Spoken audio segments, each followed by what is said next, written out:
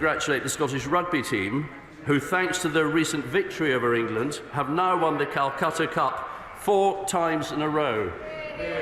And, Mr. Speaker, I would add it would have been 5 in a row, but COVID got in the way.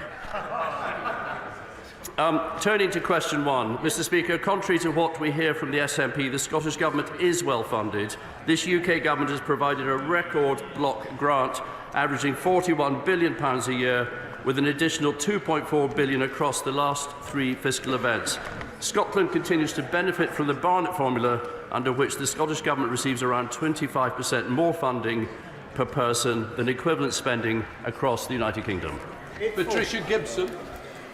Can the Secretary of State explain how his government's £1,600 million cut to Scotland's capital budget over the next 3 years will impact on the provision of infrastructure, roads, hospitals, schools, new homes, digital connectivity and the economic growth we need to escape the recession into which the Tories have dragged us? Secretary of State.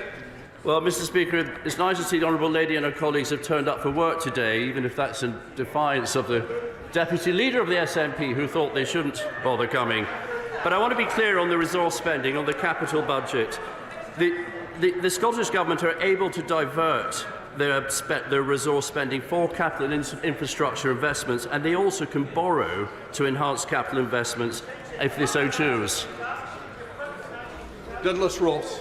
Mr. Speaker, the Secretary of State is correct that the block grant from the UK Conservative Government to Scotland is the highest it's ever been. But despite that, just last week, the SNP Green Government pushed through their tax and acts budget in Scotland. So does my right honourable friend agree that the Nationalists have got the wrong priorities for Scotland, cutting services while increasing the income tax rates for anyone earning over £28,867? Well, Mr. Speaker, I do agree with my honourable friend, and I'd further add that the Scottish Government's 6 tax bans, as opposed to the 3 tax bans that the UK Government have, are really holding Scotland back. Shadow Minister Michael Shanks. Thank you, Mr. Speaker. And while the SNP and the Tories argue about the financial settlement between 2 governments, there are 2 things that they do agree on. Firstly, that working people should pay the price of this economic mess with raising tax to sky-high levels. And secondly, until at least today anyway, they agreed that oil and gas giants earning record profits shouldn't face a proper windfall tax, although it now seems like the SNP might be the only people holding out that position. So now the question is, who does the Secretary of State support? The Scottish Tory leader who's standing up in Holyrood today attacking an extension of the windfall tax, or the Chancellor, who we understand is about to announce exactly that? Well, Mr. Speaker, my position's always been clear. I believe that the energy profits levy on the excess profits caused by Putin's illegal war in Ukraine was the right thing for the government to do, to give support to people with their cost of energy, the cost of living prices. SNP spokesperson Gavin Newland. Thank you very much, Mr. Speaker. He started so well. Can I agree with him on the Calcutta Cup? I was there to witness a historic occasion, and also in the World Athletics Championships in Glasgow as well. I actually played rugby with Jim Ricky's cousin for many, many years, so my congratulations to them. However, everything from that point on, from all sides of the House, has been absolute nonsense. At a time when many Scots are struggling to pay their energy or shopping bills due to the rampant inflation his government has presided over, and with inflation in the public sector running even higher, his government has cut the Scottish Government's funding in real terms again, and now Commons Library research shows the Scottish Block Grant will be at its lowest level of UK Government spending since the start of devolution. So, as the Secretary of State counts down the weeks to his departure, is he proud of his legacy? Secretary of State. That's a very easy one to answer, Mr. Speaker. I'm very proud of my legacy. Whether it's been rather like winning 4 Calcutta Cups, I've won in court with the Scottish Government 4 times, whether it's any number of things I'd like to list with my legacy, but importantly, it's a record block grant of £41 billion that the Scottish Government received, and on top of that, record Barnett consequentials, and another, because spending in Scotland is 25% higher per person than the average in the UK, that equates to an extra £8.5 billion. Newland. I had no idea, Mr. Speaker. We should all just be very grateful. very grateful indeed for the largesse of the Secretary of State. But does that largesse extend to capital funding? Because capital funding to the Scottish Parliament hasn't just been cut, it's been slashed by 10% on his watch. That's money that could have been used to invest in hospitals, schools and infrastructure, about to be frittered away by the Chancellor on a sickening pre-election bribe that will buy precisely no one. Will he finally accept that it's his government's bust austerity that is driving public services to the edge? And does he support tax cuts at a time when even Tory voters know that increased public investment is required? Secretary of State. Mr. Speaker, this is nonsense.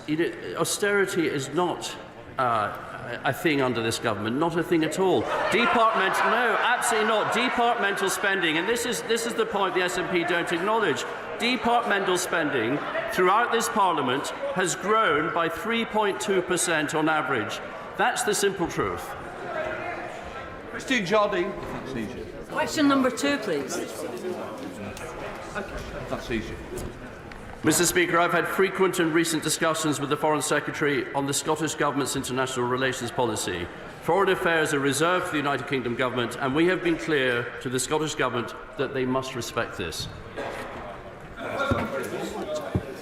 Thank you very much. First of all, can I associate myself with the Secretary of State's comments about the Scottish victory in the Calcutta Cup? But does he share my concern that these recent forays into international relations by the SNP are not only inappropriate because it is a reserved matter, but potentially damaging both to important relationships between Scotland's two governments and, critically, to UK foreign policy at a time when we have international tensions at a height we haven't seen since the Cold War? Mr. Speaker, I do agree with the honourable lady. It's very important that the United Kingdom government speaks with one voice, and the United Kingdom is seen to speak with one voice on foreign affairs. And I note, Mr. Speaker, that Angus Robertson has produced another independence document this week, and it is on foreign affairs and defence. And a lot of nonsense in there too. They want to join the NATO nuclear alliance, but they want to get rid of the nuclear deterrent. They want to join the EU, but not the euro. They want to have a Scottish spy agency. Some are referring to it as the Sleekit service, with agents heading across Europe in their motorhomes that are bulletproof. Mr. Speaker, all nonsense, a complete waste of taxpayers' money. Gregory Campbell. Secretary of State. Mr. Speaker, I'm pleased to say I have had discussions with the Secretary of State for Northern Ireland about maximising trade links now the Northern Ireland Executive has been restored. What's more, the United Kingdom Government has committed to establishing the East-West Council. This will identify opportunities for deepening connections between Northern Ireland and the rest of the United Kingdom, including the scope for extending the Northern Ireland Investment Zone, which may bring benefits, I hope, to Stranraer and Cairnryan. Campbell. Thank you, Mr. Speaker. Will the Minister ensure that business bodies in Scotland are fully aware of, for example, the new Intertrade UK body, so that they can see that business can prosper between Northern Ireland and Scotland? And also, very importantly, will he ensure that people can see the improvement in business trade flows between Scotland and Northern Ireland in 6 months' time compared to 6 months ago? Secretary of State. Well, Mr. Speaker, as set out in the command paper, the UK government is working to establish Intertrade UK, and this will fulfil our pledge to grow the economy by ensuring that businesses large and small can make the most of the East-West trading opportunities. And implementing the Windsor framework in the command paper, the government's priorities, and we will, I say to the honourable gentleman, we will provide an update in very close time. Liz Truss. Mr. Speaker. Thank you. With permission, Mr. Speaker, I will answer questions 4, 5 and 9 together. We prioritise bringing inflation down, the key to reducing cost of living pressures. We delivered on the Prime Minister's promise by more than halving it. In addition, the UK Government supported households with a package worth £104 billion, or an average £3,700 per household across the United Kingdom, including in Scotland. Thank you, Mr. Speaker. Well, families in my homeland are reeling from the cost of living crisis as both the Tory UK government and the SNP Scottish government have jointly loaded them with the highest tax burden in 70 years. Does the Minister agree it's time that both governments stopped going round in circles, left the dance and cleared the floor for Labour governments to sort out their sorry mess? Mr. Speaker, well, I do not agree with the honourable gentleman's conclusions. Thanks to this government, 2.4 million workers in Scotland benefited from £340 back in their pockets thanks to the national insurance cut in January. But I would agree that I don't agree with the SNP government's approach to tax in Scotland, making Scotland the highest tax part of the United Kingdom. Rachel Hopkins. Thank you, Mr. Speaker. Scottish rail fares are set to rise by 8.7% next month, and this eye-watering fare hike will hit Scots hard during a cost of living crisis and push Scotland's rail service into a spiral of decline. Does the Minister not agree that we need affordable fares to help people through the cost of living crisis and encourage more people to travel by train? Minister. Mr. Speaker, I would certainly agree that we should do all we can to encourage people to travel by train. The Scottish Government's approach to ScotRail perhaps might discourage that, but I'm happy to meet the honourable member to discuss this. Stephen Morgan. Thank you, Mr. Speaker. Recent findings from the Trussell Trust have revealed that 32% of people claiming universal credit in Scotland have fallen into debt because they couldn't pay essential bills. Does the Minister agree with me that the people of Scotland and the people of Britain shouldn't be made to pay for SNP and Tory failures? Minister.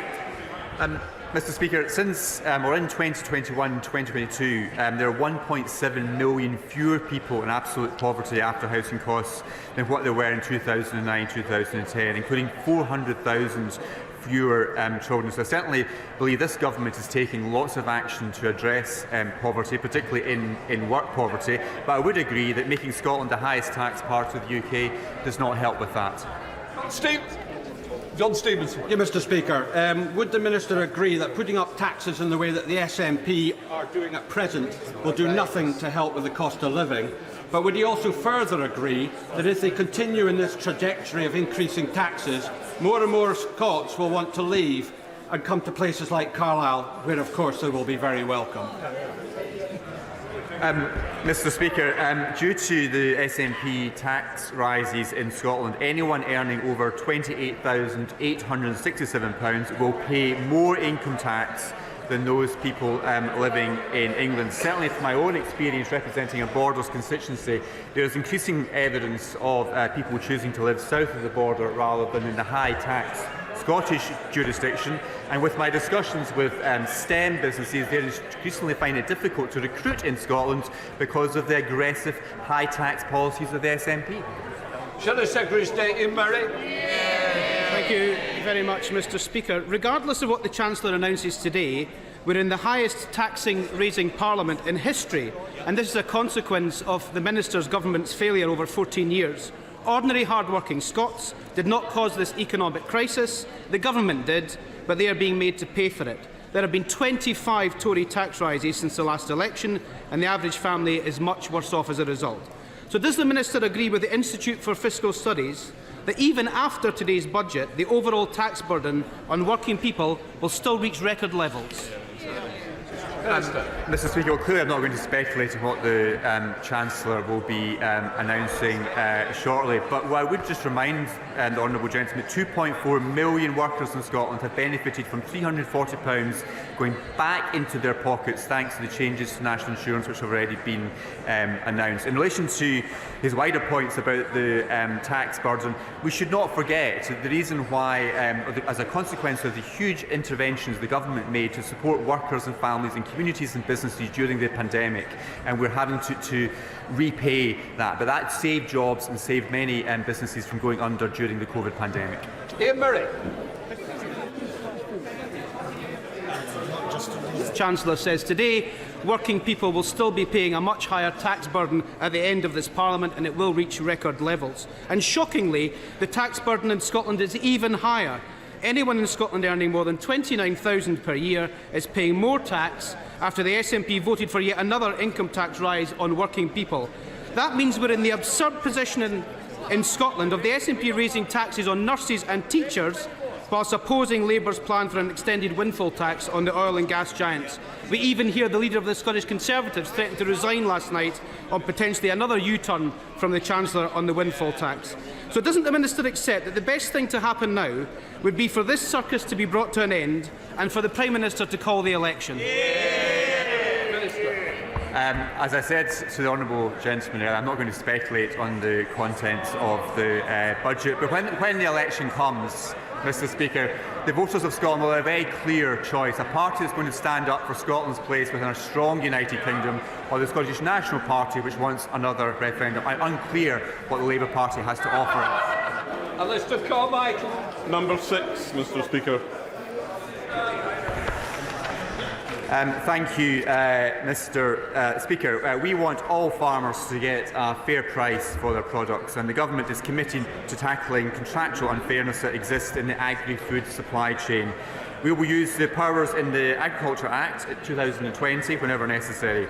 At the NFU conference, the Prime Minister announced the UK Farm to Food Summits would be an annual event. This will help strengthen the joint working by government and external partners to support a prosperous agri-food sector. Thank you, Mr. Speaker. The Minister should be aware that his colleagues in DEFRA have recently concluded a consultation on contractual relationships in the fresh produce industry. At a time when 23% of dairy farmers doubt that they will continue in business into 2025, will he impress on his colleagues in DEFRA and the Department of Trade that action now in relation to that consultation is urgent? Minister. Mr. Speaker, as a Borders farmer's son, I completely understand the invaluable work that farmers and crofters do to put food on our tables across Scotland and indeed across the United Kingdom. And this Government will continue to support the agriculture and food production sector. Scotland Office Ministers regularly attend the Interministerial Group for the Environment, Food and Rural Affairs, along with representatives from the devolved administrations. This group oversees how changes to price, supply and trade affect our markets, and will continue to take whatever action is necessary to support this important sector. Smith. Question number 7. Mr. Speaker, our union is strong. Scotland's contribution, yes it is. Scotland's contribution to the United Kingdom is beyond doubt, and this Government's commitment to Scotland is without question. From free ports and investment zones to the record block grant and the £1.5 billion for the 12 city and region growth deals, we deliver for Scotland.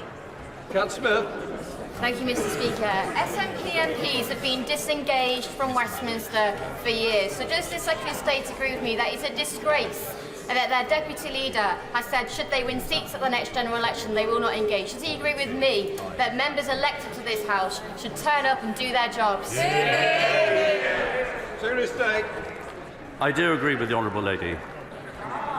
Davis. 3 years ago, on the 16th of March 2021, we had a debate in this House on precisely the subject of this question. At the time, I was concerned Nicola Sturgeon's government were covering up interference in the complaints process against the First Minister.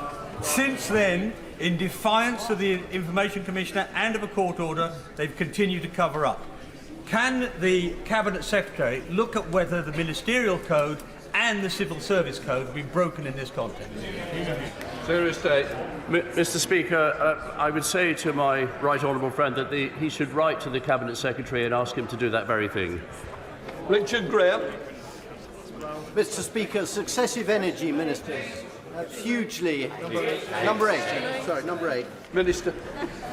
Thank you, Mr. Speaker. The Government is firmly committed to supporting Scotland's marine energy sector to grow. Around 80% of tidal stream contracts awarded through contracts for difference in the last 2 rounds were will be deployed in Scotland. In addition, Horizon Europe selected 2 Scottish-based UK tidal stream developers to develop projects in Orkney. They will lead to construction on 2 £17 million projects funded by the UK Government's financial guarantee. Richard Graham. Now, I'm grateful, Mr. Speaker, to the Minister, and he knows that successive energy ministers have hugely helped the development of the marine energy sector in Scotland as elsewhere in the United Kingdom. Would my honourable friend agree with me that there is an opportunity in the next round of renewables auction to allow for wave technologies alongside tidal stream technologies? And will he also encourage the Scottish Government to speed up approvals of the sites so that we can get great green energy projects started as soon as possible in Scotland as elsewhere?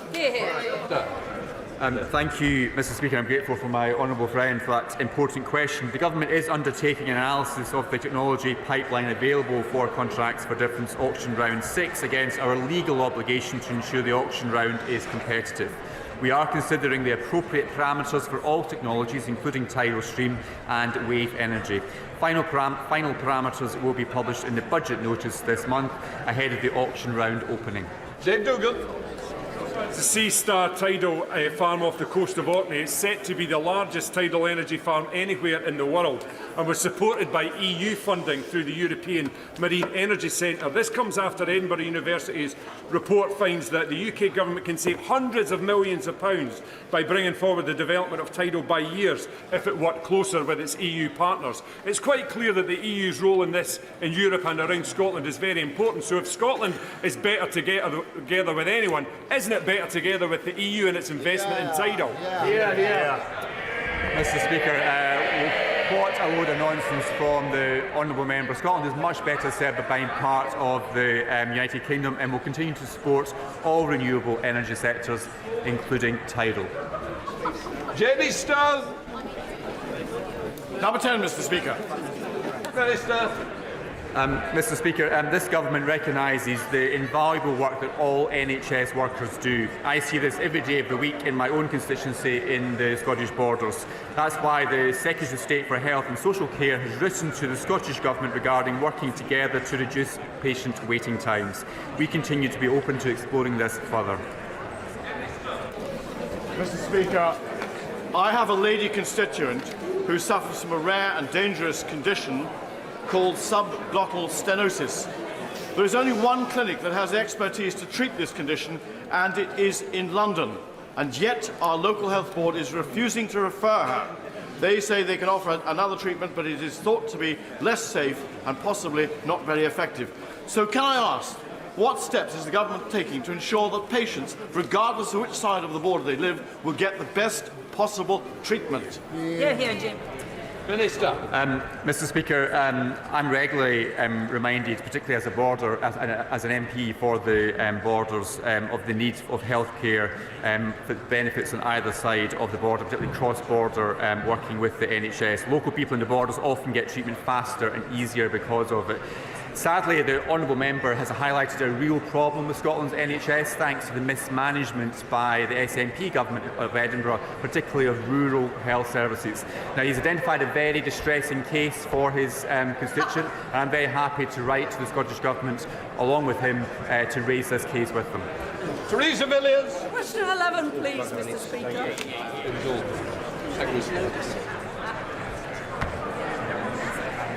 Mr. Speaker, Scotland Office Ministers have banged the drum tirelessly to promote the Scottish food and drink industry overseas, including on trade missions in Europe, India, the United States of America and Vietnam.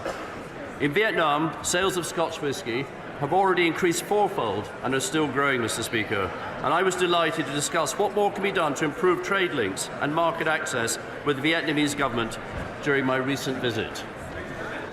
Scotland's farming and fish sector produces some of the finest produce in the world, so will the Secretary of State do all he can to promote the sale of Scottish smoked salmon abroad as a premium product known the world over? Secretary of State. Well, I think I heard smoked salmon, Mr. Speaker, and it's not just smoked salmon.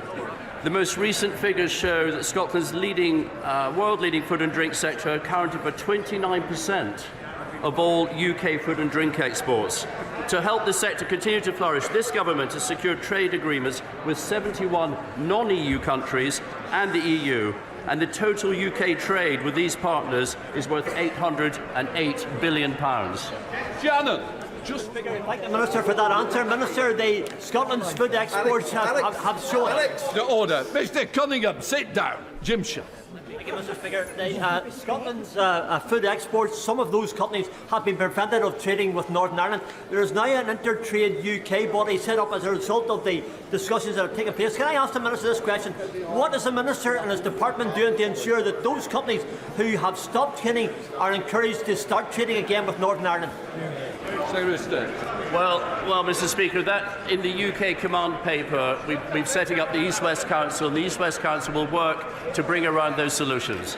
Jim Blackford. Question number 12, Mr Speaker. Secretary of State.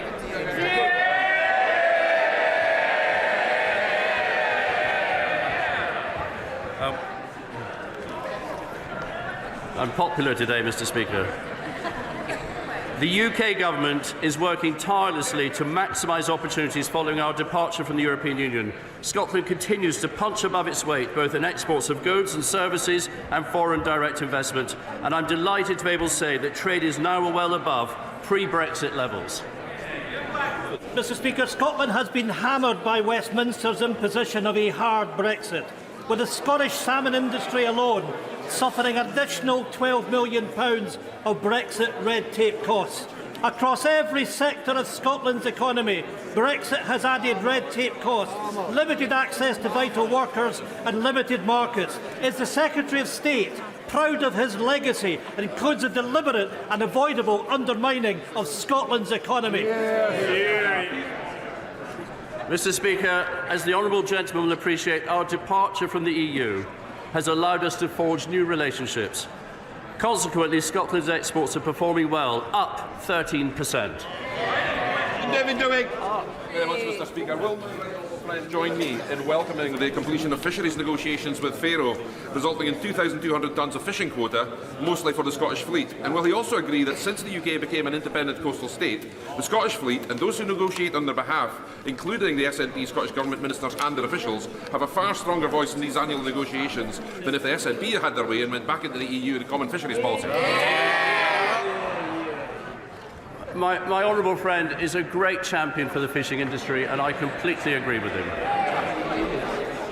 We now come to Prime Minister's questions, but we are joined today in the gallery by the Speaker of the Supreme Council of the Kyrgyz Republic. I now call Charlotte Nichols.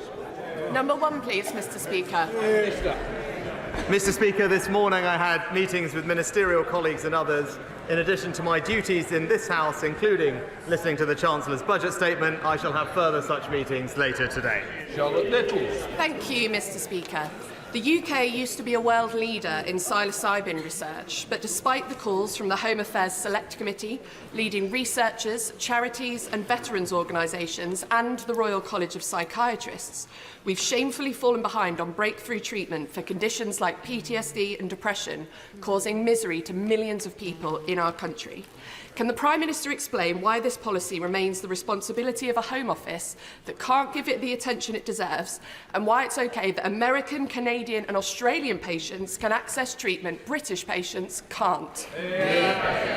Prime Minister. Mr Speaker, I completely sympathise and understand why people suffering from distressing conditions will want to seek the best possible treatment available, and I thank the Honourable Lady for raising the issue. We are committed to ensuring that the UK is a world-leading jurisdiction for pharmaceutical, clinical and other medical research, and we have in fact asked the Advisory Council on the Misuse of Drugs to review barriers to legitimate medical research involving controlled drugs such as psilocybin.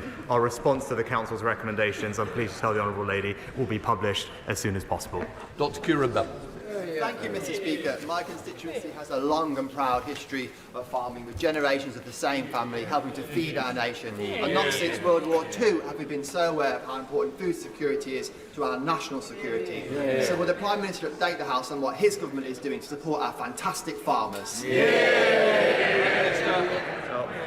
Mr Speaker, as I set out at the NFU conference just a couple of weeks ago, we will always back British farmers to continue to produce fantastic food.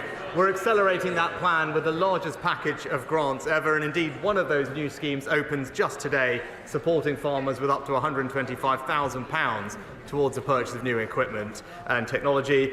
Our schemes in England are all about more choice, Mr. Speaker, not less, and unlike Labour in Wales, we will never introduce top-down arbitrary targets that damage farm incomes, damage our food security and take farmers back to square one. We now come to the Leader of the Opposition, Keir Starmer. Thank you, Mr. Speaker. 3 years ago, Sarah Everard was walking home when she was abducted and murdered by a serving police officer who should have been trusted to keep her safe. As a father, I can't imagine the pain her parents, her family and her friends are going through in this difficult anniversary week. Lady Angelina's report exposes the appalling failure in police vetting and in misconduct processes. And I'm very troubled by its conclusion that there is, and I'm going to quote it, nothing to stop another Cousins operating in plain sight. How can that be the case 3 years on from this horrendous crime? Well, Mr. Speaker, can I firstly say that I'm sure all members of the House will have been thinking about Sarah Everard in recent weeks. It was, as the Honourable Gentleman said, an absolutely shocking case, and the abuse of power in particular was appalling.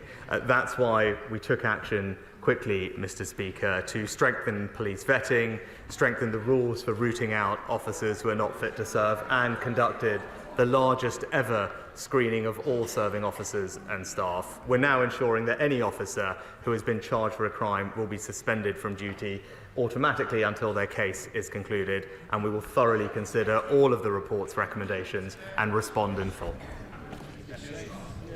The Prime Minister mentions vetting, and I just want to press on that because serious failures in police vetting were raised in independent reports as long ago as 2012, 2019, 2022 and 2023. And that's why Labour's been arguing for mandatory national vetting standards, which would stop anybody with a history of domestic abuse or sexual offending being allowed to join the police in the first place. Why are mandatory national vetting standards not already in place? Well, Mr. Speaker, it is vital for public confidence that those that are not fit to wear the badge are rooted out of the police and not able to join in the first place. That's why the College of Policing has updated its existing statutory code on vetting, and that happened quickly. And in addition, the Policing Inspectorate, Mr. Speaker, carried out a rapid inspection of all forces' progress against the previous findings. And in addition to that, an entire check against the National Police Database was carried out for all serving officers and staff. Mr. Speaker, I'm obviously very familiar with codes in criminal justice systems, but this is too serious for that. There's a world of difference between a code and binding mandatory standards, which don't have legal effect, and that should trouble members across the House. Cousins' history of sexual offending stretched back many years. On 4 occasions, despite allegations of indecent exposure, he wasn't sacked. We know indecent exposure is a gateway to more horrific crimes, as was tragically shown to be the case not only in Sarah Everard's case, but also Libby Squire. But it's not treated with the seriousness required. The Angelina report recommends reviewing all indecent exposure allegations against serving officers in order to identify, investigate and remove those officers from service. Now, given the obvious urgency of this recommendation, can the Prime Minister give a categorical assurance that it will be implemented immediately? Mr. Speaker, as the Home Secretary addressed this specifically when he made his statement, indecent exposure, just like any other kind of sexually motivated crime, is abhorrent. And we expect police chiefs to take it extremely seriously. We fully expect police chiefs to suspend an officer charged with any kind of sexually motivated crime. And it's worth pointing out, in addition to the new powers that the Home Secretary outlined about automatic suspension, Chief Constables already do have existing powers to suspend any officer in their force when allegations are made, and we fully expect them to use those powers. It's all fine, is it? It's all okay? Well, I do think the recommendation I referred to should be implemented urgently, and ask the Prime Minister to look again at that, because every day that goes past when it isn't implemented carries risk for victims in these cases. Sarah Everard's murder should, of course, been a watershed moment on policing reform, on the criminal justice system, on violence against women and girls. But the sad reality is that victims of rape who have the courage and bravery to come forward have just a 2.4% chance of their perpetrators being caught and charged within the year. How does the Prime Minister expect women to have confidence in the criminal justice system when almost all rapists don't see the inside of a courtroom? Mr. Speaker, as we acknowledged a couple of years ago, of course we need to do more to improve rape outcomes in the criminal justice system. And the Rape Action Review Plan, is showing considerable progress, Mr. Speaker. We've already increased the average sentences for rape by a third since Labour were last in office, Mr. Speaker. By the way, using a power that the Labour Party voted against in this House. And thanks to our action plan, we've seen police referrals double, charges double, and last year there was a 50% increase in rape convictions, and now rapists will serve every single day of their sentence behind bars. And the honourable gentleman did raise his time at the Crown Prosecution Service, but he hasn't acknowledged that under his tenure, rape convictions actually dropped. Well, the Prime Minister knows that is going to be fact-checked. He also knows I support tough sentences. I really do think that the victims of violence against women and girls deserve better than this nonsense from the Prime Minister. It needs to be taken seriously. It's not games, Prime Minister. We all want more victims to come forward, but we have to be honest. Unless things change, the criminal justice system will continue to fail them. That's why we're committed to introducing specialist rape and sexual offences teams in every force to give victims specialist support and confidence that their experience will be investigated properly. When will the Prime Minister commit to doing the same? Mr. Speaker, we've already implemented a Rape Action Review Plan. He says we're taking this seriously. Here are the things that we have done, Mr. Speaker.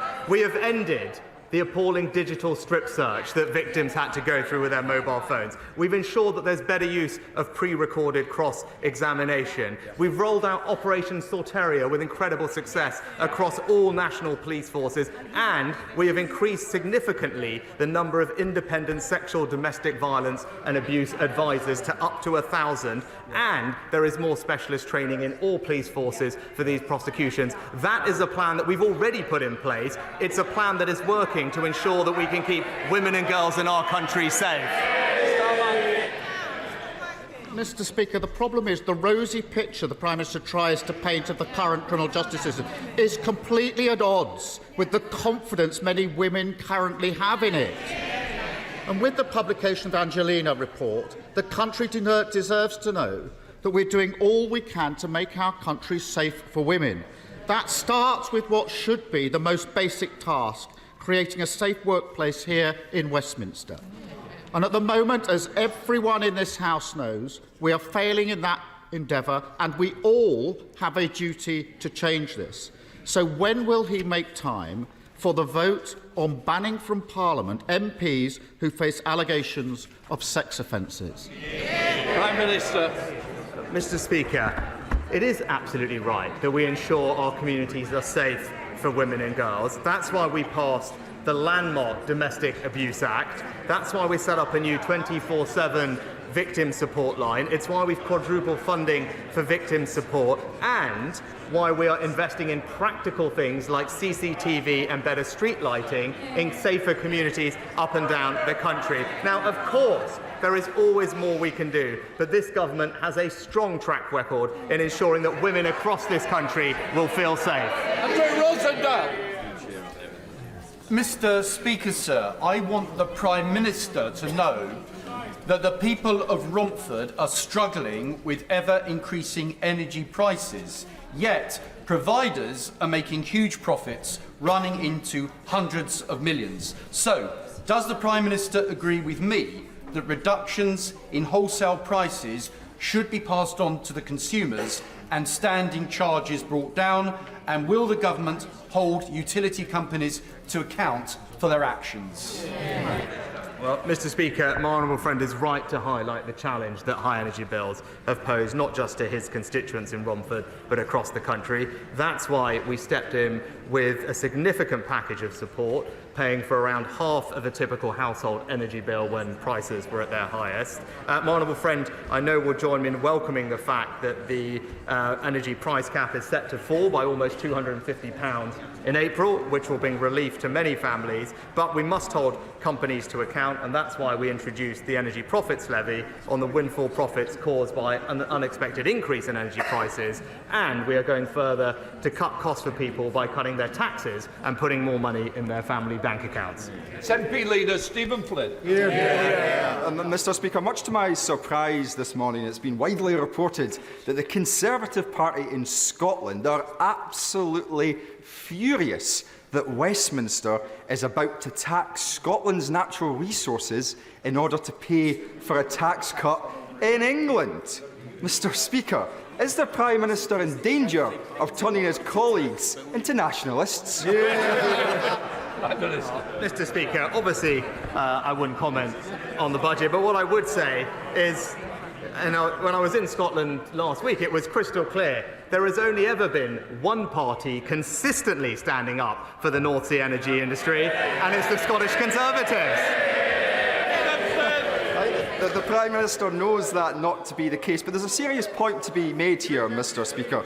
The Conservative Party want to use Scotland's natural resources to pay for tax cuts in England. The Labour Party want to use Scotland's natural resources to pay for nuclear power stations in England, and the cost of that up to 100,000 jobs. Scotland's wealth, Scotland's resources, Scotland's jobs, all again to Westminster.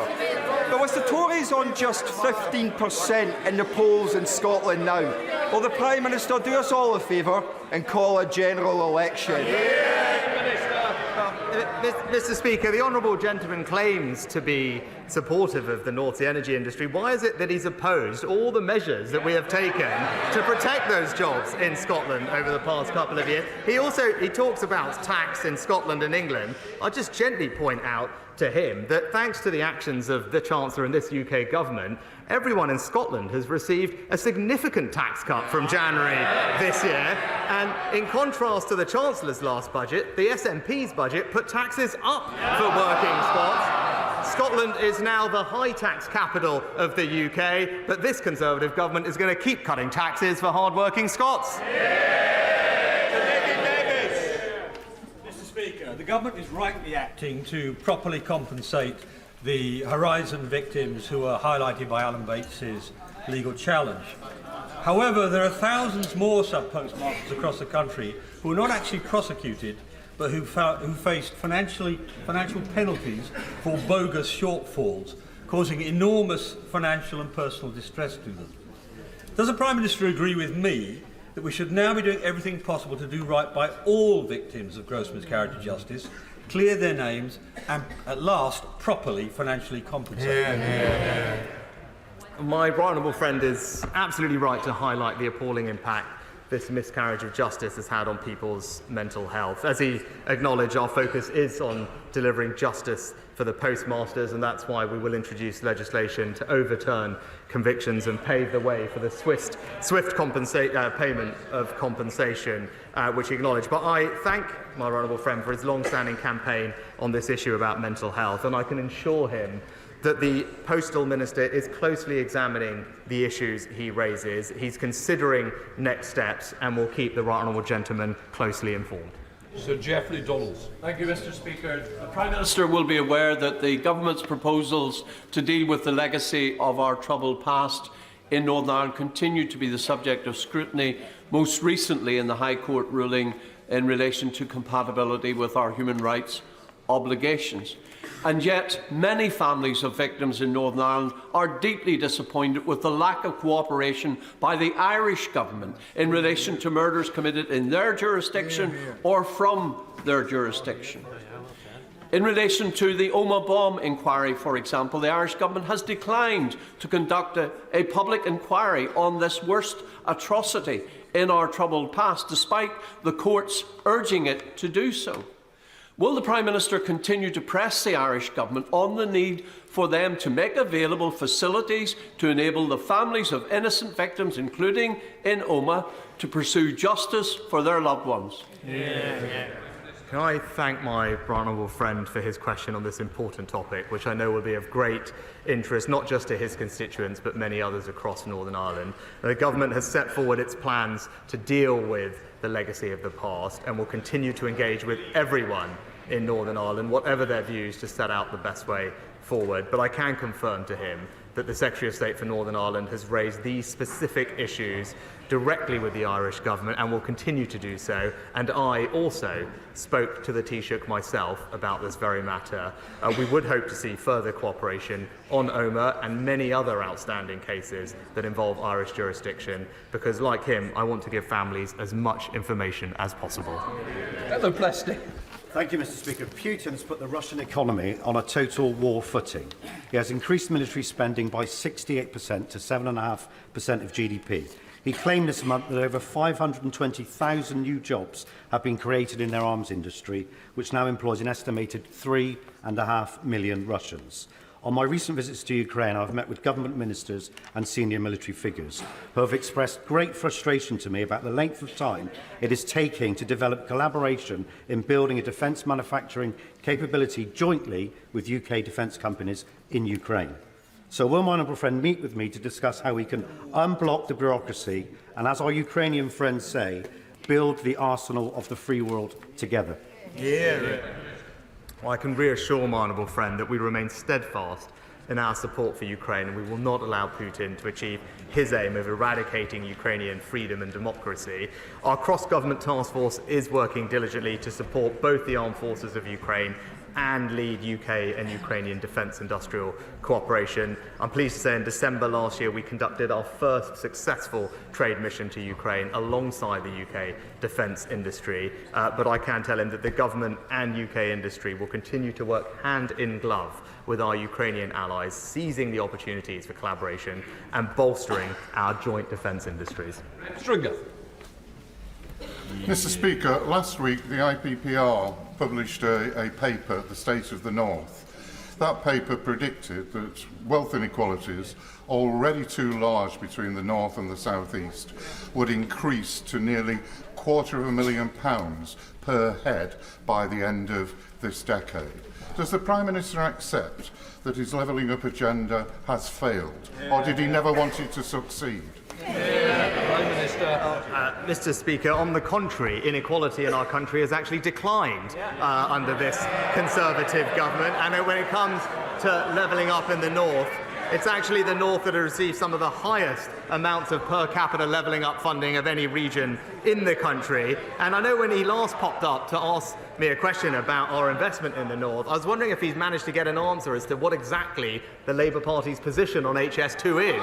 Because I'd still like to know, because what we're doing is taking that money and reinvesting every penny of it across the North in forms of transportation that people use every day, delivering benefits quicker to communities not just in his constituency but across the entire North, and it's been warmly welcomed everywhere that I've been. Thank you, Mr. Speaker. Would my right honourable friend agree that the performance of the Labour Party in voting down our Rwanda bill in the House of Lords is a disgrace? It is only the Conservative government and the Conservatives who have a plan for dealing with illegal immigration and the people smuggling. Action on illegal immigration is a top priority in my constituency, and Labour has no policy or plan on this at all. Well, Mr. Speaker, my honourable friend makes an excellent point. He knows, like I know, that if you want to fully stop the boats, you need to have a working deterrent. That means if someone comes here illegally, you must be able to remove them to a safe third country alternative. That's why the Rwanda scheme is so important, and that's why we're determined to see it through. But it was just in the last week an independent report was published talking about the Labour Party's policies in this area, which made it crystal clear that they don't have a plan to stop the boats, and in fact their idea would see the UK accept hundreds of thousands more migrants. Thank you very much, Mr. Speaker. Which part of his economic legacy is the Prime Minister most proud of? Is it presiding over the highest tax burden since the Second World War? Or is it delivering the slowest real wage growth since the Napoleonic War? Mr. Speaker, saving 10 million jobs in the pandemic with the furlough scheme. The Prime Minister will know that there is consensus across this House on the need to build new houses.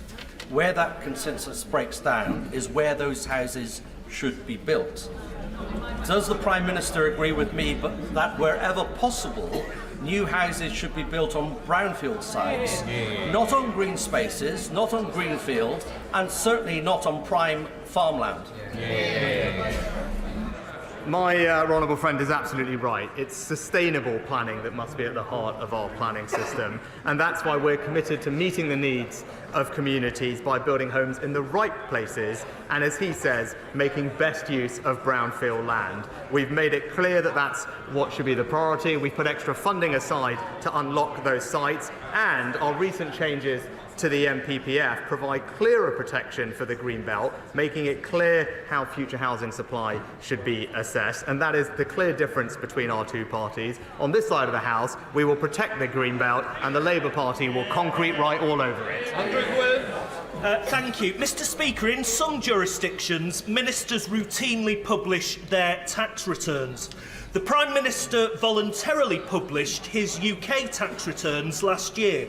Does the Prime Minister agree that ministers of the Crown should publish their tax returns as a matter of course? And has he ever filed any returns in the USA that have not been published? Mr. Speaker, I don't think that would be proportionate or appropriate, and what I've done is... I don't think it would be proportionate for all ministers to publish their tax returns. In keeping with the long-standing tradition, I voluntarily published my tax return, as did the Chancellor. I think that is the right balance, and I've been completely transparent about that as I've done it. Thank you, Mr. Speaker. Last year, a number of us were on the first transatlantic flight powered by sustainable aviation fuel. This week, IAG made its first major purchase of that fuel. But that fuel is coming from the United States. And it's really important that we have a SAF industry in this country. So will the Prime Minister tell the Treasury and the Department of Transport to accelerate the work they're doing, to put in place the right framework and the right support mechanisms to ensure we have a SAF industry for our aviation sector for the future? Can I first of all thank my honourable friend for his championing of this cause, which I think is absolutely right, and reassure him that we are committed to ensuring that the SAF mandate is in place in 2025. That will require about 10% of jet fuel to be made from sustainable feedstock by 2030. And to get there, we've provided, I'm pleased to tell him, £135 million to 13 different UK sustainable aviation fuel projects to kickstart our domestic industry. And, which he also knows is important, we've committed to introducing a revenue certainty mechanism to support SAF production in the UK as soon as practically possible. Sam Dixon. Thank you. Chester's 2,000-year-old Roman walls are an important historic monument of world renown. Will the PM join me in Chester to walk the walls and explore how the government can support the upkeep of these important structures, which, unlike the Conservative Party, are stable, solid, and in no danger of imminent collapse? Well, Mr. Speaker, I join the honourable lady in paying tribute to the history of her local community, and I'm pleased that the City of Chester is benefiting from so much investment from the Conservative government. So it can maintain its local infrastructure. Thank you, Mr. Speaker. 5 weeks ago, Conservative MPs from across South East London and Kent wrote to Transport for London and the Labour Mayor of London, calling on them to do the right thing following the botched implementation of a temporary 40-mile-an-hour speed limit on the A20 near Sidcup, which has seen thousands of drivers unfairly issued fines and points on their licence. Yes. This has left many drivers, including carers, emergency service workers and teachers, at risk of losing their licences and jobs. This is despite travelling less than 50-mile-an-hour zones. Does the Prime Minister agree with me that TfL, the Met Police and Sadiq Khan must come clean about the number of fines and cancel these issued points?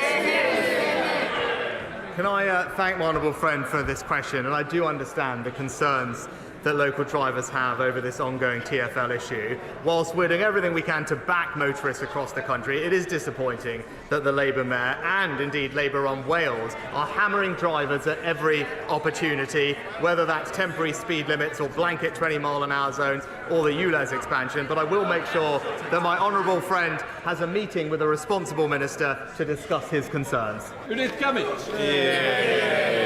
Mr. Speaker, to strengthen current spiking legislation, forensic evidence is essential. The NHS does not have uniform policy for the screening of suspected victims of spiking at A&E. We can pass all the laws we want in this place, but to achieve justice, this forensic evidence is vital. Will the Prime Minister commit to ensuring that hospital emergency departments have a statutory obligation to take forensic samples from these victims? I agree with the honourable lady that spiking is an appalling, violating crime which seriously undermines public safety, particularly the safety of women and girls, and we want to make sure that the existing laws recognise the threat that spiking poses, and that's why at the end of last year we announced a raft of new measures to confront spiking and support victims, including changing the law to make it clear without any doubt that spiking is illegal, as well as other measures like an online reporting tool, investing in research and rapid testing kits, and training for bar staff. But I'll ensure that we look into the issue that she raises and write back to her. Final question, Ben Bradley. This winter, flood and storm damage has caused significant damage to the infrastructure in and around my Mansfield constituency. That's our roads, it's our drains, it's flood infrastructure, and this is among the highest concern that residents raise with me on a regular basis. I'm really grateful that from next year in particular, there's very significant infrastructure funding coming our way. But what can my right honourable friend do to help fix this for my constituents now? Well, Mr. Speaker, I'm pleased that in 2020 we announced that we would double our flood investment to a record £5.2 billion, and in Nottinghamshire since 2010 we've invested over £50 million to protect 15,000 properties, and I know currently there is a programme in Mansfield which is looking at surface water and drainage improvements, but I will make sure that I talk to the Chancellor that we have a strong economy to keep investing in local infrastructure in his area, and that's exactly what we're about to hear from my right honourable friend in just a second. Completes Prime Minister's questions.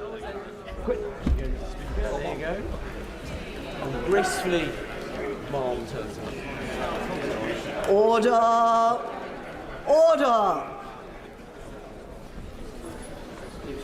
Before I call the Chancellor of the Exchequer, I remind honourable members that copies of the budget resolutions will be available to them from the vote office in members' lobby and online at the end of the Chancellor's statement.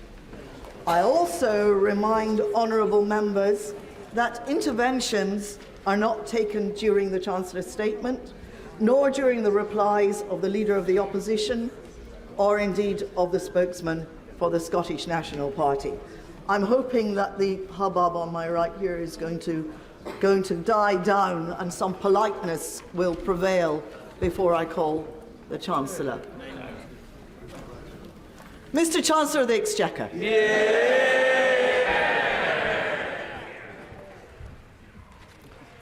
Madam Deputy Speaker, as we mourn the tragic loss of life in Israel and Gaza, the Prime Minister reminded us last week of the need to fight extremism and heal divisions. So I start today by remembering the Muslims who died in 2 world wars in the service of freedom and democracy. We need a memorial to honour them, so following representations from the Right Honourable Member for Bromsgrove and others, I've decided to allocate £1 million towards the cost of building one. Whatever your faith or colour or class, this country will never forget the sacrifices made for our future.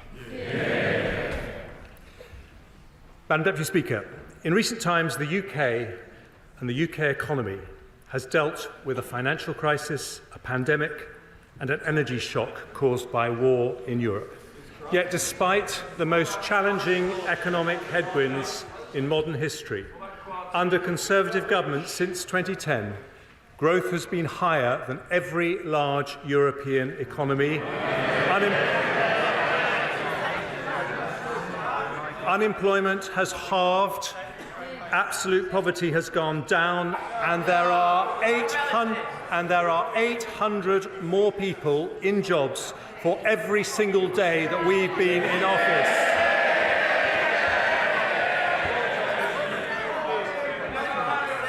Of course, interest rates remain high as we bring down inflation.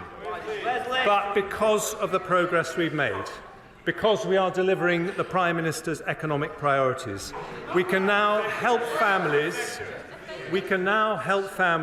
not just with temporary cost of living support, but with permanent cuts in taxation.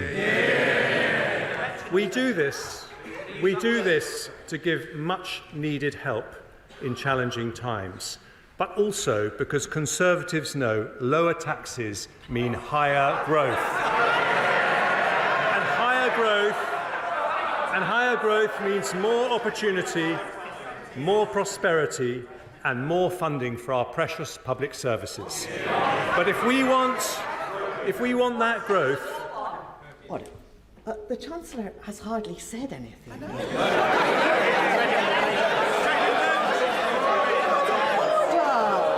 Order! You can't get excited yet. Now, other people want to hear what the Chancellor has to say, and it's matters. So we'll have a bit of good behaviour, please. Chancellor. Thank you, Madam Deputy Speaker. If we want that growth to lead to higher wages and higher living standards for every family in every corner of the country, it cannot come from unlimited migration. It can only come by building a high-wage, high-skill economy, not just higher GDP, but higher GDP per head. And that is the difference with the party opposite. Their plans destroy jobs, reduce opportunities, and risk family finances with spending that pushes up taxes. Instead of going back to square one, the policies I announced today mean more investment, more jobs, better public services and lower taxes in a budget for long-term growth. And Madam Deputy Speaker, I start with the updated forecasts from the OBR, for which I thank Richard Hughes and his team. First, inflation. When the Prime Minister and I came to office, it was 11%. The latest figures show... I know the party opposite struck... This is not amusing anymore. We need to hear what the Chancellor has to say. I can tell who's making the noise, and you simply won't get a chance to speak later. So that's the end of it. Chancellor. Thank you, Madam Deputy Speaker. When the Prime Minister and I came to office, inflation was 11%, but the latest figures show it is now 4%, more than meeting our pledge to halve it last year. And today's forecasts from the OBR show it falling below the 2% target in just a few months' time, nearly a whole year earlier than forecast in the autumn statement. That didn't happen by accident. Whatever the pressures and whatever the politics, a Conservative government working with the Bank of England will always put sound money first.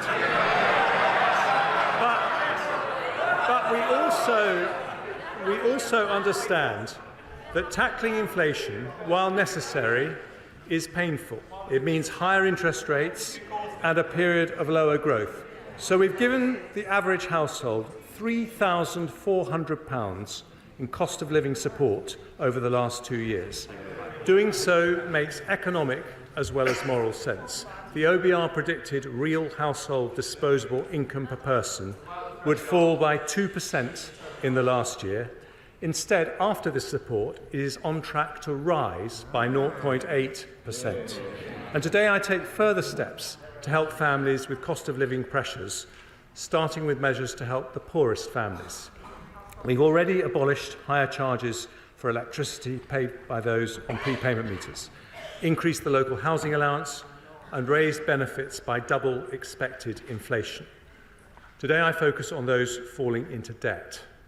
Nearly 1 million households on universal credit take out budgeting advance loans to pay for more expensive emergencies like boiler repairs or help getting a job. To help make such loans more affordable, I've today decided to increase the repayment period for new loans from 12 months to 24 months. For some people, I thought they cared about people on the lowest incomes.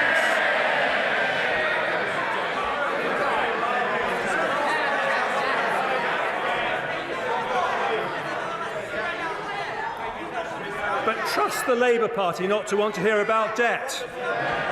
For some people, the best way to resolve debt is through a debt relief order.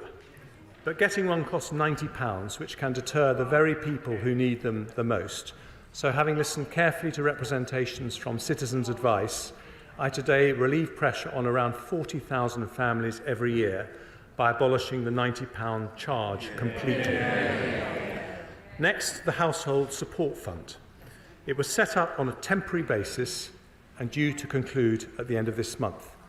Having listened carefully to representations from the Joseph Rowntree Foundation, the Trussell Trust, and honourable members from East Ham, Colchester, Ruislip, Northwood and Pinner and Suffolk Coastal, amongst others, I've decided that with the battle against inflation still not over, now is not the time to stop the targeted help it offers.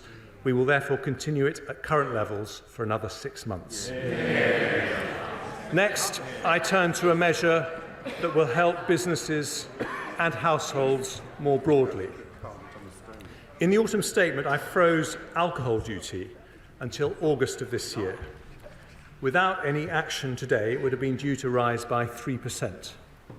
But I've listened carefully to my right honourable friends from Altrincham and Sale West, the Vale of Glamorgan, and my right honourable friend from Murray, who is a formidable champion of the Scottish whisky industry.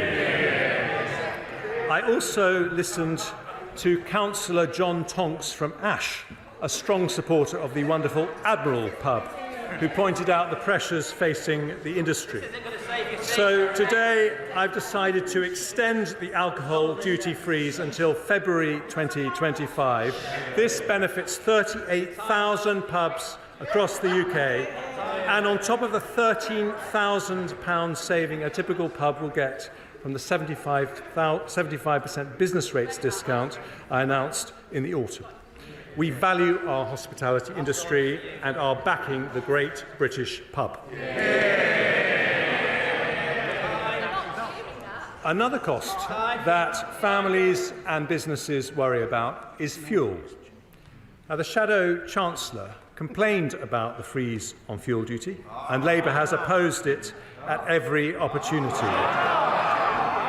The Labour Mayor of London wants to punish motorists even more with his ULEZ plans, but lots of families and sole traders depend on their car. If I did nothing, fuel duty would increase by 13% this month. So instead, I've listened to my right honourable friends for Stoke-on-Trent North, Dudley North, Witham and others, as well as the Sun newspaper's Keep It Down campaign. I have, as a result, decided to maintain the 5p cut and freeze fuel duty for another 12 months. This will save the average car driver £50 next year and bring total savings since the 5p cut was introduced to around £250. Taken together with the alcohol duty freeze, this decision also reduces headline inflation by 0.2 percentage points in 24/5, allowing us to make faster progress towards the Bank of England's 2% target.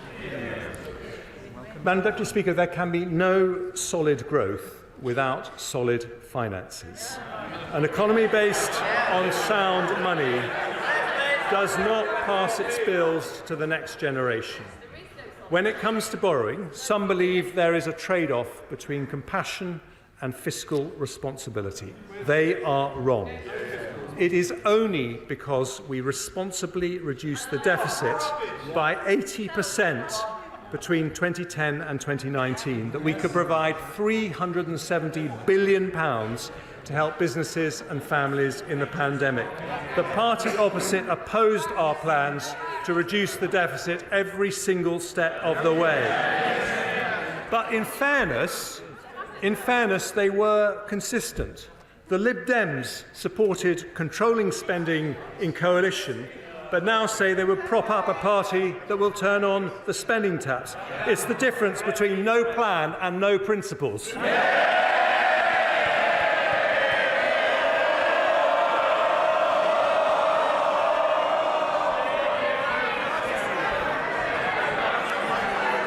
I'm delighted the right honourable gentleman from the Lib Dems was here to hear it for once.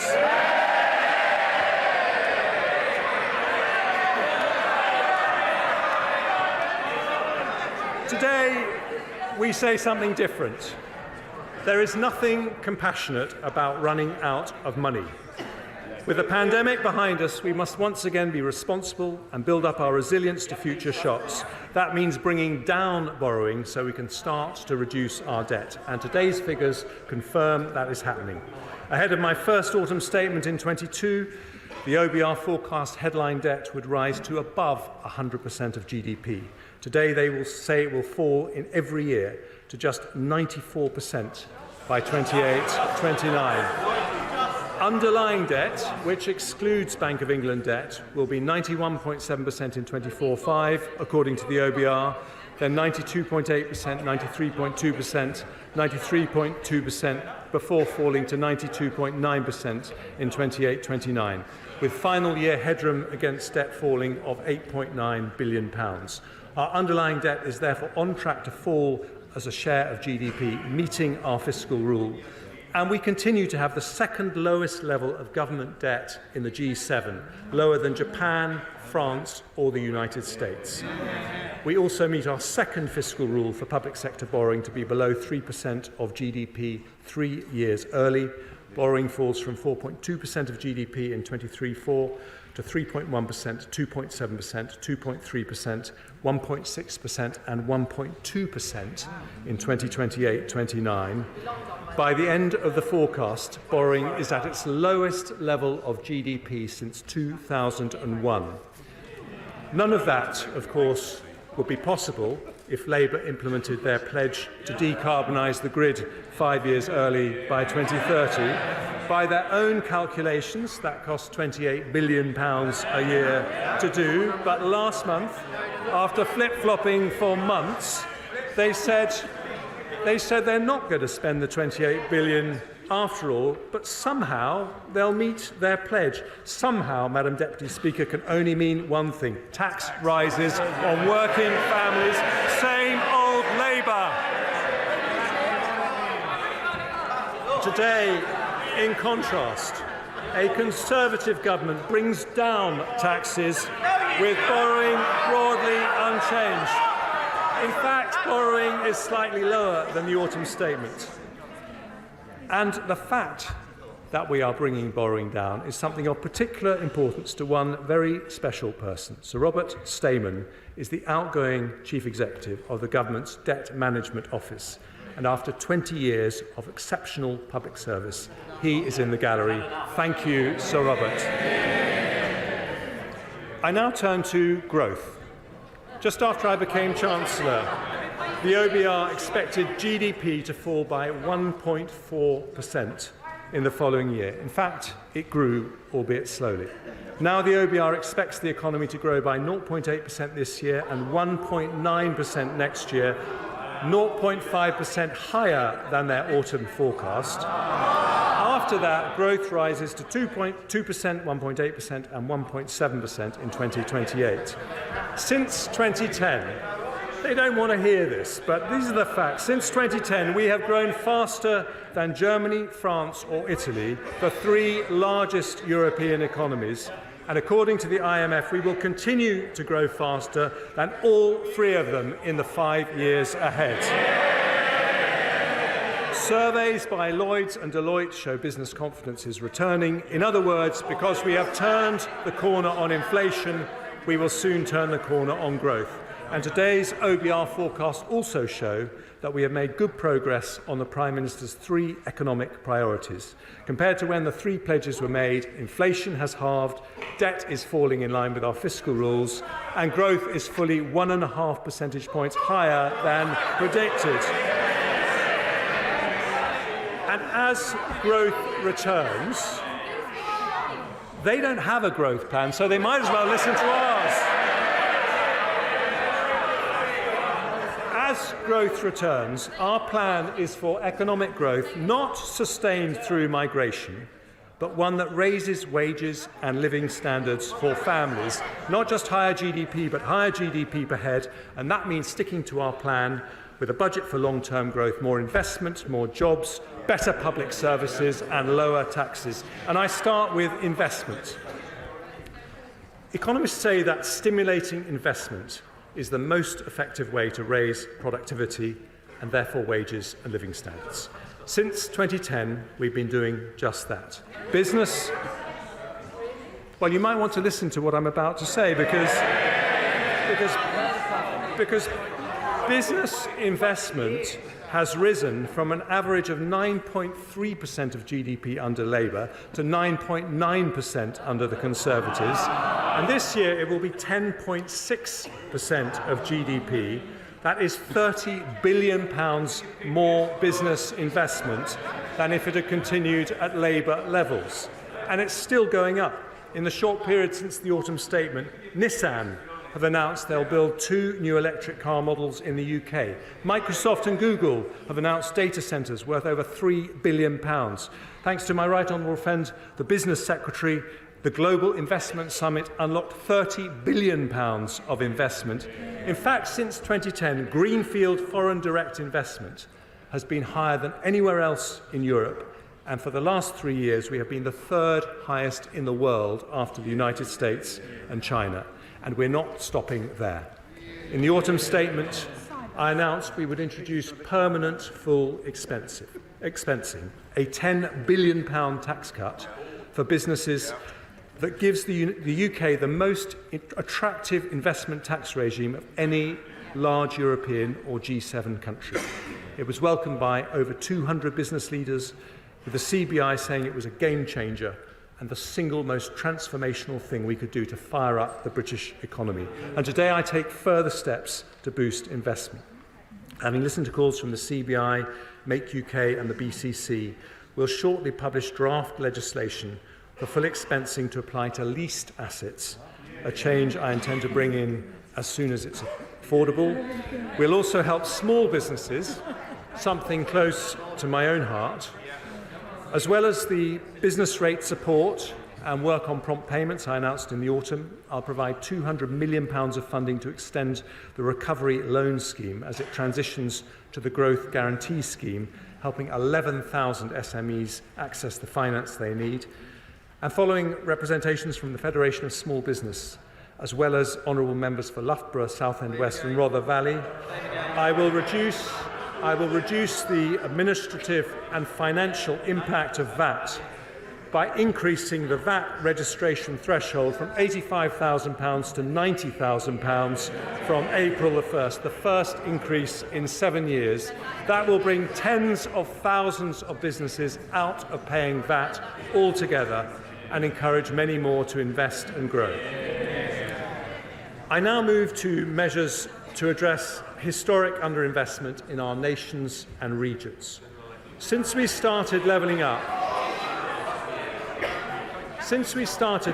in 2019, 2/3 of all new salaried jobs have been created outside London and the South East. We've announced 13 investment zones and 12 free ports, which continue to attract investment, including recently, thanks to the efforts of Mayor Ben Houchen from the from the Numa Group, who are investing £15 million into the Tees Valley investment zone. Today, working with the Levelling Up Secretary, I devolve further power to local leaders who are best placed to promote growth in their areas. I can announce the North East Trailblazer devolution deal, providing a package of support for the region potentially worth over £100 million. I'll devolve powers to Buckinghamshire, Warwickshire, and to the most beautiful county in England, Surrey. I see the Leader of the Opposition smiling because, like me, he is a Surrey boy. I know he's been taking advice from Lord Mandelson, who yesterday rather uncharitably said he needed to shed a few pounds. Ordinary families will shed more than a few pounds if that lot get in.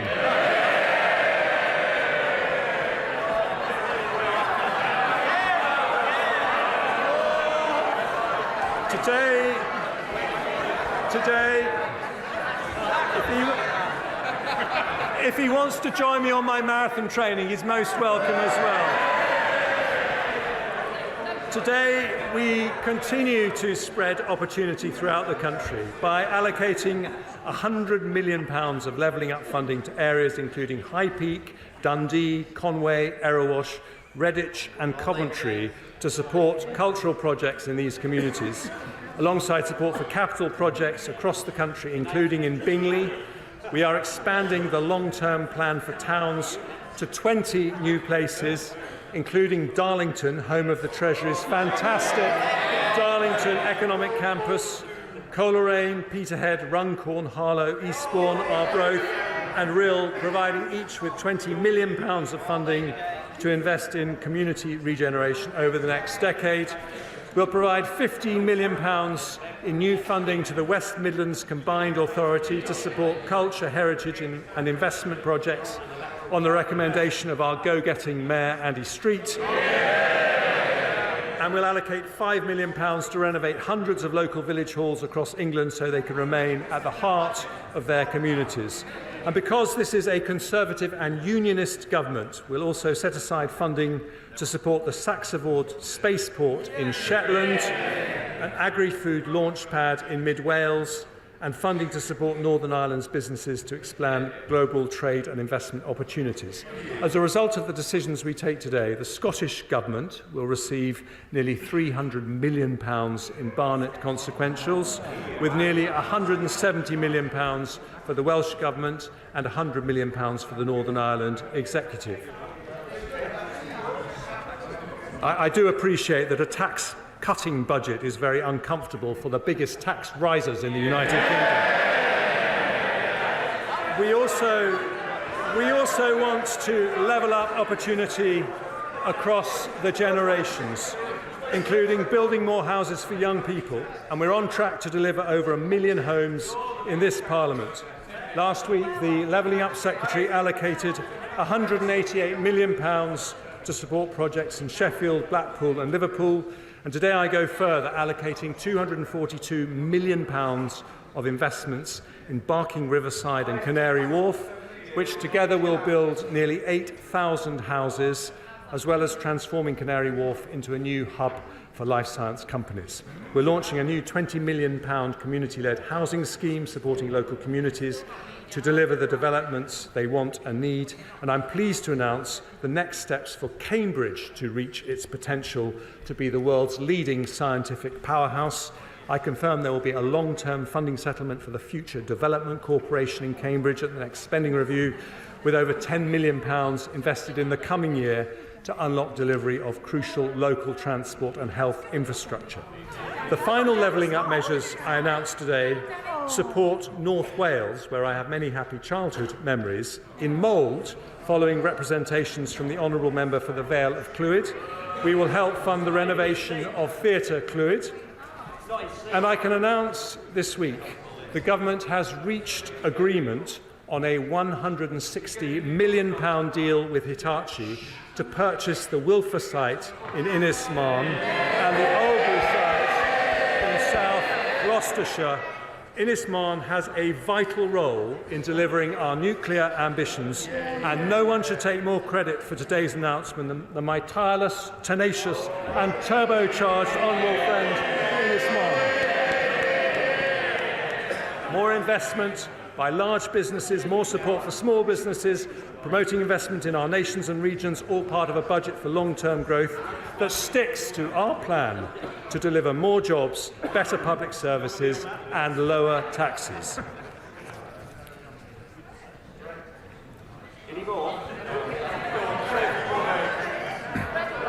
I now turn to one of the most powerful ways to attract investment, namely supporting our most innovative industries.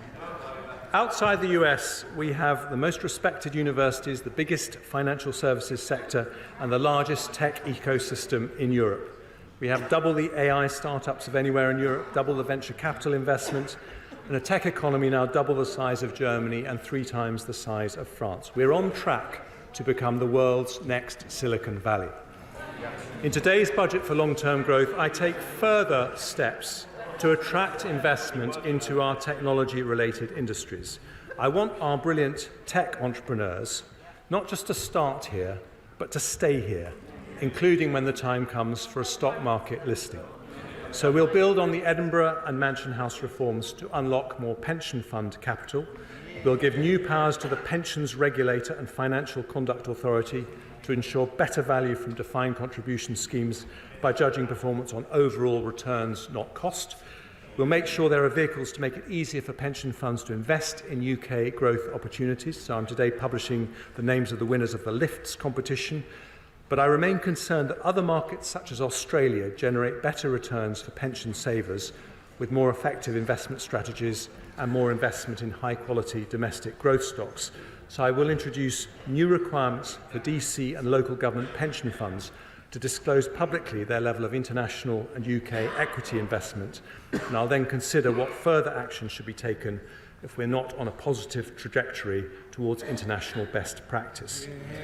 I also want to create opportunities for a new generation of retail investors to engage with public markets. So we'll proceed with the retail sale for part of the government's remaining NatWest shares this summer, at the earliest opportunity, subject to supportive market conditions and value for money. We'll continue to explore how savers could be allowed to take their pension pots with them when they change job. We'll make it easier for people to save for the long term with a new British savings bond delivered through National Savings and Investment, offering savers a guaranteed rate fixed for 3 years.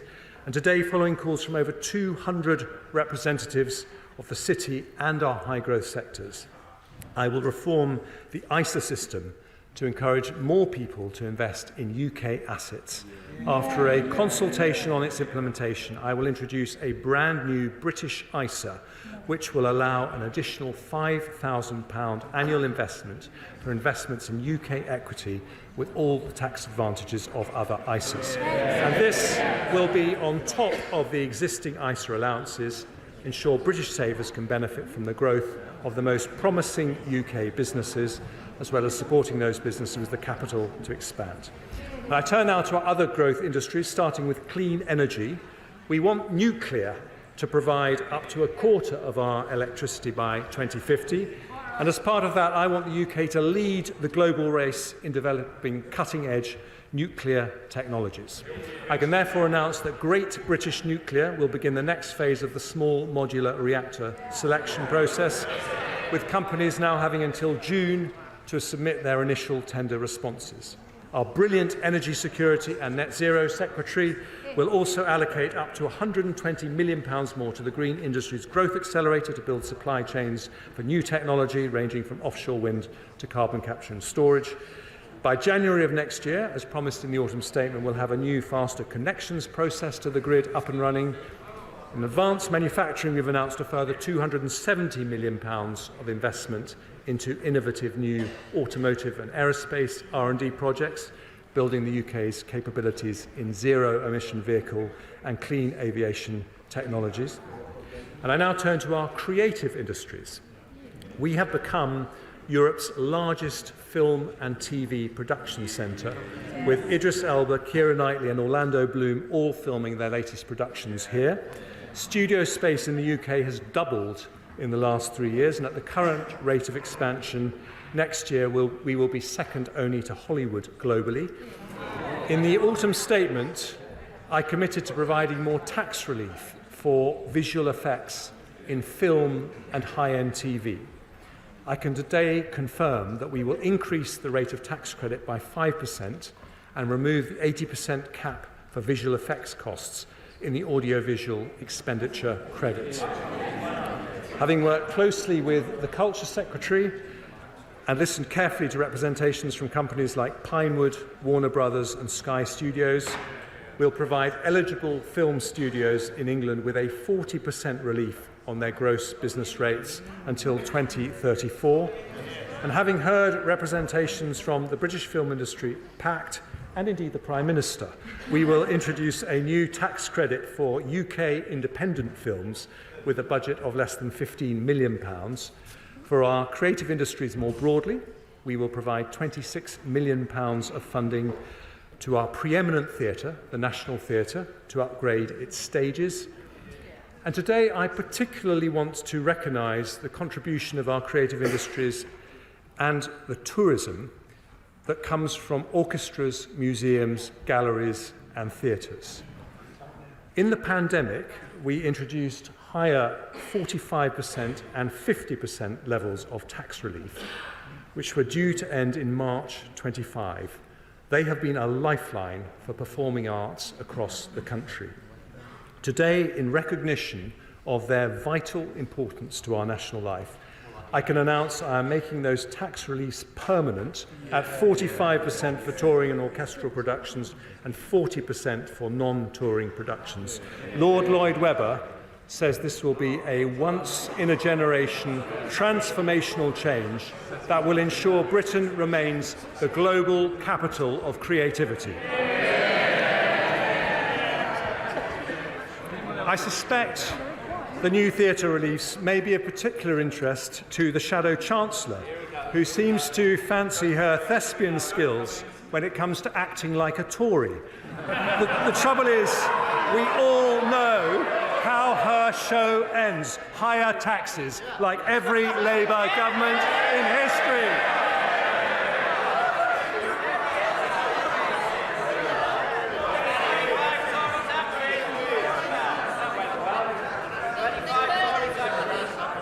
I am delighted they are cheering the fact that Labour governments always put up taxes. They're right. And I also want to mention our life sciences sector, where we will support research by medical charities into diseases such as cancer, dementia and epilepsy, with an additional £45 million, including £3 million for Cancer Research UK.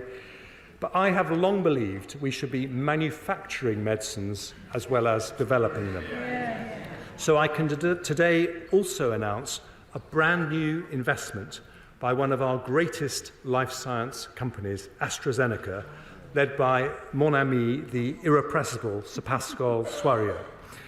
AstraZeneca made their COVID vaccine available to developing countries at cost, as a result saving over 6 million lives.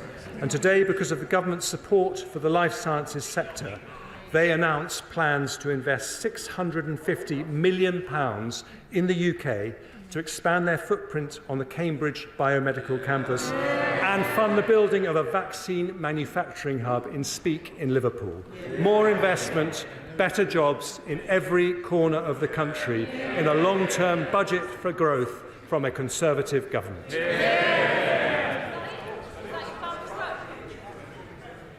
One of the biggest barriers to investment is businesses not being able to hire the staff they need. The economy today has around 900,000 vacancies. It would be easy to fill them with higher migration, but with over 10 million adults of working age who are not in work, that would be economically and morally wrong. Those who can work should. And this is an issue that I have tackled in every budget and autumn statement I've delivered. A year ago, I abolished the pensions lifetime allowance, which pushed doctors and others to take early retirement. Ask any doctor what they think about Labour's plans to bring it back, and they will say, don't go back to square one. In the autumn, with the help of our superb Work and Pensions Secretary, we announced the Back to Work plan, which will support 1 million adults with medical conditions and reduce the number of people assessed as not needing to work by 2/3.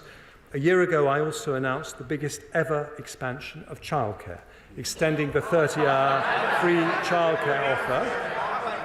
Just listen. Extending the 30-hour free childcare offer to all children of working parents from 9 months. We've not had a childcare plan from Labour, so you might want to listen to ours.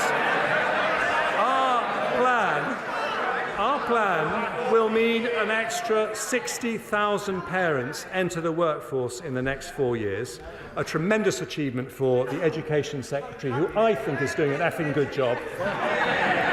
And today, following representations from many people, including the CBI, I announced measures to support the childcare sector make the new investments it now needs to. So I am guaranteeing the rates that will be paid to childcare providers to deliver our landmark offer for children over 9 months old for the next 2 years. That is more people in work, more jobs, sticking to our plan in a long-term budget for growth.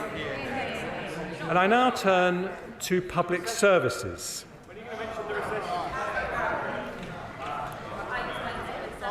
I thought they were supposed to be interested in public services.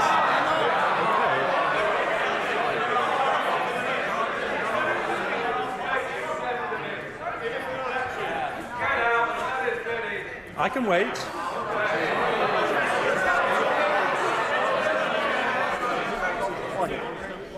Order. A little bit of murmuring is normal.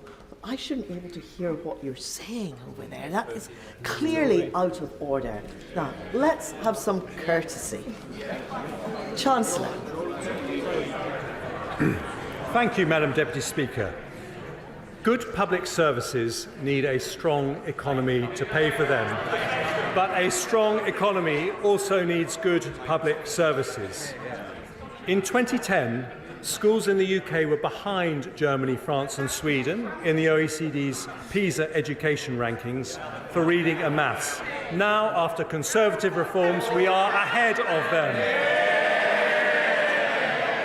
Burglaries and violent crime have halved in the last 14 years after we invested in 20,000 more police officers. Our armed forces remain the most professional and best funded in Europe, with defence spending already more than 2% of GDP. We're providing more military support to Ukraine than nearly any other country, and our spending will rise to 2.5% as soon as economic conditions allow. The NHS is still recovering from the pandemic, but has 42,000 more doctors and 71,000 more nurses than it did under Labour. That is 250 more doctors and 400 more nurses for every single month that we've been in office. Now, resources matter, of course, which is why, despite all the economic shocks we have faced, overall spending on public services has gone up since 2010, in the case of the NHS by more than a third in real terms. But although spending has continued to rise every year, public sector productivity still remains below pre-pandemic levels by nearly 6%. This demonstrates that the way to improve public services is not always more money or more people. We also need to run them more efficiently. We need a more productive state, not a bigger state. In autumn 2022, I set day-to-day spending to increase by 1% a year in real terms over the next Parliament. Some say that's not enough and we should raise spending by more. Others say it's too much and we should cut it to improve efficiency. Neither are right. It's not fair to ask taxpayers to pay for more when public service productivity has fallen. Nor would it be wise to reduce that funding given the pressures public services face. So I'm keeping the planned growth in day-to-day spending at 1% in real terms, but we are going to spend it better. So today, they don't have a plan for public services like everything else, so why not listen to ours? Today I am announcing a landmark public sector productivity plan that restarts public service reform and changes the Treasury's traditional approach to public spending. And I start with our biggest and most important public service, the NHS. One of my greatest privileges was to be Health Secretary. Thanks to the NHS, I have 3 gorgeous children, the oldest of whom has been patiently listening in the gallery. The NHS is rightly the biggest reason most of us are proud to be British, but the systems that support its staff are often antiquated. Doctors, nurses and ward staff spend hours every day filling out forms when they could be... Mr. Streeting, when patients don't show up... I don't like to interrupt the Chancellor. You're too close to me to be shouting that loudly. If you want to shout that loudly, you should sit away up there. I apologise for interrupting the Chancellor.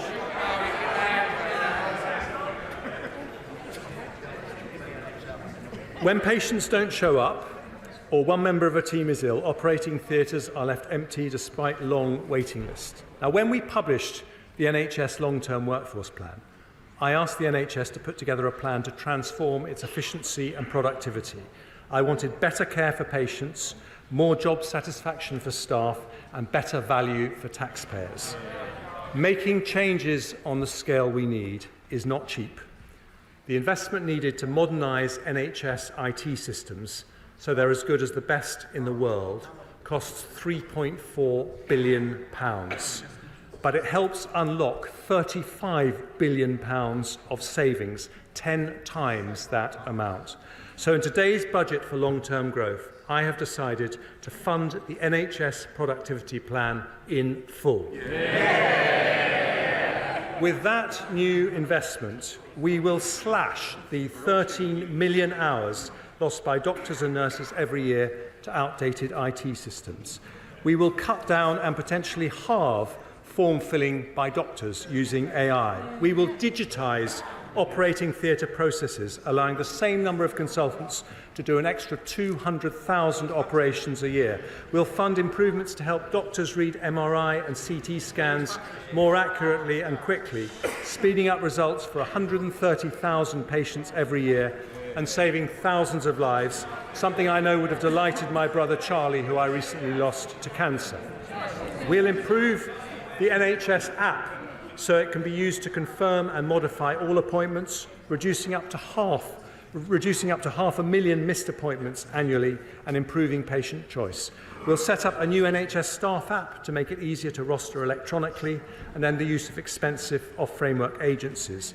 And as a result of this funding, all hospitals will use electronic patient records, making the NHS the largest digitally integrated healthcare system in the world. Today's announcement doubles the amount the NHS is investing on digital transformation over 3 years. And on top of this longer-term transformation, we'll also help the NHS meet pressures in the coming year with an additional £2.5 billion. This will allow the NHS to continue its focus on reducing waiting times and brings the total increase in NHS funding since the start of the Parliament to 13% in real terms. The NHS was there for us in the pandemic, and today, with nearly £6 billion of additional funding, a Conservative government is there for the NHS. The head of the NHS, Amanda Pritchard, today says that this investment shows the government continues to back the NHS. She says that as a result of it, the NHS can commit to delivering 1.9% annual productivity growth over the next Parliament, more than double the average productivity growth in public services between 2010 and 2019. But today is not just about the NHS. I want this groundbreaking agreement with the NHS to be a model for all our public services. Across education, the police, the courts and local government, I want to see more efficient, better value and higher quality public services. So today I can announce that in the next spending review, the Treasury will do things differently. We will prioritise proposals that deliver annual savings within 5 years, equivalent to the total cost of the investment required. And today we make a start with some excellent proposals. Violence reduction units and hotspot policing have prevented an estimated 136,000 knife crimes and other violent offences, as well as over 3,000 hospital admissions. Every crime costs money, so we will provide £75 million to roll that model out in England and Wales.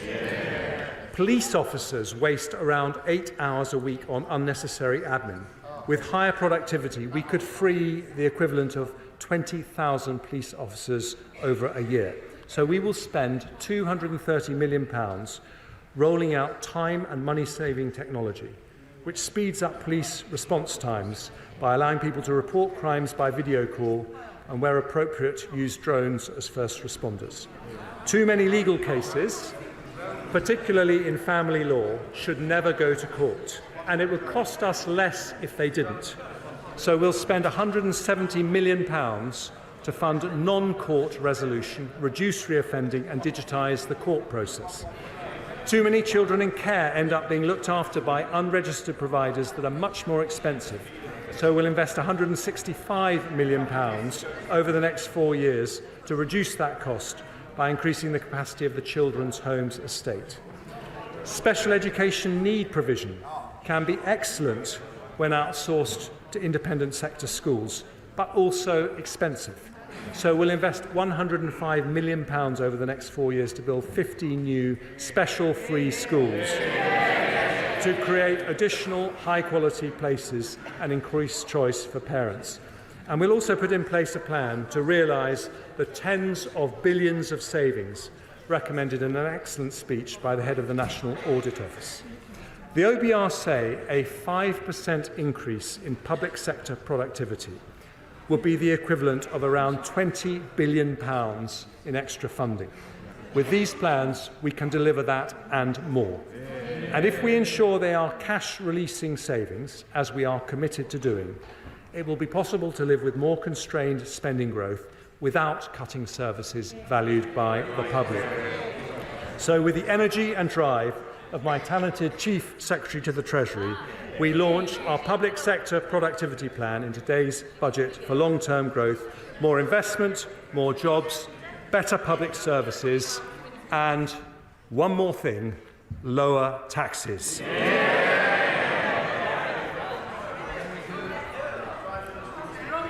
Keeping taxes down matters to Conservatives in a way it never can for Labour. We believe that in a free society, the money you earn doesn't belong to the government, it belongs to you. And if we want to encourage hard work, we should let people keep as much of their own money as possible. Conservatives look around the world at economies in North America and Asia and notice that countries with lower taxes generally have higher growth. Now, economists argue about cause and correlation, but we know that lower taxed economies have more energy, more dynamism and more innovation, and we know that's Britain's future too. Before I explain how we will bring down taxes, I start with some measures to make our system simpler and fairer.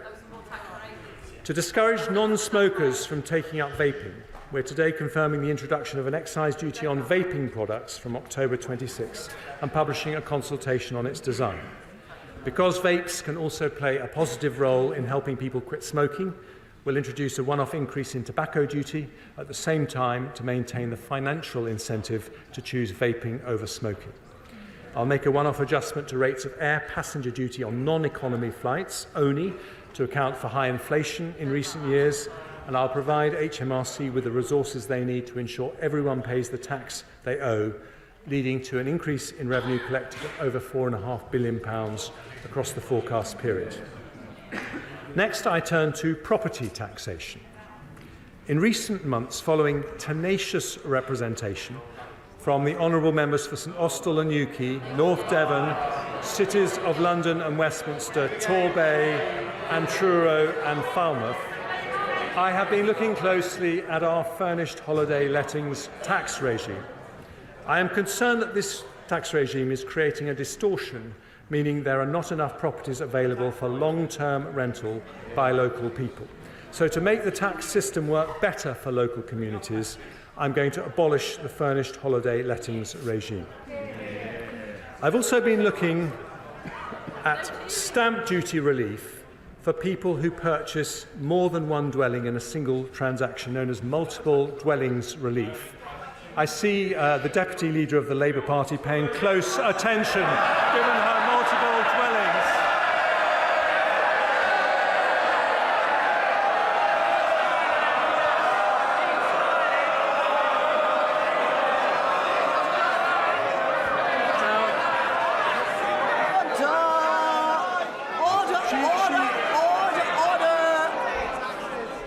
Order.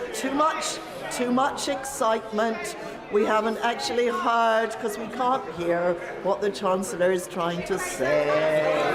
OK, and I can hear who is shouting there. You won't get to speak later. Chancellor. I'm sorry to disappoint her, but multiple dwellings relief was not actually designed for her, but intended to...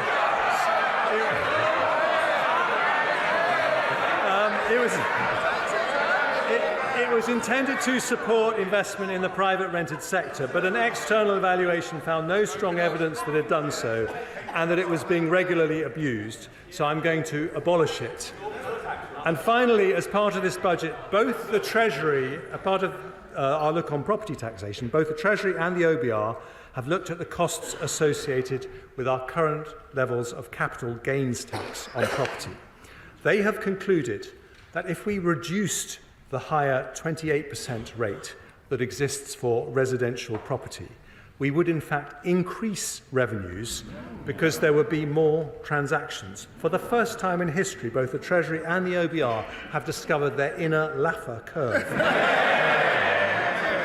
So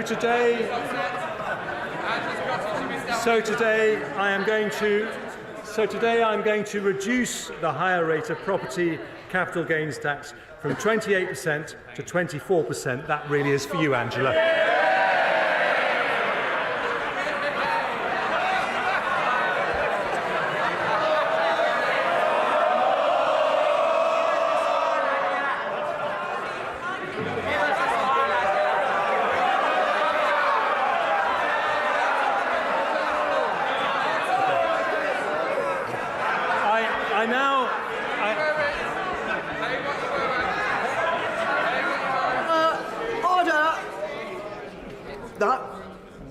Enough from over there, definitely not having it from here.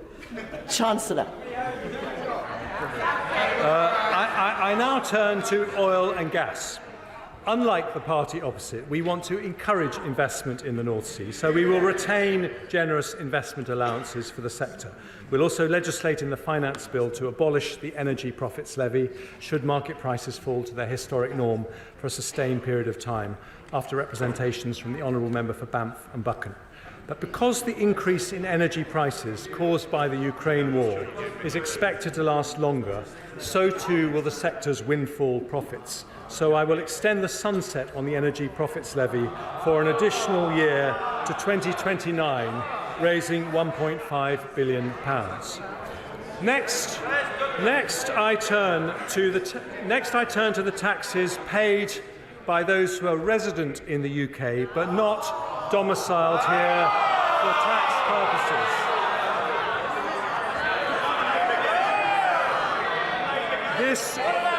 This is a category of people known as non-doms.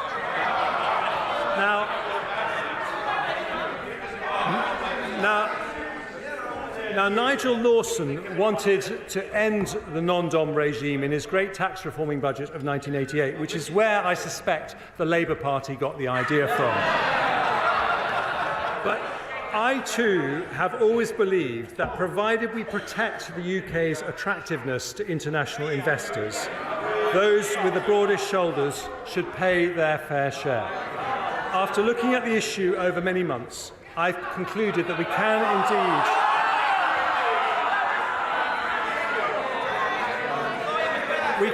indeed introduce a system which is both fairer and remains competitive with other countries. So the government will abolish the current tax system for non-doms, get rid of the outdated concept of domicile,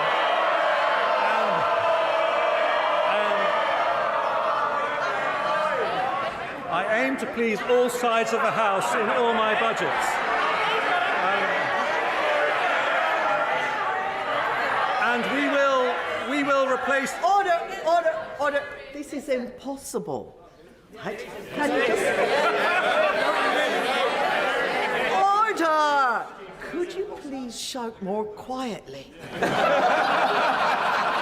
Chancellor. Thank you, Madam Deputy Speaker. We will replace the non-dom regime with a modern, simpler and fairer residency-based system. From April 25, new arrivals to the UK will not be required to pay any tax on foreign income and gains for their first 4 years of UK residency, a more generous regime than at present and one of the most attractive offers in Europe. But after 4 years, those who continue to live in the UK will pay the same tax as other UK residents.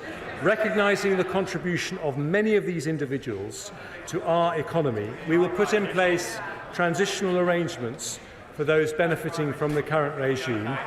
That will include a 2-year period in which individuals will be encouraged to bring wealth earned overseas to the UK, where it can be spent and invested here, a measure that will attract onshore an additional £15 billion of foreign income and generate more than £1 billion of extra tax.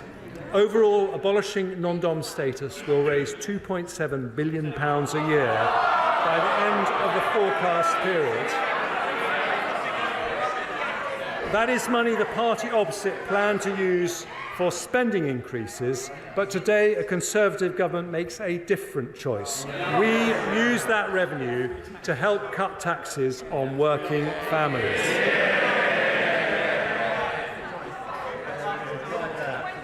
And many of those families, Madam Deputy Speaker, depend on child benefit.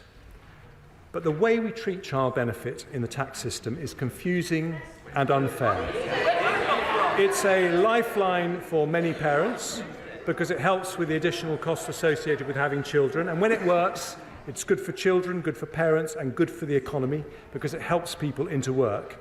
But we currently withdraw child benefit when one parent earns over £50,000 a year. That means two parents earning £49,000 a year receive the benefit in full, but a household earning a lot less than that does not, if just one parent earns over £50,000. Today, I set out plans to end that unfairness. Doing so requires significant reform to the tax system, including allowing HMRC to collect household-level information. We'll therefore consult on moving the high-income child benefit charge to a household-based system to be introduced by April 2026. But because that is not a quick fix, I make two changes today to make the current system fairer.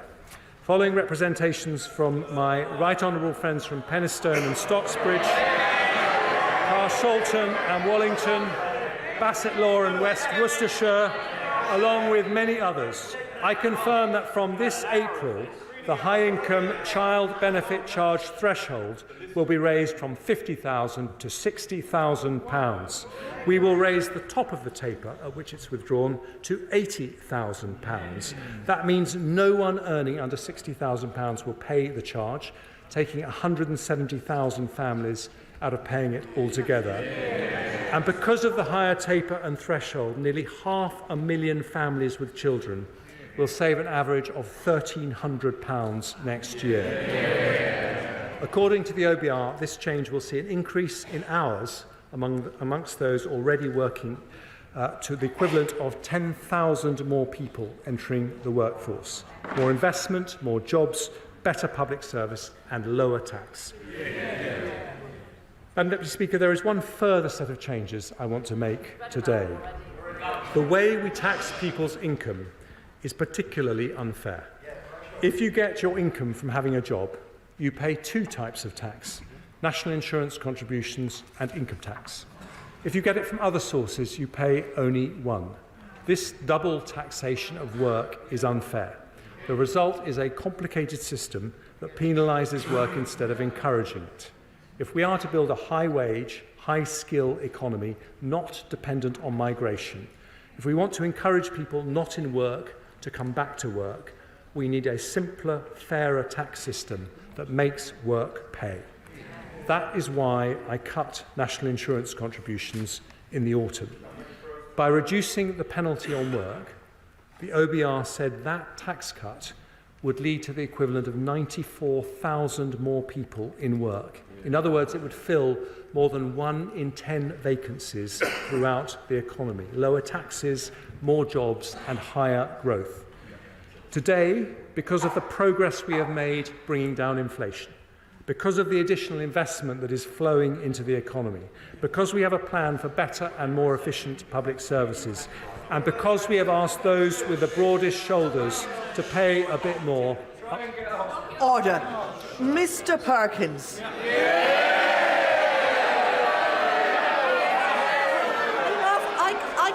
I can manage, thank you very much.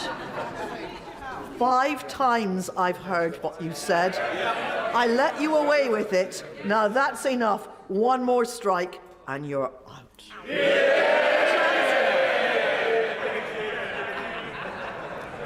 Madam Deputy Speaker, I do know how hard it is for them to listen to arguments for lower taxes. But that is the difference.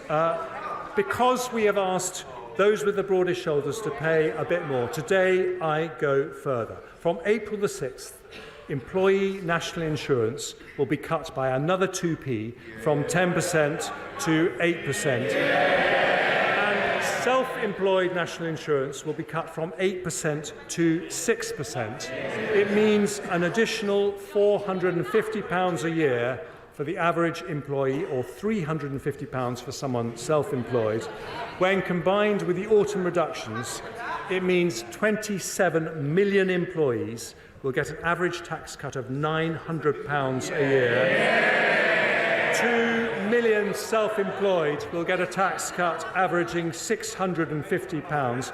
Changes that make our system simpler and fairer, and changes that grow our economy by rewarding work. The OBR say, when combined with the autumn reduction, our national insurance cuts will mean the equivalent of 200,000 more people in work, filling 1 in 5 vacancies, adding 0.4% to GDP and 0.4% to GDP per head. This is the second fiscal event where we've reduced employee and self-employed national insurance. We've cut it by 1/3 in 6 months, without increasing borrowing and without cutting spending on public services. That means the average earner in the UK now has the lowest effective personal tax rate since 1975. Their effective taxes are now lower than in America, France, Germany or any G7 country, because Conservatives believe that making work pay is of the most fundamental importance. Because we believe that the double taxation of work is unfair, our long-term ambition is to end this unfairness when it is responsible, when it can be achieved without increasing borrowing, when it can be delivered without compromising high-quality public services. We will continue to cut national insurance as we have done today, so we truly make work pay. Madam Deputy Speaker, we stick to our plan with a budget for long-term growth. It delivers more investment, more jobs, better public services and lower taxes. But dynamism in an economy doesn't come from ministers in Whitehall. It comes from the grit and determination of people who take risks, work hard and innovate. Not government policies, but people power.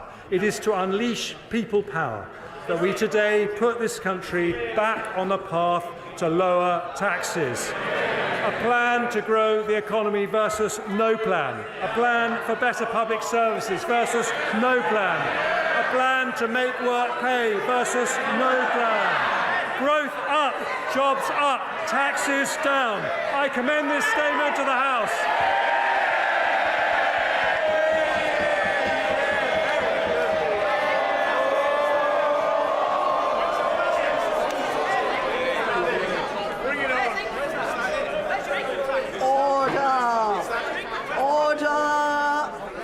Standing Order number 51, the first motion entitled Provisional Collection of Taxes must be decided without debate. Will the Chancellor of the Exchequer please move formally? The question is that pursuant to Section 5 of the Provisional Collection of Taxes Act 1968, provisional statutory effect shall be given to the following motions: stamp duty, land tax, first-time buyers relief, new leases acquired on bare trust, motion number 8. Stamp duty, land tax, registered providers of social housing, motion number 9. Stamp duty, land tax, purchases by public bodies, motion number 10. Value added tax, late payment interest and repayment interest, motion number 22. As members of that opinion say aye. Aye. Of the contrary, no.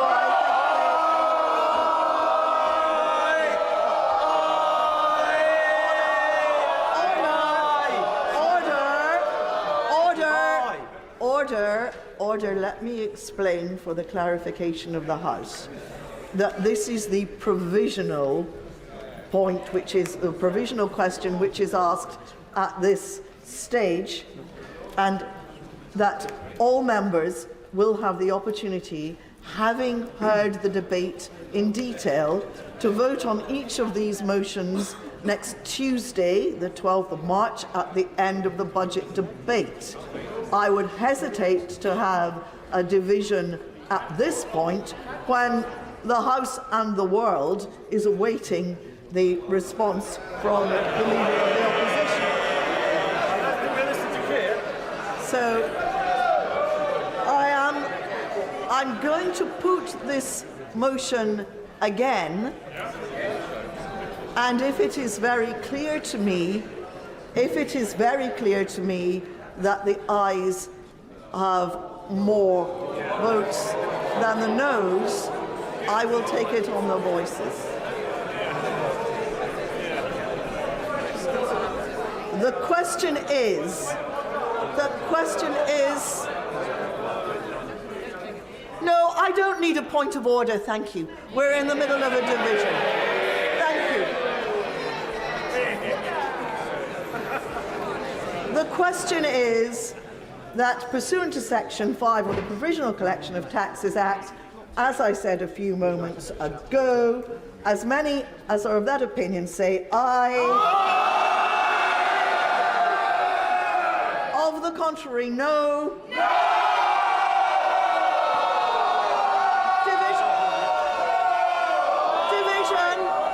Division. Clear the lobby. Shouting.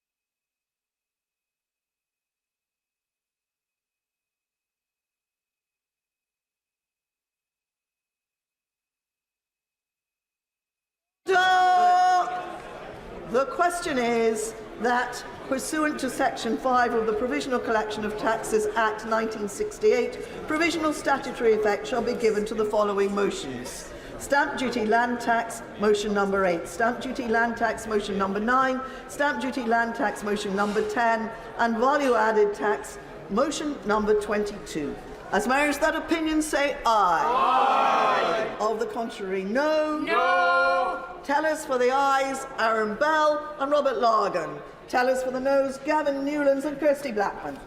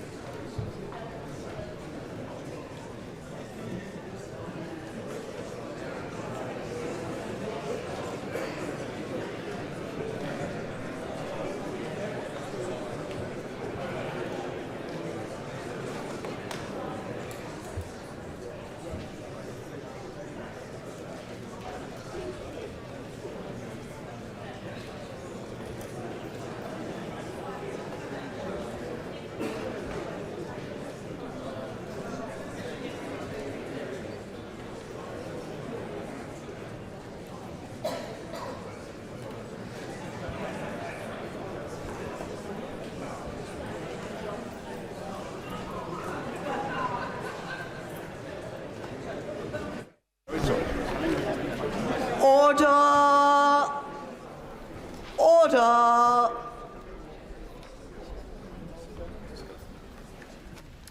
The ayes to the right, 288. The noes to the left, 38. Thank you.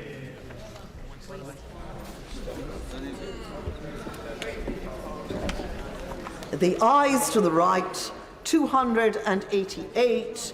The noes to the left, 38. So the ayes have it. The ayes have it. Unlock. We now come to the motion entitled Income Tax Charge. It is on this motion that the debate will take place today and on the succeeding days. The questions on this motion and on the remaining motions will be put at the end of the budget debate on Tuesday, the 12th of March. I call the Chancellor of the Exchequer to move the motion formally. The question is that income tax is charged for the tax year 2024 to 25, and it is declared that it is expedient in the public interest that this resolution should have statutory effect under the provisions of the Provisional Collection of Taxes Act 1968. I call the Leader of the Opposition, Sir Keir Starmer.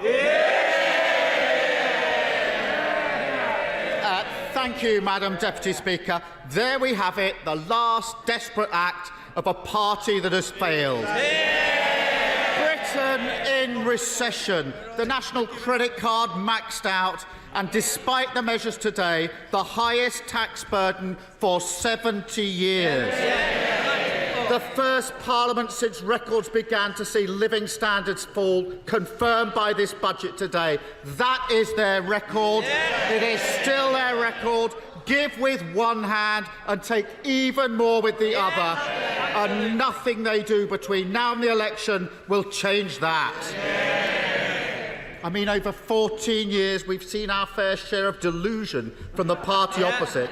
A Prime Minister who thinks the cost of living crisis is starting to ease. An Education Secretary who thinks concrete crumbling on our children deserves her gratitude. A former Prime Minister who still believes crashing the pound was the right path for Britain. Where is she? And today, a new entry in this hall of infamy, the Chancellor, who breezes into this chamber in a recession and tells the working people of this country that everything's on track.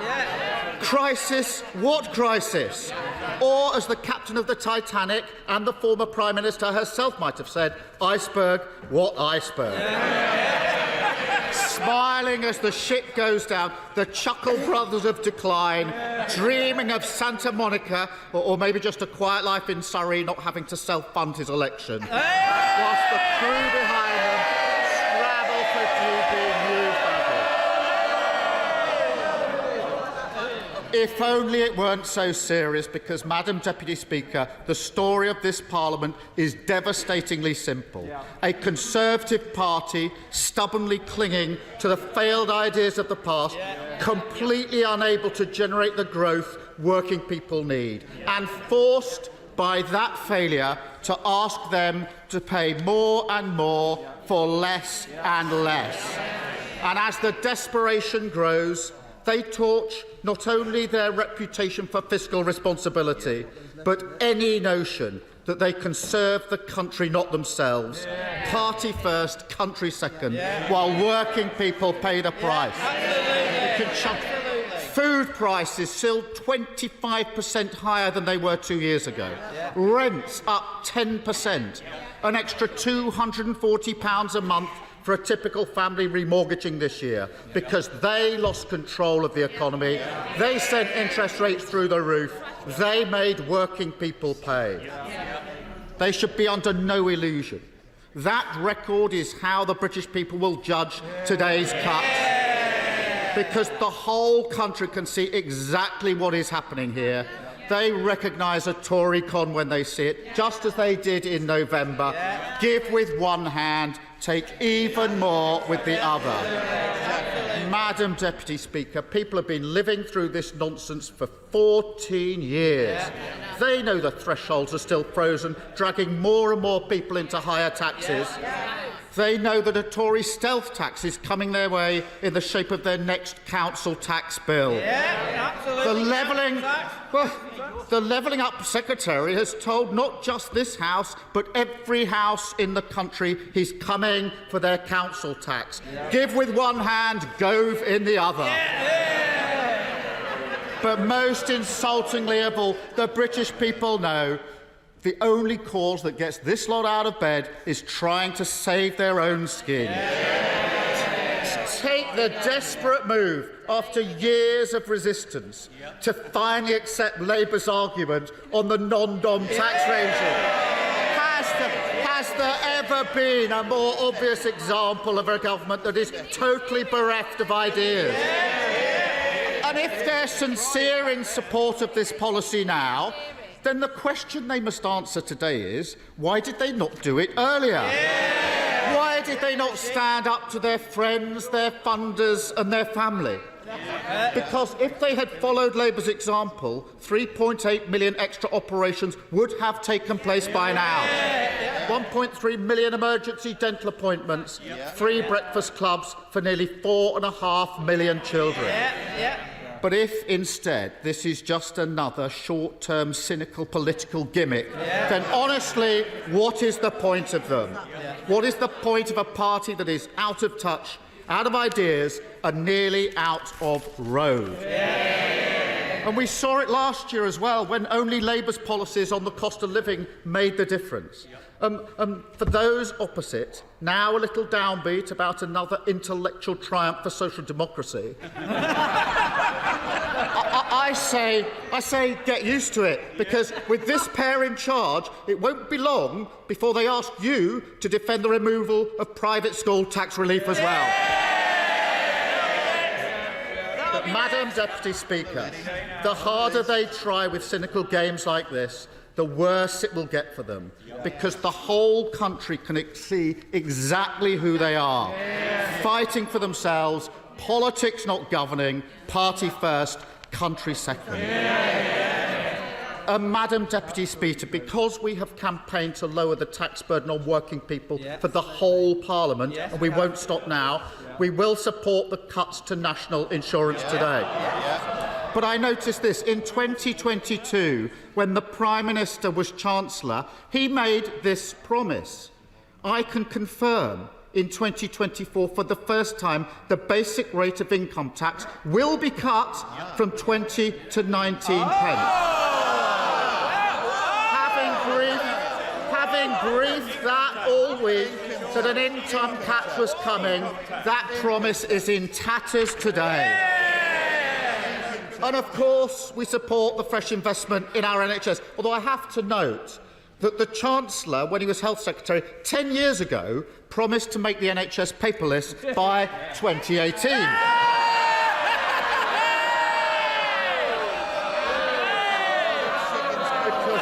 And I know the Prime Minister's fondness for Elon Musk extends to an enthusiastic embrace of his community notes on fact-checking. So I'll say this bit slowly. Labour supports the fuel duty freeze. That is our policy. And I look forward to the Prime Minister's acknowledgement of that in coming days. We do ask the Chancellor can set out how we will make sure that this policy gets passed on to hard-pressed families at the pump. Yet, Madam Deputy Speaker, for all the fanfare around the tax measures today, that straightforward story remains true. Taxes, a 70-year high. The British people paying more for less. An unprecedented hit to living standards of working people. The first time they've gone backwards over a Parliament, and they were cheering that today. And the reason is equally simple. There is no plan for growth. How can there be? He can say long-term plan all he likes. We see there. Well, Madam Deputy Speaker, last year he announced 110 growth measures. He said we've turned the corner. And where are we now? Britain in recession. An economy smaller than when the Prime Minister entered Downing Street. The textbook definition of decline. That is their record. I mean, after 14 years, who do they actually think feels better off? Productivity is flat. Mortgages through the roof. House building off a cliff. Worklessness rising and rising. Homelessness never higher. Crime virtually unpunished. Children who can't see a dentist. Sewage in our rivers. Billions and billions of taxpayers' money wasted. 7 billion by the Prime Minister on COVID fraud alone.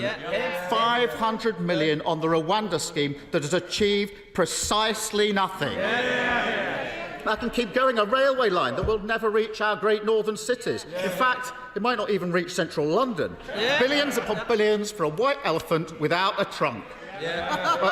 Well, today we learn taxpayers are picking up the bill for the Science Minister's libel. And all the time, one thing that is growing, the waiting list in our NHS, now nearly 8 million. They've had 14 years. 14 years running out of road. Madam Deputy Speaker, this is what decline looks like. And the complacency they've shown today, it takes your breath away. Britain deserves better than this. Britain deserves a real plan for growth, an end to 14 years of stagnation, wealth creation across the whole of the country, higher living standards for working people. This is the mission we need. But yet again, what we got was the same tired old formula, the sticking plasters, the chopping and changing, the party first, country second politics, with no repudiation of the utterly discredited idea that economic growth is something the few gift to the many. But even then, Madam Deputy Speaker, I think his backbenchers are owed an explanation. Because when the Chancellor says Britain has grown more quickly than countries like Germany over the last 14 years, I'm sure they will be shocked to learn that this is a statistical sleight of hand. And when it comes to GDP per capita, in other words, the growth that makes the difference to the pockets of working people, their record is much worse. Indeed, in per capita terms, our economy has not grown since the first quarter of 2022, the longest period of stagnation Britain has seen since 1955. In fact, the Chancellor invited us to look at those figures. The OBR says GDP per capita will be 0.75% lower in 2028 than was they forecast in November of last year. That was the number he said we should watch. 0.75% lower in 2028. And they can call this a technical recession, but there's nothing technical about working people living in recession for every second the Prime Minister has been in power. This is a Rishi recession. And if the party opposite really wants to know what hides in the Chancellor's spreadsheets, then they will see that it's only the record levels of migration they have delivered which has prevented an even deeper decline. And that is the record they must stand on at the election. Because while on these benches we do not demean for a second the contribution migrants make to a thriving economy, it is high time the party opposite was honest with the British public about the role migration plays in their economic policy. Because right now, in terms of growth, that is all they have. There is nothing else. No plan to get Britain building again with a reformed planning system. No ambition to invest in clean British power for cheaper bills and energy security. No inclination to move away from insecure, low-paid jobs and strengthen employment rights so we can finally make work pay. Madam Deputy Speaker, where is the urgency on affordable housing? How can they look at Britain now and not see this as a massive priority? Never again will they be allowed to pose as the party of home ownership and aspiration. I have to say, given the disaster that's befallen his childcare plans, perhaps that's for the best. Because, Madam Deputy Speaker, the cost of childcare is a huge challenge for millions. Parents need him to deliver on his promise. And it seems the Chancellor's been taking lessons on marketing from the Willy Wonka experience in Glasgow. All is not as it seems. And with just over 3 weeks to go, he has to come clean. Because up and down the country, parents need to know, will they get their entitlement in April, or is it just another of their reckless promises on governing? Headlines over delivery, promises without plans. Policies that unravel at the first contact with reality. The lesson crystal clear that those who broke our economy cannot be trusted to repair it. The Tory credit rating is 0. It's time for change with Labour. And that's what today's budget should have been about. A last chance for the government to show it understands the economic reality of our volatile world, that global supply chains can be weaponised by tyrants like Putin, that a sticking plaster approach to public investment will cost Britain more in the long run, and that trickle-down nonsense means working people pay the price. It could even have been a moment of contrition, a reflection on their fiscal recklessness, an apology, perhaps, for the ridiculous chaos they've inflicted on businesses, communities and investors in this country. And yet still no sustainable industrial strategy, still no national wealth fund to crowd in private investment, still no urgency on speeding up critical infrastructure projects, and no recognition that they have left our standing as a country that always keeps its promises in tatters. And if they don't like that accusation, then look no further than the grotesque spectacle of ducking their responsibility to the victims of infected blood and Horizon scandal. One of the greatest miscarriages of justice in our nation's history. Those were the Prime Minister's words just 2 months ago. Today, justice kicked beyond the general election. No, Madam Deputy Speaker. Britain can see exactly who they are. And the reality is there is no path to economic stability, no way to a calmer, less chaotic politics with the party opposite in power, because chaos is now their worldview, a mindset that sees Britain's problems as opportunities they can exploit. Whether, like the Chancellor, that's out of desperation because they can't solve them, or whether, like the members for Fareham or South West Norfolk, they have no intention of solving them whatsoever. For a party this weak and divided, the end result is always the same. A vicious downward spiral. Chaos feeding off decline, decline feeding off chaos, while working people pay the price. The British people know this will not stop. 5 more years and it will only get worse. There will be no change of direction without a change of government. And that leaves Britain a nation in limbo, unable to shake off the Tory chaos that dragged us into recession and loaded the tax burden onto the backs of working people and maxed out the nation's credit card.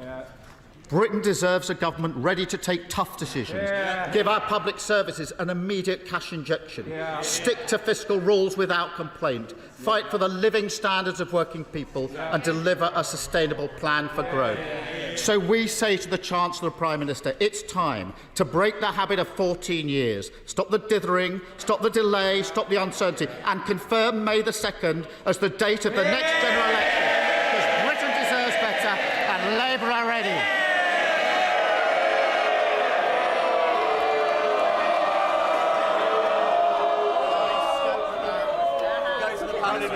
I'm not going to demand silence now. This is the moment for cheering. You can do that some more.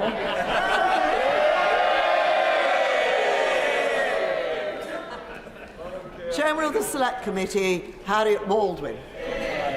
Thank you, Madam Deputy Speaker. And I know it hasn't been long since we had an autumn statement, but I still think that we heard today that the Leader of the Opposition has no plan. It's not been very long since we had the last forecast from the Office for Budget Responsibility.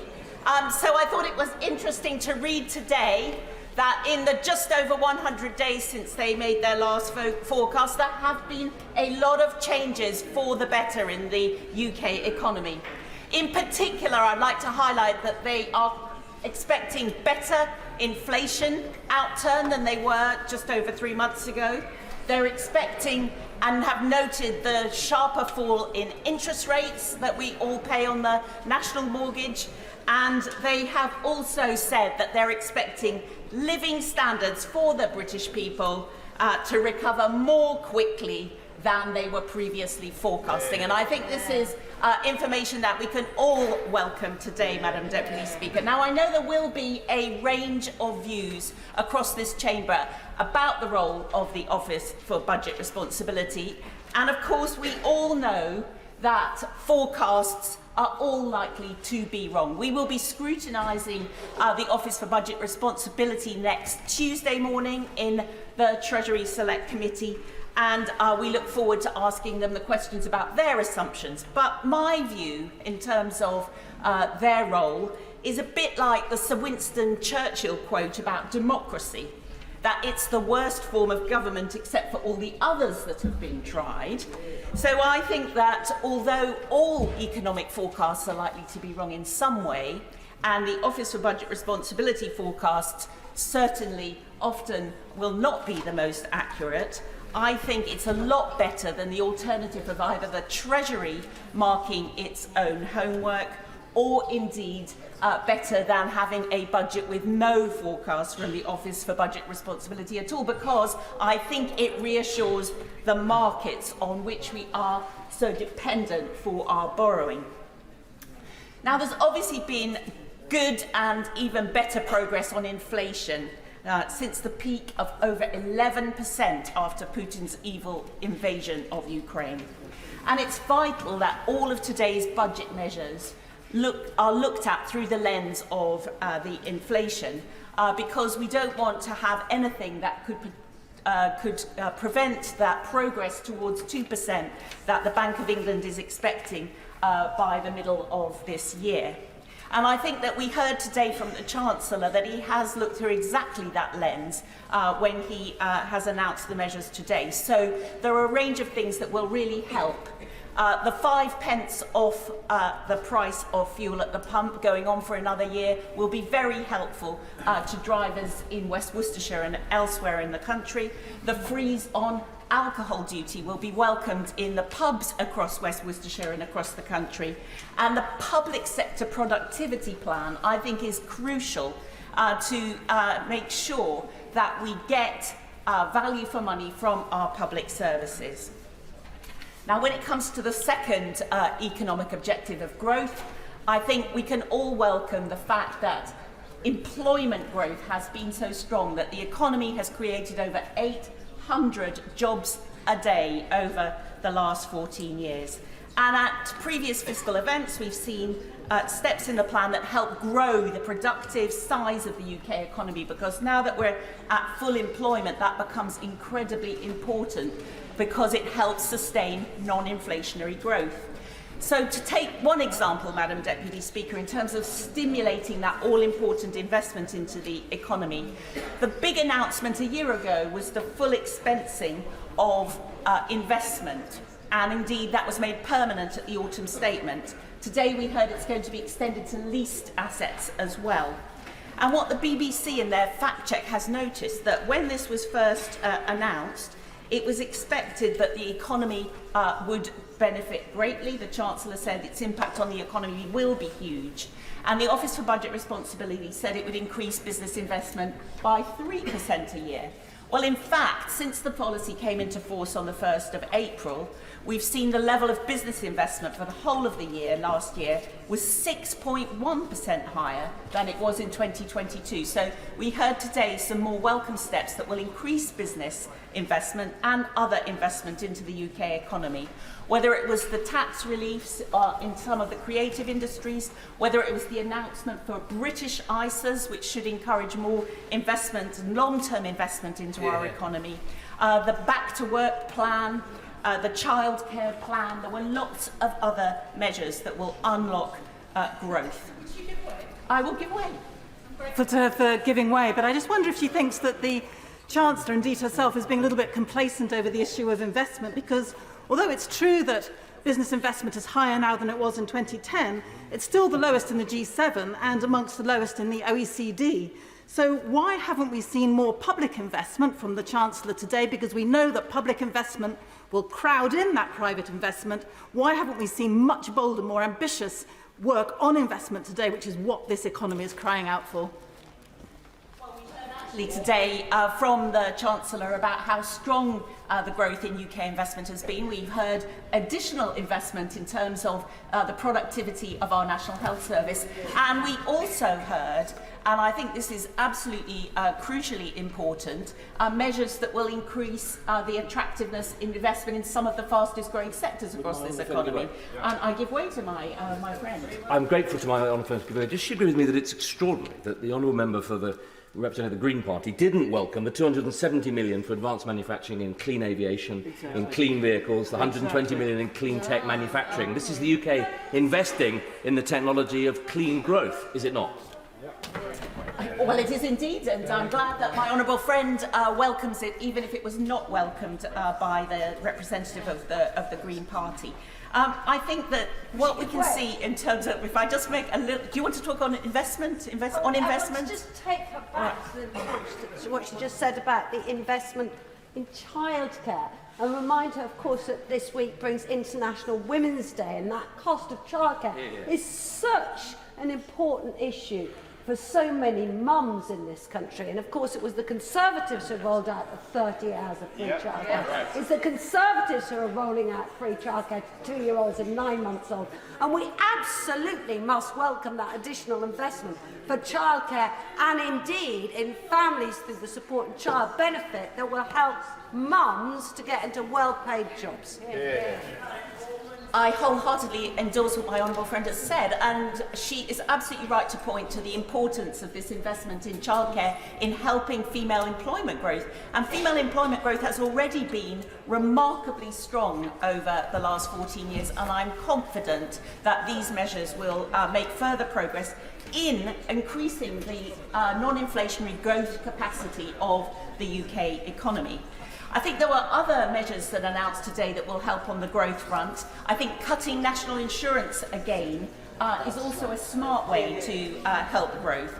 It not only adds money into working people's pockets, of 27 million people across this country will see an extra £900 a year in terms of money in their bank accounts, but it will also make work more attractive. And we've heard from the Office for Budget Responsibility that actually it's cutting national insurance that has the biggest marginal impact in bringing people back into work. 94,000 from the last cut. It'll be interesting to see whether they continue to expect that to have a significant impact. It's a really smart way to cut taxes for working people. And another point that I'd like to make about it is that it's UK-wide, so that it will be felt in Scotland as well. In terms of debt falling, Madam Deputy Speaker, we can see that the bond markets have stabilised. The Office for Budget Responsibility numbers confirm that progress in terms of debt. I want to just bring the House's attention to a report that we just recently published in our committee that focuses on the Bank of England and its quantitative tightening. They themselves are selling £100 billion of gilts into the market over the course of this year. They've acknowledged that this actually increases the cost to the exchequer of borrowing by probably about 1/10 to 1/4 of a percentage point. And so I think as a cross-party committee, we wanted to flag up the impact that that could potentially have and send a message to the Bank of England, the independent Bank of England, about some of the ways in which quantitative tightening does have an impact on the real economy. And as a cross-party committee, we obviously are never going to agree on the level or scope of taxes between us, but one of the things that we do have unanimity, does he want to come on the fact that the rate of tax is higher in Scotland? What I do want to raise is the issue of quantitative easing that she's just highlighted, because there's obviously going to be a very significant supply of gilts over the course of the coming period, and that obviously is going to have an impact on the gilt market, on yields that are there, and of course it will influence the Bank of England and what happens in the interest rate cycle. And crucially, out of all of that, it's going to make it pretty difficult in the coming period to see any material growth in money supply, particularly M4. That is going to impact growth, given where we are. Well, I'm sorry he didn't acknowledge that income tax is higher in Scotland, but he does make a very good point about quantitative tightening and its impact on the real economy, and it is potentially out there as a factor that can have a real impact, and we will be watching it very closely on our committee. We're, as a cross-party committee, never going to agree on the level and scope of taxes, but we do agree that the tax system is too complicated. We have a very complicated tax system in this country with well over 1,000 different tax reliefs. But I do think that despite the abolition of the Office for Tax Simplification, there have been some major tax simplifications under this Chancellor. We've heard about the way in which he eliminated in the autumn statement the national insurance class. We've heard about how he has simplified the lifetime allowance for pensions. And we also have heard today that he has started to tackle some of the very perverse cliff edges, high marginal tax rates and disincentives to work that do exist throughout the tax system. By raising the VAT tax threshold, he has helped small businesses who may hold back because they don't want to go through that. And in terms of universal credit, we've done so much over the years to reduce those high marginal tax rates and disincentives. And so it was great to hear the Chancellor today really focus on addressing this high income child benefit charge. When we brought it in, and I voted for it at the time, £50,000 a year was a high rate of income. With the progress in terms of higher incomes, the median income in those days was about 22,000. Now the median income is about 35,000. And so £50,000 these days is not more than about 40% over the median income.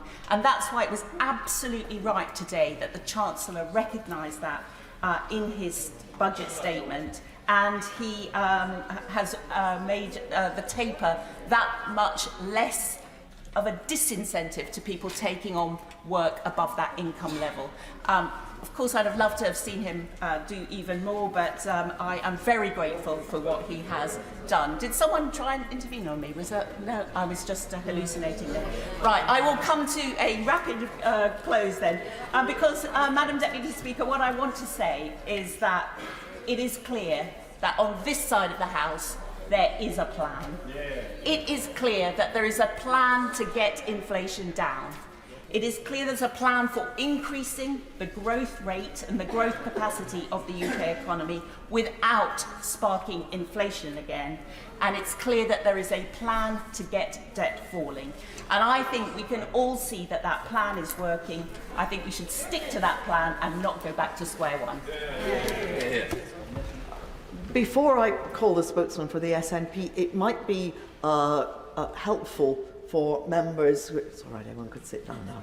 It might be helpful for honourable members to know that I hope to be able to manage the debate, certainly at the beginning, without a formal time limit. And if everybody speaks for around 6 to 7 minutes, then we will manage that without a formal time limit. If we can't quite manage that, we will put on a formal time limit, which will begin with around 7 minutes, but will reduce as the day goes on. I now call the spokesman for the SNP, Drew Hendry. Thank you very much, Madam Deputy Speaker. And traditional at this point, I would thank the Chancellor for advance sight of his redacted statement. But having seen the statement, I realise I was given an entirely different redacted document. But not to worry, Madam Deputy Speaker. We've seen all the details in the press over the past day or so. Seeing those unredacted words is nice, but not essential for this response. I can also thank the Chancellor for the courtesy of staying, unlike some of his colleagues, in the chamber to listen to the words of the third party here. It doesn't happen all the time, but I think it's very, very good practice for a party that might well be in the position of third party after the next election. Madam Deputy Speaker, the Chancellor during his autumn statement said that there was a statement for growth. But what have we seen since his autumn statement? Growth has gone down. It's grown into recession, in fact. And the OBR are saying today, having steadily declined since early 2022, real GDP per person is forecast to trough at 1.25% below its pre-pandemic peak in the first half of 2024. So that was not a statement for growth, and this is not a budget for growth.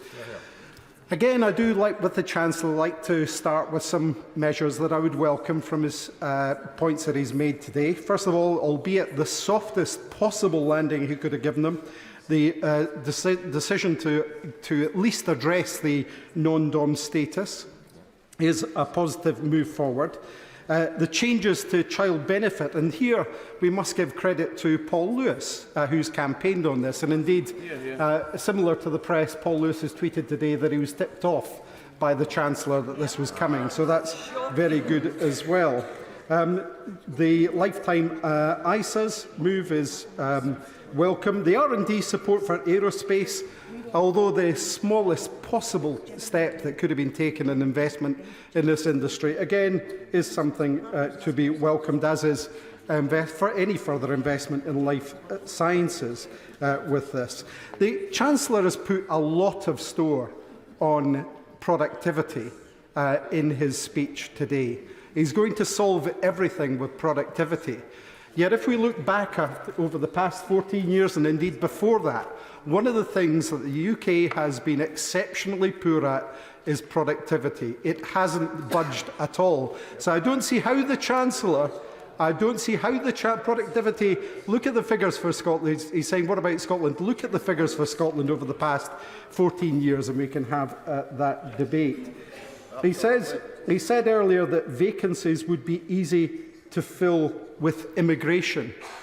This is the party who imposed Brexit, joined by the Labour Party and now the Lib Dems, and stopped free movement. Of course it would be easy to fill vacancies with people, skilled people who want to do the jobs that we have, who want to fill those vital jobs in tourism, hospitality, the National Health Service, the Care Service, and across many other sectors. But of course that's been taken away by this place. Now, his national insurance cuts today are already being measured by the economists who are looking at this, to point out that the gains will be cancelled, as was last time, by the freeze on thresholds. There's very, very little for people on low incomes, zero for 17.8 million people on less than £12,750. So there is not a lot of sense in the measure that he's taken. He also boasted about the fact of taking over with inflation at 11%, but I think it's important for us to remember the Tory government was in charge when inflation was at 11%. It is their child, this problem with inflation. And they also suggest that somehow 4% is a triumph. 4% is still 4% inflation. Prices still go up. This is, let's face it, this is a last-ditch, tone-deaf approach to desperately try to recover in the polls. It's the embodiment of the Tory party before the people. Where are the real measures that have real impact on the cost of living? The one thing that people need the most direct help with. For those living in fear of the energy bill, being told once again that their direct debits are increasing, slicing more off their take-home pay, none of this is more than cold comfort. To those people staring in disbelief as they realise that their shopping bills are more than 25% higher than they were a couple of years ago, this will stick in their throats. To those trust to their new much higher mortgages and rents directly because of reckless decisions of this place, the walls are closing in for them. And on public services, he's failed people again. Paul Johnson of the IFS noted that the Chancellor would have to explain how public services already on their knees could possibly take more cuts. So let's not forget the £19 billion he slashed from public spending in the autumn statement. They also noted the economic case for tax cuts is weak. The public finances remain in a poor position. And the Chancellor is, in his budget today, promoting a further £20 billion cut, according to the IFS. Public services have already been left struggling after 14 years of underfunding, 14 years of economic chaos and blunder from mini-budgets to Brexit, colossal wastes of hundreds of billions of pounds and fraud and cronyism. Public finances are now so pared to the bone that we can see the marrow. Is it any wonder that a growing number of English councils, one by one, with a Tory, Labour or Lib Dem run, are now effectively bankrupt? People in Scotland needed a budget that delivered funding that would have allowed investment for our public services, real investment in the NHS that supports families, a budget that supports families with the cost of living taken into account and properly invests in green energy. Not another austerity Chancellor taking an even bigger axe to investment than his predecessors. When it does come to that election in Scotland, they will have their say and they will have their choice. It's a clear choice between SNP calls to invest in public services and the economy and in our communities, in our town centres and city centres, in our manufacturing future, in our rural areas, in our tourism industry, in our food and drink sector, in the priorities they hold, in the values that they hold dear. These will be the major dividing lines at the general election. The Scottish Government is committed to protecting people from some of the worst Westminster policies and is making a real difference to the lives of people in Scotland despite their limited powers. The Prime Minister might be under the impression that the cost of living crisis is easing, but that assessment will be a slap in the face for households across Scotland who are still facing the consequences of over a decade of Tory cuts and mismanagement of the economy. People will see straight through attempts by the Chancellor to make up for falling living standards and underfunded public services and wage stagnation with this poorly timed national insurance cut that for most households won't improve their overall standard of life. And leaving aside his failure to deal with the fiscal drag, which, as I said, wipes out much of the benefit of the NI cuts, leaving aside the vast inequality in both benefits to the better off by his actions and the geographical effect that means London benefits much more than anywhere else, he can't escape the fact that the government has now imposed the highest tax burden since the end of World War II. Now, I want to tackle the issues of tax in Scotland. It comes there. In Scotland, our progressive moves that mean that not only do the majority of people pay less tax, but they also pay far lower council tax than in England. They're supported with free prescriptions, don't have to pay tuition fees and get the game-changing Scottish Child Payment and more. Doing what is right, investing in our people, not leaving them high and dry. Whilst the Tories cut public funding in England, the Scottish Government's progressive approach to income tax has worked to raise a significant revenue to invest in public services in Scotland. The Scottish Government's tax regime means that on average households in the lower half of the income distribution are £400 better off a year than they would be in the rest of the UK. Around 58% of households are better off under the Scottish tax and social security system than they would be in the rest of the UK. Taking a different progressive course on income tax in Scotland means that in 24-25, the Scottish Fiscal Commission estimates that the Scottish Government will have around £1.5 billion of additional revenues compared to if it had followed the UK Government's tax policies. The Scottish Government continues to reaffirm their social contract with the Scottish people, with people across Scotland reaping the benefits through, as I've said, free prescription, free university tuition, free school meals, free bus travel for the under-22s, free dental care until 26, publicly owned rail services and free childcare for 2-, 3- and 4-year-olds, and 7 additional welfare payments, including, as I've noted, the revolutionary Scottish Child Payment. Now, before I move on to other matters, let's just talk about the economy and the other measure that that the Chancellor mentioned today, which was freezing the tax on Scotch whisky. As in the autumn statement, you'd say that is not enough. This is a massive industry to Scotland. It's a massive export for both Scotland in terms of food and drink and indeed the UK, and yet it's still taxed at 70-odd%. They needed a cut in that tax today in order to deliver what they could do.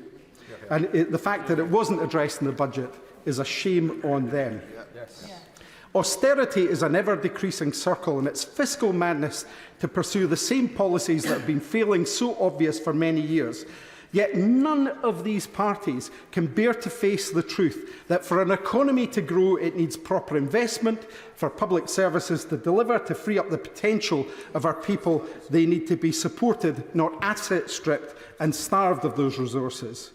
The Chancellor mentioned £2.5 billion for digitisation of the NHS in order to get those so-called productivity gains. How much of that is going to go to private companies, I wonder, when the dust settles? They should have boosted NHS spending by £15 billion to improve healthcare after the UK Government imposed real terms cuts this year. Funding NHS pay properly to match Scotland, where there have been no NHS strikes and caught up for their previous cuts. Where was the announcement on settling with the victims of the contaminated blood scandal? Missing. Silence. Moving on to the economy, he should have turbocharged investment in green energy by investing at least £28 billion a year to compete in the global green energy gold rush. and secure sustained economic growth. Where else is the serious high-return growth supposed to come from? We haven't heard it mentioned here today. We don't know where it is. That £28 billion is needed. The Labour advisers have told the Labour Party that £28 billion a year is needed. Everybody knows that £28 billion a year is needed, and yet none of them are willing to make the investment that's needed to protect us. The abandonment of the just transition, and it's fantastic. Oh, they're chuntering from a sedentary position on the Labour front bench. Oh dear. Oh dear.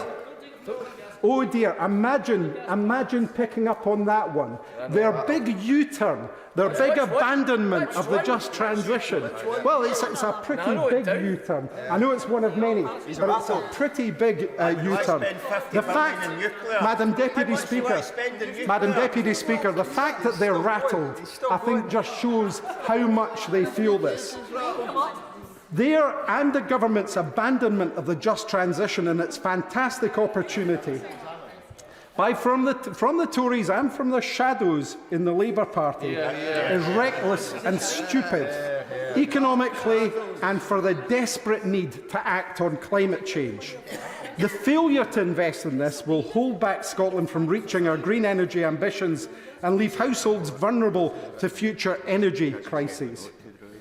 The Chancellor must finally match the level of ambition we're seeing in other countries. They've been shown by the European Union, by the United States with their Inflation Reduction Act, that this is an issue that needs to be taken seriously, and yet they are sitting on their hands. Scotland can be at the forefront of the green energy revolution thanks to our incredible natural resources inshore and offshore wind, wave, tidal and hydro power. But with Labour and the Tories intent on pulling the rug from under the industry's feet, we risk seeing yet another generation of energy potential wasted by Westminster. So the Chancellor should finally commit to properly investing in renewables and must decouple the price of gas from the price of electricity. You cannot ensure a just transition from oil and gas for the people and communities that rely on it if you squeeze the life out of the sector overnight. We know that households across Scotland have been badly hit by the energy crisis, and proper investment in renewables can reduce the bills for households. Citizens Advice Scotland revealed that in the last 4 years, they've seen the number of people requesting advice and support with energy bills increase by 14 times. The Labour Party are saying, from a sedentary position, that I'm going on too long. I take that as a sign they're not comfortable with what I'm saying here, and they would like me to. They're bored. They're bored by the just transition. They're bored by the cost of energy that people have to bear. They're bored by all these things. About to ask for order so that the honourable gentleman could be heard, but I think that the noise is coming from immediately behind him. But as I have, the honourable gentleman mustn't shout at me. You can shout at other people, but don't shout at me. Drew Hendry. Thank you, Madam Deputy Speaker. I can make more progress if uninterrupted, so I do appreciate your advice on that. Talking of advice, I want to come back to Citizens Advice Scotland. They revealed that in the last 4 years they've seen the number of people requesting advice and support with energy bills increase by 14 times. That's a shocking increase. And proper investment in green energy can make sure that people in Scotland never have to face an energy crisis of this scale again.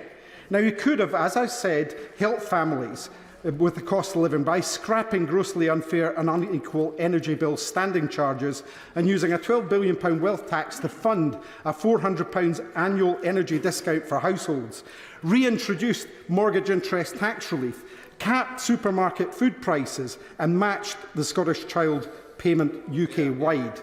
He could have boosted UK finances, but he chose not to.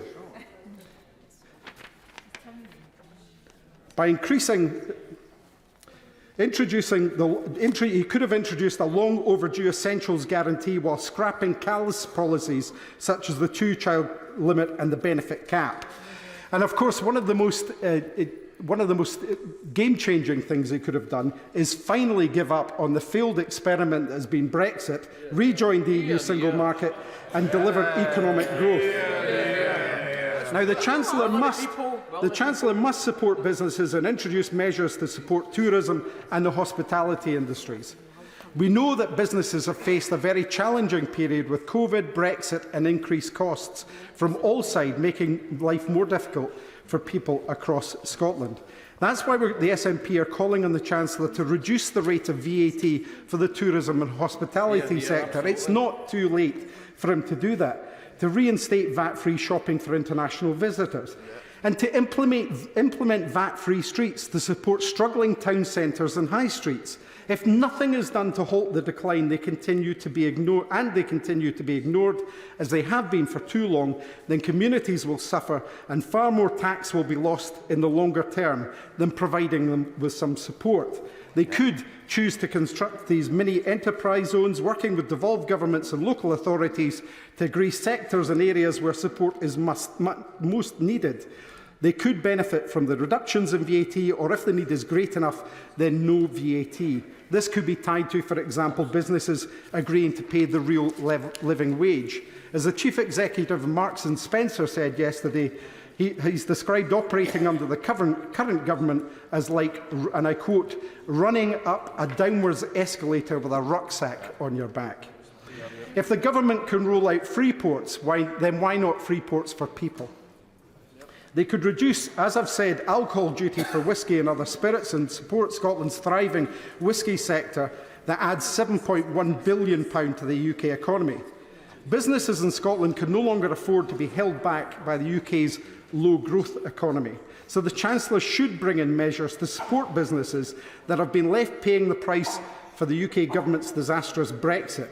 It's clear that the SNP is the only party committed to rejoining the EU and giving Scottish businesses the chance to access goods and talent from our 27 closest neighbours. The Scottish Government is committed to protecting people of Scotland from some of the worst Westminster policies and is making a real difference to the lives of people in Scotland despite their limited powers. The cut to the Scottish Government's capital budget and finance transactions has meant that they've had to take some very difficult decisions in this year's budget, but they're still committed to delivering for the people of Scotland. The SNP fully support the £3.3 billion package the UK Government have delivered for Northern Ireland and urge the Chancellor to make similar funding available in line with the Barnett formula to help the Scottish Government deal with the budget pressures they are facing. So the Scottish Government are freezing the council tax, or at least freezing the council tax except in Tory, Lib Dem and some Labour councils where they think that people should pay more. They're lifting 100,000 children out of poverty with measures like the Scottish Child Payment, providing support to help mitigate additional heating costs that households of the most severely disabled children and young people face in the winter months through the child winter housing payments, provide free school meals to all children in primaries 1 to 5 and eligible children throughout the school, providing all babies in Scotland with the essentials needed for the first 6 months of a child's life through the baby box, and introducing 1,140 hours of funded early learning and childcare to all 3- and 4-year-olds and eligible 2-year-olds. Making bus travel free for 2 million people in Scotland, including all children and young people under 22, eligible disabled people and everybody 60 or over. This is just a snapshot of some of the landmark policies the Scottish Government has brought in. And all of these have been achieved against the backdrop of limited powers and being tied to a Westminster system that, as we've seen from this budget today, continues to do nothing for the people of Scotland. Just to emphasise what Madam Deputy Speaker said, it would be very helpful if colleagues could confine their remarks to, now it's probably 6 minutes, so that we can get everybody in with equal time. Father of the House, Sir Peter Bottomley. Mr. Speaker, It's interesting to follow the honourable gentleman who spoke for the SNP. I was waiting to hear how the experiment with higher taxation is going. And I would invite the SNP to see if they can publish the figures showing how many of the top 10 philanthropists in Scotland 5 years ago are still paying tax in Scotland, and how the top 10 individual taxpayers in Scotland 5 years ago are doing now. And then, well, it's an example. The SNP don't like having questions put to them. There you are. When the Leader of the Opposition started speaking, it sounded to begin with as though it was the voice of his health spokesman speaking. But I also reflected on his reflection over the last few years. It's in the memory of the House that in 2017 and 2019, he wanted the Prime Minister to be his right honourable friend, the member for Islington North. When there was a vacancy to be leader of the Labour Party in succession to the right honourable gentleman, the candidate who was most close to Islington North was the person who is now the leader of the opposition. And his journey over the last couple of years in changing his views or his approach seems to be quite significant. I think people can believe that the Labour Party wants to change. For example, in the town where I represent two-thirds of it, in one of the constituencies, none of the local councillors was judged suitable to be put in a shortlist to be selected as the parliamentary candidate. That shows central power in the hands of the Leader of the Opposition and his National Executive, which I think most people would have found surprising.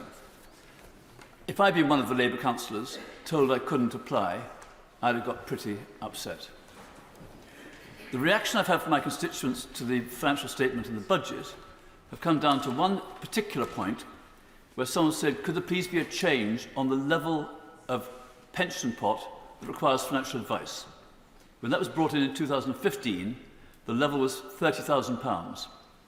My constituent, who has a pension pot of £32,500, has been quoted £7,000 for advice on how to be able to realise this relatively small pension pot. I'd asked Treasury Ministers to consider whether in the finance bill they can lift that figure, say, to £40,000 or £50,000, so that people who want to gather up a small part of their defined benefit pension can use it. The second reaction I had from a constituent was that since Labour took control of Worthing Borough Council, two-thirds of the reserves have gone within 2 years, and people are worrying whether the council can remain solvent. If that's a test for what Labour might do in government, I think it's a pretty good reason to follow the Chancellor and our present Prime Minister and re-elect us so we can go on trying to bring up the levels of productivity, bring up the levels of growth, bring up the reform and development of public services by getting more people into work, higher tax revenues and preferably lower rates of tax themselves. The Chancellor has announced changes to the penalties on child benefit. I go back far enough to remember when most of the value of child benefit came in the value of the child tax allowance. Children can't work. If I had a dependent pensioner in my household, there'd be an income coming with them. For any family who has a child under working age, they ought to be able to get the kind of support so over a family life cycle, you receive support when you need it, and you pay back when you're more dependent or able to work. And I hope we can move to a stage where the whole of that child benefit penalty goes completely. There's no philosophical justification, there's no economic justification. It was an error, and I hope I voted against it when it came in. I probably did, you know. I'm that sort of person. There are many other things on the environmental side, which I won't go into because of the limitations on time.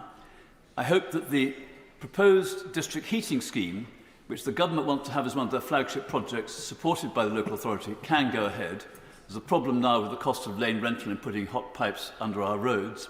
But I think we do need to give serious attention to how we get the major investment so that nearly all our homes come off burning hydrocarbons, whether it's gas or the like, and get onto solar heating or heat pumps, either air or ground source heating. That's going to require a major effort, especially for residential leasehold properties. And my concluding point is the Chancellor announced more money for more free schools. I hope one of them will be the SEND school proposed in Worthing, in the new Durrington estate. Nearly 1 child in 5 in West Sussex has some kind of a statement. They deserve specialist support. It's good for them and it's good for the other children. And I hope we'll get an announcement on that very soon. Having said that, I welcome the government's plans. I think those who say that they will take us back to square one are exactly right. Dame Angela Eagle.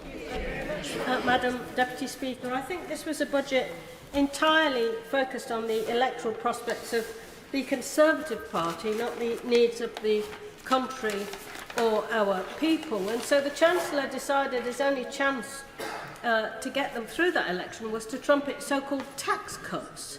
But the tax burden is actually going up. And he's made an incredible series of assumptions about departmental spending up to 5 years in the future, and then blown all the money that he's saved from making those assumptions on pre-election giveaways. It was obvious from the moment that the Chancellor sat down last November that this early budget would contain more so-called cuts to personal taxes, albeit against a background of rising taxes, as the OBR confirms at paragraph 1.21, page 12 of its report. Taxes will rise as a percentage of GDP all the way up to 2028-29. Now, the Chancellor said as much that he was seeking tax cuts before the OBR had even produced its current forecasts. He said it before the UK's economic situation had deteriorated, landing our economy in a technical recession, wiping out his expected fiscal headroom. And he hinted at tax cuts before it emerged that our economy is now smaller than it was when the Prime Minister first walked into Downing Street. So in recent days we've observed the Chancellor and Prime Minister engaged in an edifying, increasingly frantic search for tax rises and future spending cuts to top up the kitty for personal tax giveaways. And they've come up with a vape tax, changes to non-dom status, which were proposed by Labour and long ridiculed by the Chancellor himself. And perhaps the Minister, when he replies, will indicate whether those that no longer pay non-dom, no longer have non-dom tax status, will actually pay inheritance tax. And we've also had changes to the tax treatment of the holiday let regime. So, whilst the party opposite cheered the tax cut sleight of hand, let's bear in mind some facts. Despite all the Chancellor's smoke and mirrors, the tax burden at the end of this Parliament will be higher than it has been since the Second World War. Yet our public services are crumbling around us, with 1 in 10 local authorities on the verge of bankruptcy, and our infrastructure and public realm falling apart. And the cost of living crisis persists, with the UK's real wage growth the slowest than it has been since the Napoleonic Wars.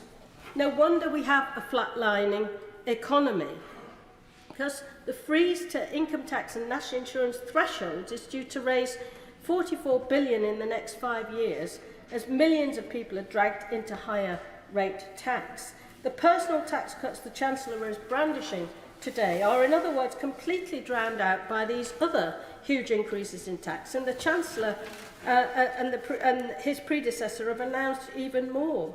The Chancellor's claimed it's his moral duty to cut taxes, but in reality he's put them up, and he just hopes nobody will notice. But Madam, I'm happy to go. I think this is a good way. She's making a powerful case for the need for investment in public services, but in that context I do wonder why the Labour Party appears to be supporting the freezing of the fuel duty, because we know that the cost of freezing fuel duty since 2010 is now a staggering £90 billion, and climate emissions are also 7% higher than they would have been since 2010 if that policy hadn't been in effect. So precisely because she wants to see more money going into public services, can she explain why Labour is supporting this extraordinary policy? Well, I certainly think that the costing of that policy in the scorecard should be more honest, and it should be taken out of the scorecard if it's not going to be put into effect. Taxes are still higher than they've been since the Second World War, and the government has continued to fritter away billions on fraud and waste. Just today we learned that taxpayers have had to pick up the bill for the Science Minister's legal costs and damages in a libel case. How much has that debacle cost us? First, the Conservatives gave us the catastrophic mini-budget with its unfunded tax cuts, which spooked the markets and sent mortgage costs and rents soaring for millions. Now the current Chancellor has decided to fund his election giveaways with the fiscal fiction of huge cuts in planned departmental spending, scheduled to last for the whole of the next Parliament. There are no detailed plans on how these cuts in spending can be safely delivered, because we won't have a spending review, and today the Chancellor confirmed that there will not be a spending review until after the next general election. He's pencilled in a so-called increase of nearly 1% for departmental budget spending, but he's not compensated for higher than expected inflation, population growth or any extra cost pressures. Would my friendly work? I'm happy to. My friend for the group give way. It's not just flatlining in terms of 1%, but if she looks at capital on page 27 of the Red Book, that most departments are actually either staying still or in some cases actually, like the Home Office, Education and Defence, actually having their by 2024-25 having their budgets cut. And my right honourable friend must be able to read my mind, because that was exactly the point that I was coming on to make in real terms. Up to 18% cuts in unprotected departments, going all the way through to the end of the next Parliament, which have been described by David Gauke, the ex-Tory Treasury Minister, as the height of fiscal irresponsibility. So the legacy of this government is a burgeoning government debt, up from 64.7% of GDP when Labour left office in 2010 to 95% now. The Chancellor will just barely meet his own self-imposed fiscal rules by the tiniest of margins. Meanwhile, his neglect means that NHS waiting lists have soared, with 7.8 million treatments outstanding, and despite publishing 11 plans for growth since 2010, the trend growth rate is down from 2.3% in the 2000s to 0.8% this year. There's no regional plan, no working industrial strategy, no sign of levelling up, as regional disparities are widening, not closing. And our GDP is now 400 billion less than expected from the growth rate forecast by the OBR in 2010. Wages have stagnated. The government have also delivered deepening levels of poverty caused by low wages and real-term benefit cuts, which have reduced the incomes of the poorest 20% and seen the number of people relying on food banks go from 60,000 to nearly 3 million. So we've seen the last desperate throw of the dice from a failing, discredited government, which has long since run out of ideas and is finally running out of road. Madam Deputy Speaker, I've declared my business interests in the register. I'm pleased the Chancellor started by reminding the nation that under Conservative leadership, governments since 2010 have presided over the creation of 800 new jobs every day, every week, every month, every year, and have halved unemployment. The scourge of worklessness, which was inherited, has been banished, and we now have the less worrying problem that we can't get enough people to fill all the jobs, rather than the other way around of not having enough jobs for the people. And I'm pleased that he reminded the House that we have outperformed in growth all of the major European nations. But I'm sure he would agree with me that that is a very feeble target to set ourselves, and we are now free to do so much better. And the question we need to ask is, why has the United States of America so outperformed Europe so comprehensively for so long, and what can we learn? And the first thing we can learn from them is a better system of economic policy guidance and control. The requirements on the Federal Reserve Board, their central bank, is a balanced mandate. It is not just the 2% inflation, which is a very necessary target, which we share, but also they are to promote growth and growth in employment, so they understand the trade-offs and can adjust the policy accordingly. And I would like us, as our way of steering the economy, to get rid of fanciful made-up figures for 5 years' time by the OBR, which are always wrong, and to have two main aims: to have that 2% inflation target not merely binding on the bank, but also binding on the whole government, because government has a big impact on prices and wages. And I would want us to have a 2% growth rate, considerably higher growth rate than European countries have been achieving in the last decade, which I think is achievable if we took the right actions. Now, to do that, we need the Bank of England to work in sympathy with the government's policy. And I remind the House that there is a dual mandate on the bond portfolio, the so-called APF, and the Bank of England, having bought far too many bonds ridiculously high prices on very low yields, running a very loose policy which gave us an inflation, has now lurched too far the other way, is running too tight a policy, is selling far too many bonds at much lower prices, prices it deliberately lowered in the market, and saddling us with losses. In this document it confirms that the accumulated losses paid so far, which taxpayers and the Treasury have to pay, amount to £49 billion since the thing flipped over in 2022. 34 billion year to date, the last figure I saw. Unaffordable, unnecessary, quite wrong policy, meaning we have less growth and a far bigger bill. I'm very glad that the government has decided to major on productivity in general, and in particular on public sector productivity. It was some months ago when I stumbled across a figure in ONS figures well concealed, saying that in the 3 years from COVID, we had lost 7.5% productivity in our public services. So I did a quick back-of-the-envelope calculation and said that's roughly 30 billion. It means that it costs £30 billion more today to produce the same level and range of public service as it did before COVID, as well, of course, as many tens of billions more on top of that that you actually have to pay because of all the inflation. So it was a 30 billion hit. I now see that the government more or less agrees. The Chancellor has costed the loss in his figures at 6% rather than 7.5%, but he has said that he wants to eliminate a 5% productivity shortfall out of the 6%, and he costs that at 20 billion, which is exactly the same as my 30 billion for 7.5%. So that is felicitous indeed. And so the issue is, how are they going to go about doing this? Now, I hear the scheme for the NHS, that there's going to be a very elaborate expenditure on very wide-ranging centralised computerisation. Good luck with that. But I wouldn't rely just on that myself for my productivity package for the public services. And you don't actually need new investment to get yourselves back to the productivity level you were at in 2019. You don't need to use all today's wonderful AI. You just need to use what you already got, which you had in 2019.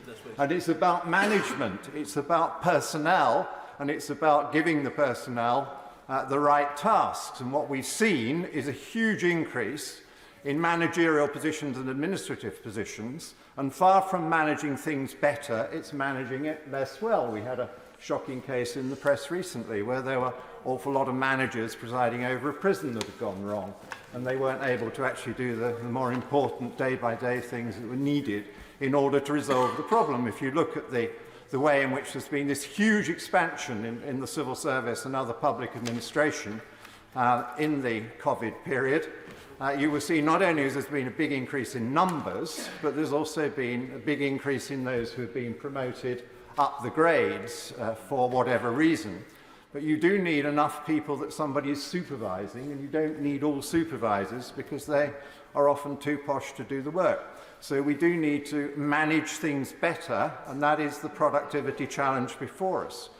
I would also urge the government to abolish UK government investment. It is a very expensive body that has a completely dreadful track record in that it is presided over the post office and did nothing to deal with the sub-postmasters, and it presided over £1,400 million of accumulated losses, bankrupting the corporation.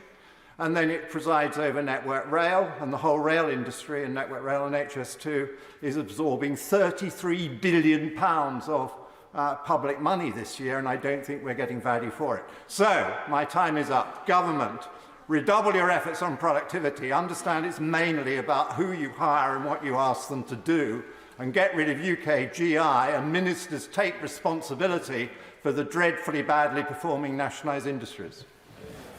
Sir Ed Davey. Thank you, Madam Deputy Speaker.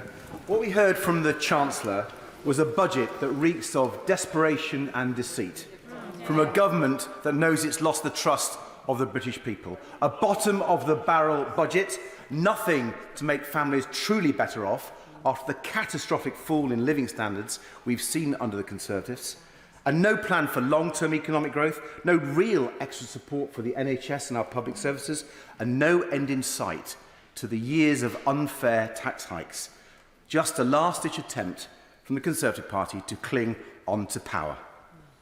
But, Madam Deputy Speaker, people have had enough of this government's empty promises.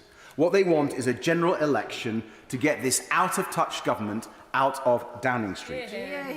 They are sick and tired of a government that promised in last year's budget to grow the economy, only to plunge it into recession.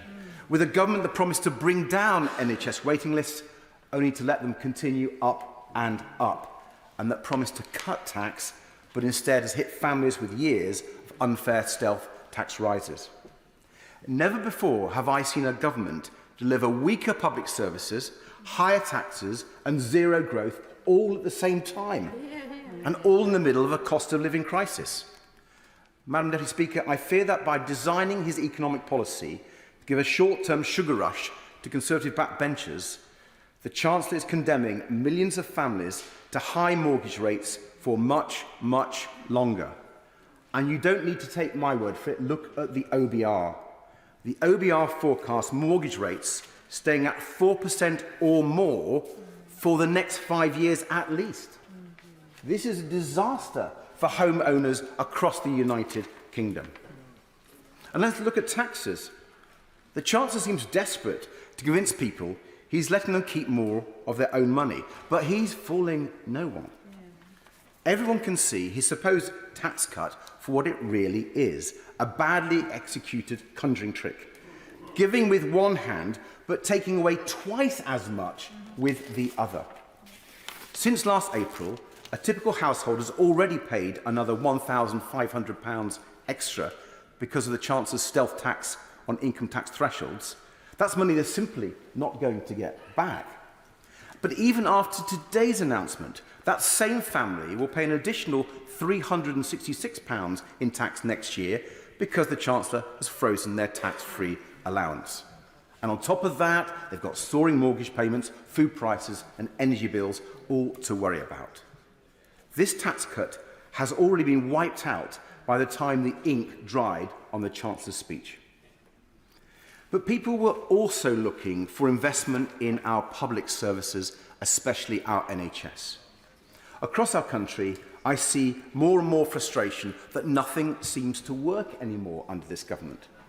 People can't get a hospital appointment in time, they can't get to see their GP in time, and they can't get an ambulance on time. Like in Hampshire, where the local NHS is so stretched, there's a proposal to close the A&E at the Royal Hampshire County Hospital.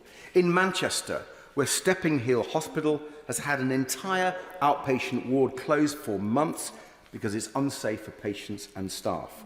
Or in South London, where St Helier Hospital has been left to crumble with no sign of the investment promised by this government. A&E and maternity services are at risk of closure. Not for a second. When the Chancellor makes cruel cuts to vital services, it doesn't just affect numbers on a spreadsheet. It affects people's lives.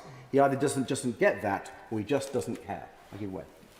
I hear what the Gentleman was saying about investment, but he was actually part of a coalition from 2010 to 2015, which savagely cut services in the North East, including local government expenditure and health expenditure and others, which is now having to be picked up because the austerity has continued. Does he take any responsibility for his role in where we're at with some of these crumbling infrastructure?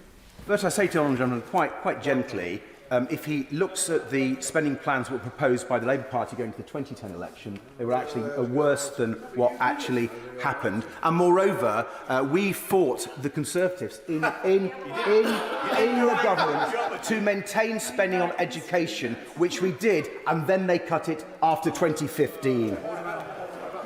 Madam Deputy Speaker, if we look now at the economy, perhaps the most out-of-touch claim by the Chancellor is that the economy is turning a corner. The only corner the economy is turning under this government is from stagnation to recession. They left our economy smaller than it was in 2022 when the Prime Minister took office. The best growth rate they've achieved in the last 3 quarters of 2023 is 0%.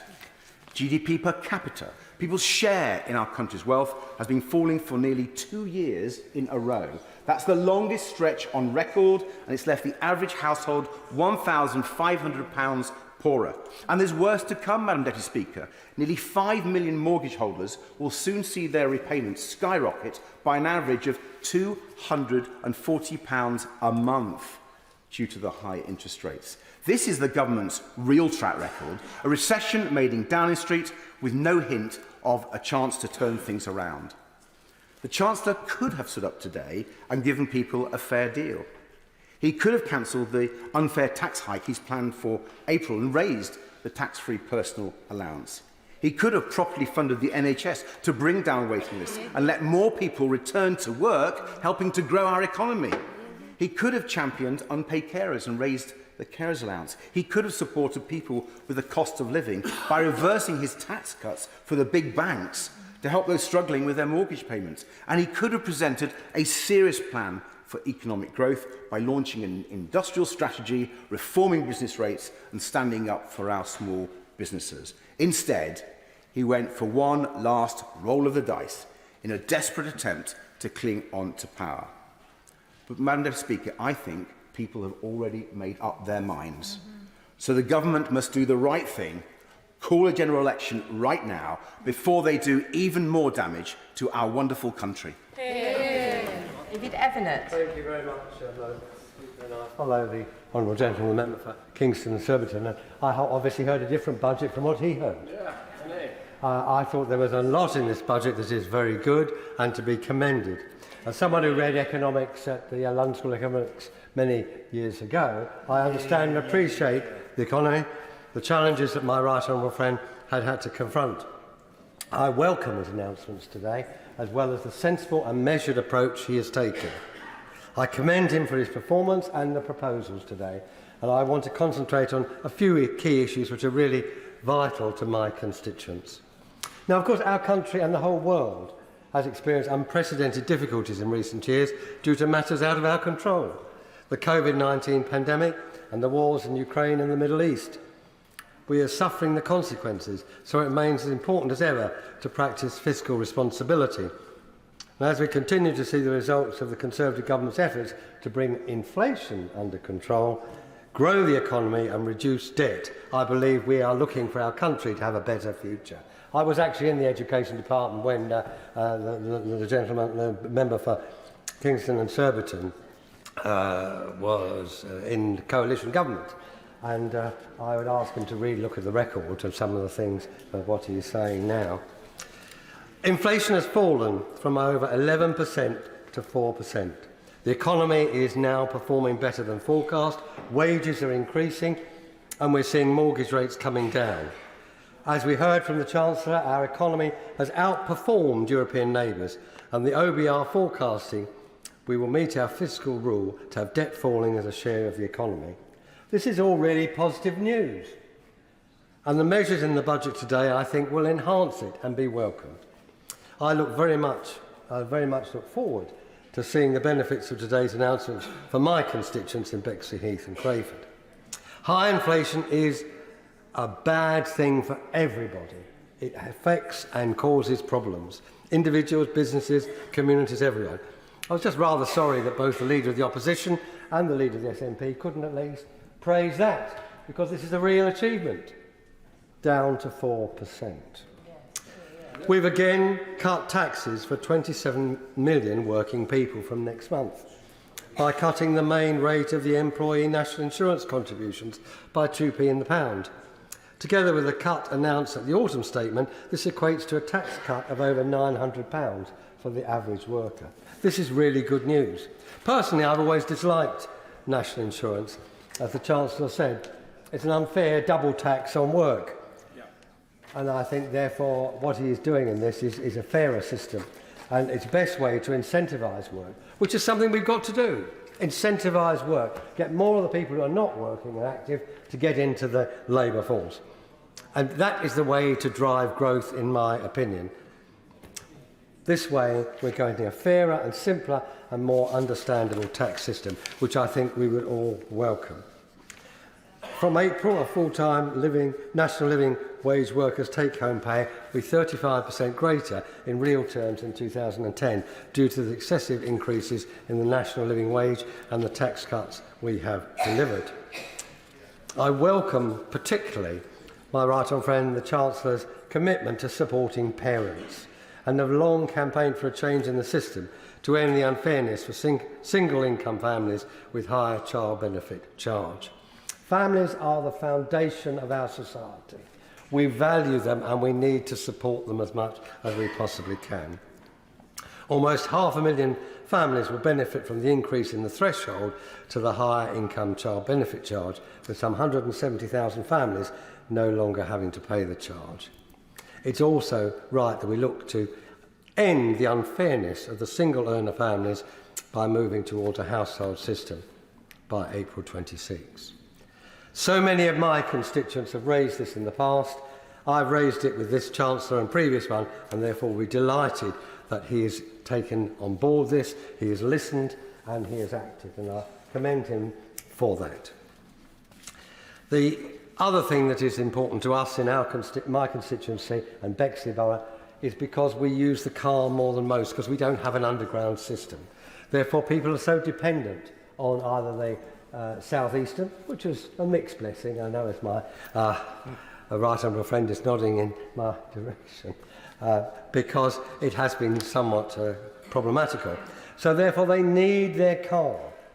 And maintaining the cut on the fuel duty and freezing the rates for the 14th consecutive year is to be commended.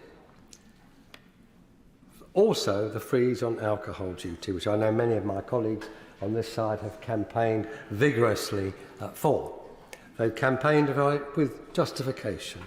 And two of our excellent pubs, one is the Penny Farthing, which is a micro pub in Crayford, and the King's Arms in Bexley Heath, every time I go in there, and it isn't, Madam Chairman, too often, I have to assure you, but I'm always campaigning for this, and therefore it's good news for everyone in the alcohol industry and for those who drink in our pubs. And pubs are social hubs in our area, and good publicans and good company. Unfortunately, we're too busy working, Madam Deputy Speaker, to be able to go in too often.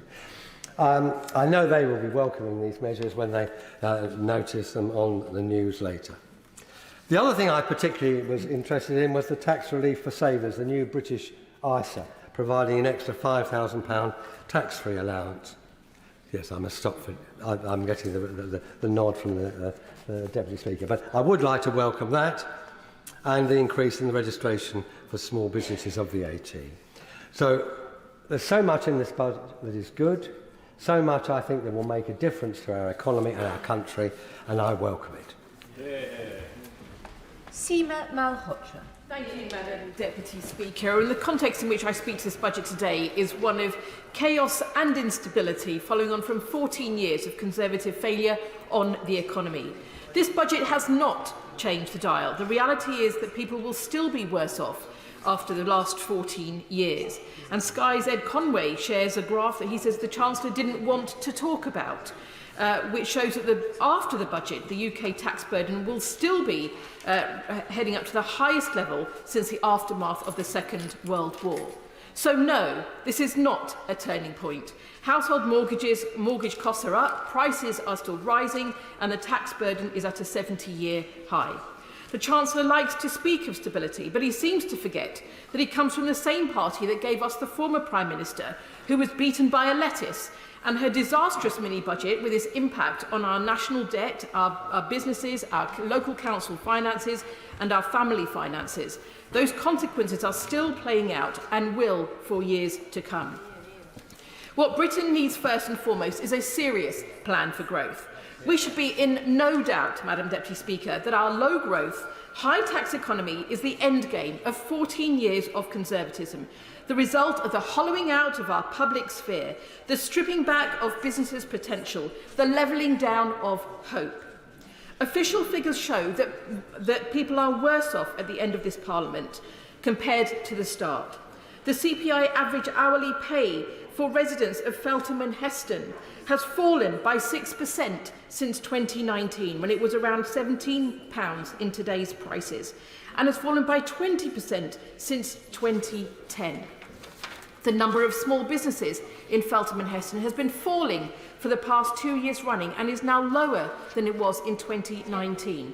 40% of children are in relative poverty after housing costs, and it's no surprise that the average family will be £1,200 worse off under the Conservative tax plan, given 25 Tory tax rises since the last election. But, Madam Deputy Speaker, it does not have to be this way, and that's the point, isn't it?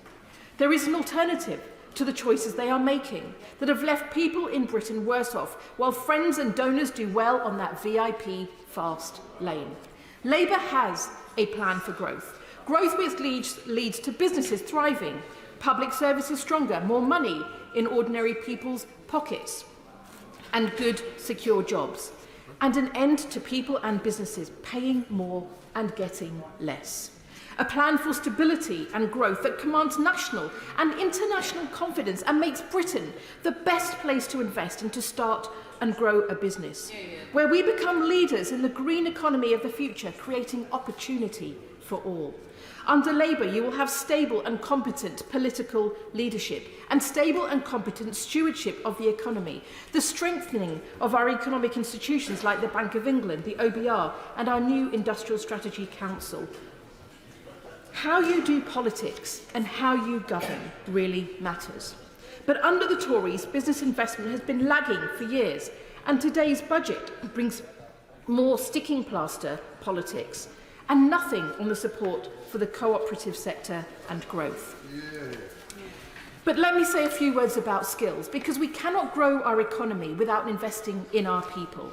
The biggest opportunity we have for inclusion, for our productivity, for our economic growth, for the competitiveness of our nations is a strategy for human talent. A BCG report a few years ago highlighted how human capital is under intense pressure worldwide as powerful forces, globalisation, demographic and regional shifts, digitisation, gain momentum. So nation states need a national plan. But this budget comes on the back of years of failure and gives no answers to the skills challenges that we face. New official data from September shows worrying trends since 2017, when the last survey was done.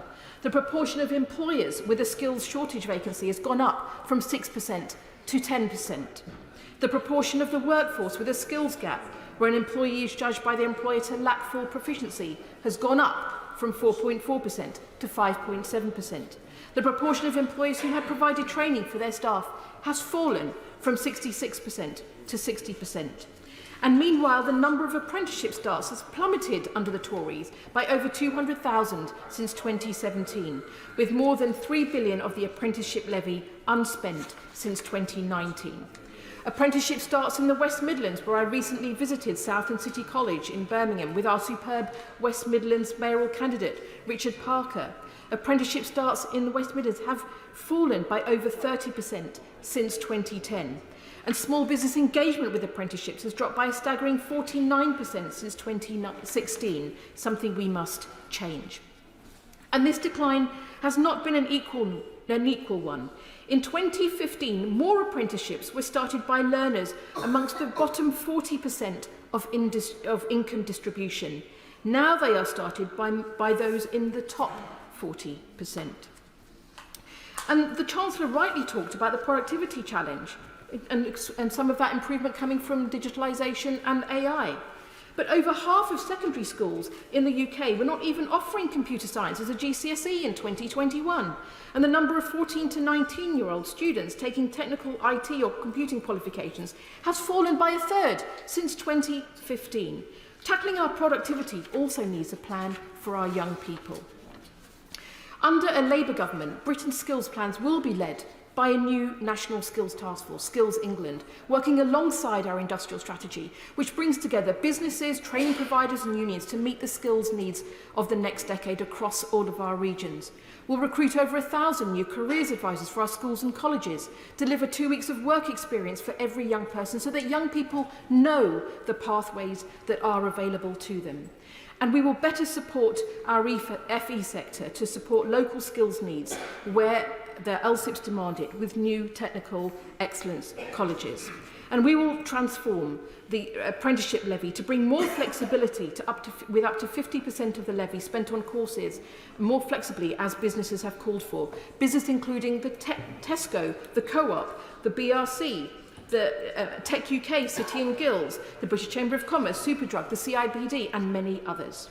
So let me conclude with this, that Britain needs a change, and it is only a changed Labour Party that will deliver it, with a costed plan for all our policies that will drive the change we need in our economy, our NHS, our public services and our communities. They, Madam Deputy Speaker, are out of ideas and they are out of time. And more than anything, this budget has shown what my constituents need and what our economy needs and what our country needs is a Labour government. Dame Priti Patel.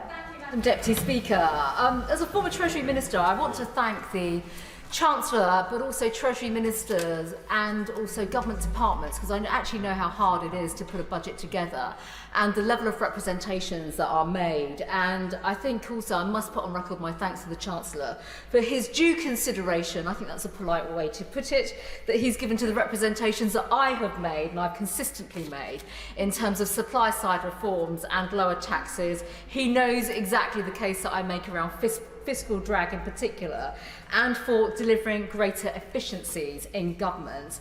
The Chancellor has put forward a clear plan for the economy and targeted tax cuts, and I'm going to come on to that in a moment, but also around support for businesses and efficiency, not just across the board, but in the public sector. And we're never going to get the benefits today, I think, of discussing the ins and outs of the Red Book and the OBR. And, you know, on days like today, if we had much more time, we'd all love it. And I can give you that assurance. But I think it's fair to say we must all recognise that there are some fundamental challenges that our economy faces, which, of course, the budget has sought to address. And the Chancellor understands that tight, fine line that he is walking right now, but also how we tackle some of the big issues around the size of the state, public spending in particular, which is constantly, when we look at the rate of growth of public spending, it has exceeded the rate of inflation and economic growth. Public spending is now in excess of 1.2 trillion per year, which is approximately around 44% of GDP. Now, I'm old enough to remember back in '97 when public spending was around 35 to 36% of GDP, and what a contrast that was. But, you know, as a consequence of sustaining high levels of public spending, we recognise also that tax receipts have risen to over 1.1 trillion. And of course, we know what that all means in terms of delivering, getting that balance on taxation, which I maintain is very burdensome, and we have to get those rates down. But I do actually pay a lot of tribute to the Chancellor for listening to comments around efficiencies. He has spoken today about a public sector productivity plan. The details of that are going to be fundamental and really important to hear. I was really pleased to hear about the way in which he's looking at cash savings across the economy, public spending that is, but also looking at how he is now going to grow aspects of some government spending around, for example, expansions of violence reduction units. We've seen pilots work very well across certain government departments, and we now have to look at how we get better delivery from public spending and how that actually drives down real outcomes in government. And it's something that I've spoken to the Chief Secretary about over recent months. So I'm pleased to see that there are some concrete proposals heading in the right direction.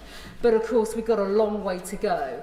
And with that, I want to come on to the area of, you know, people keeping more of what they earn, which is clearly a fundamental Conservative principle.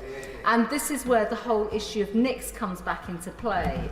And I've seen the numbers, and clearly, we are heading to a direction, Madam Deputy Speaker, where we could even move into the direction where we see low rates of national insurance coming forward. Yet again, we've seen them go down. I think the debate when the legislation comes forward is going to be very interesting. I stood here back in the autumn, and there were about 3 people speaking in favour of national insurance coming down and supporting the legislation and everything else. We want to see much more support for it next week. But importantly, I think we've got to get this balance right in terms of incentivising work.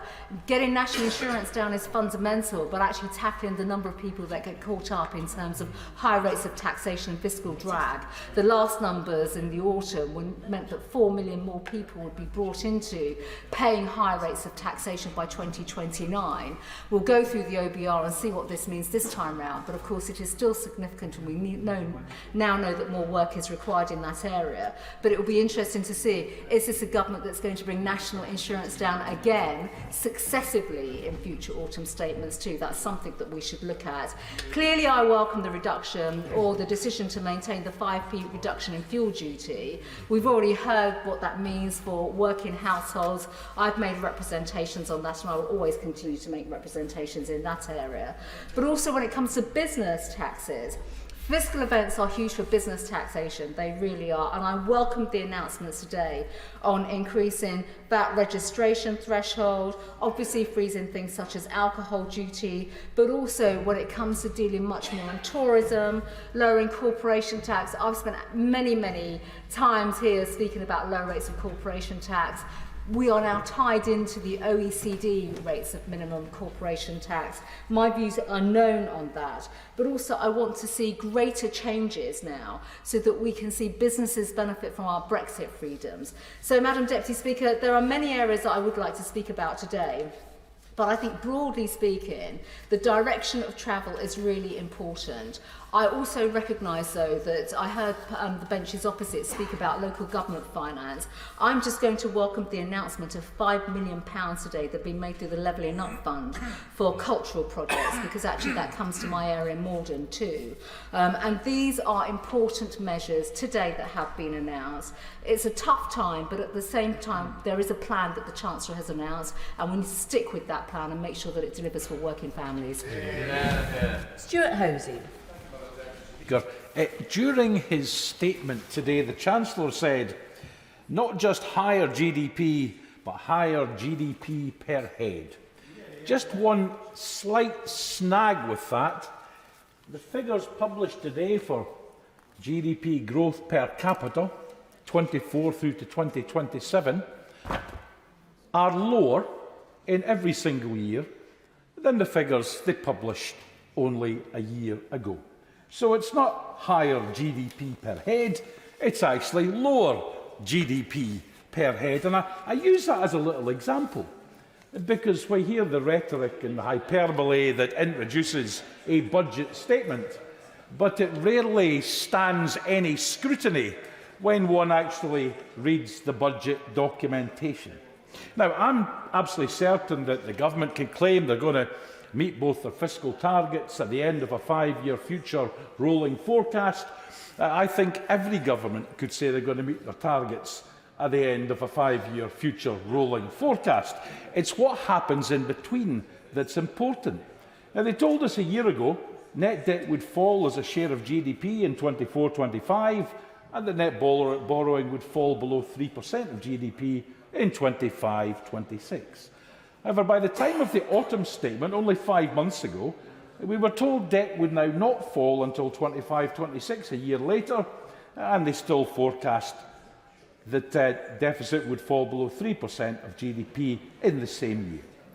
We were also told in the spring that GDP growth would exceed 2% in 2 of the next 5 years, and that productivity would sit between 1 and 1.3% every year across 24 to 27. But by the time we reached November, growth was not forecast to exceed 2% in any of the forecast years, and productivity growth was forecast down in every single year. Today, though, the Chancellor announced while they would still meet their primary debt target in the same year, 25-26, the percentage of debt to GDP would be higher than it was only 5 months ago. So debt not really falling, at best debt stagnating. And GDP growth would still not exceed 2% in any year to 2028. This is really important. Another half-decade where GDP growth will not even meet or reach historic trend growth rates. That is absolutely shameful. And in terms of productivity, the productivity per hour metric which the government like, it is actually lower cumulatively over the new forecast period today than the government announced last November. He said it was a budget for growth, a budget for productivity, a budget for long-term investment. The debt is not really falling as a share of GDP. The deficit is not getting better. It's actually getting worse compared to the forecast last year. And in terms of productivity, that perennial problem which we all recognise exists, productivity growth cumulatively over the entire forecast period is lower than the government announced last November. Of course I'll give way. I'm very grateful to you giving way. Does he agree that we've got to increase growth, which we all agree on? We've got to get all parts of the United Kingdom growing. And if he looks at the figures from the House of Commons Library, from 2011 to 2021, England grew cumulatively 14.9%, Wales 13.7%, Scotland 7.2%. Does he agree that the Scottish Government need to do more to stimulate growth in Scotland? I agree that we need growth across the piece. If one of the tools to facilitate growth is tax credits, then I'm sure the Minister recognises tax credits are a function of corporation tax.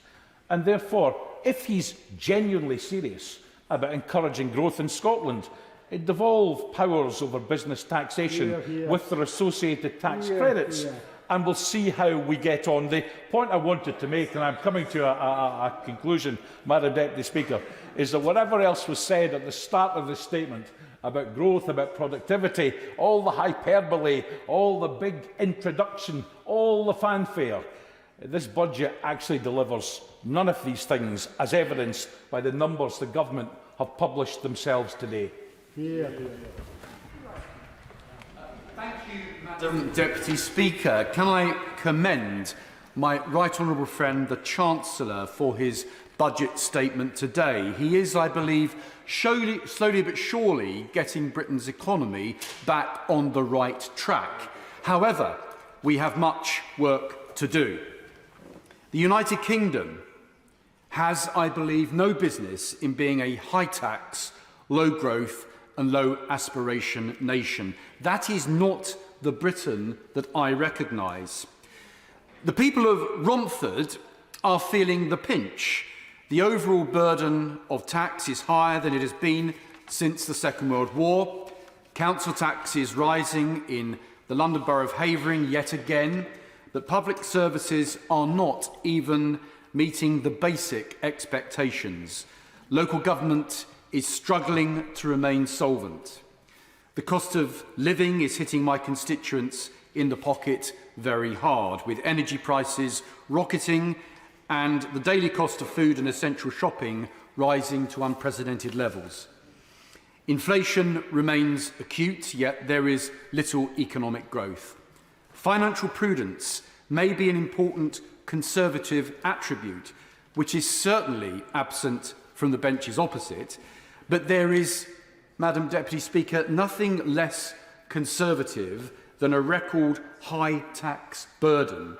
We can and must do very much better. Hard-working families in Romford want to see lower taxes, higher economic growth and good public services. These three aims can only be achieved if we adopt a robust, free enterprise agenda, reduce the size of the state at every level, and give the British people the incentives they need to work harder, be more productive, and maximise our nation's potential for economic growth.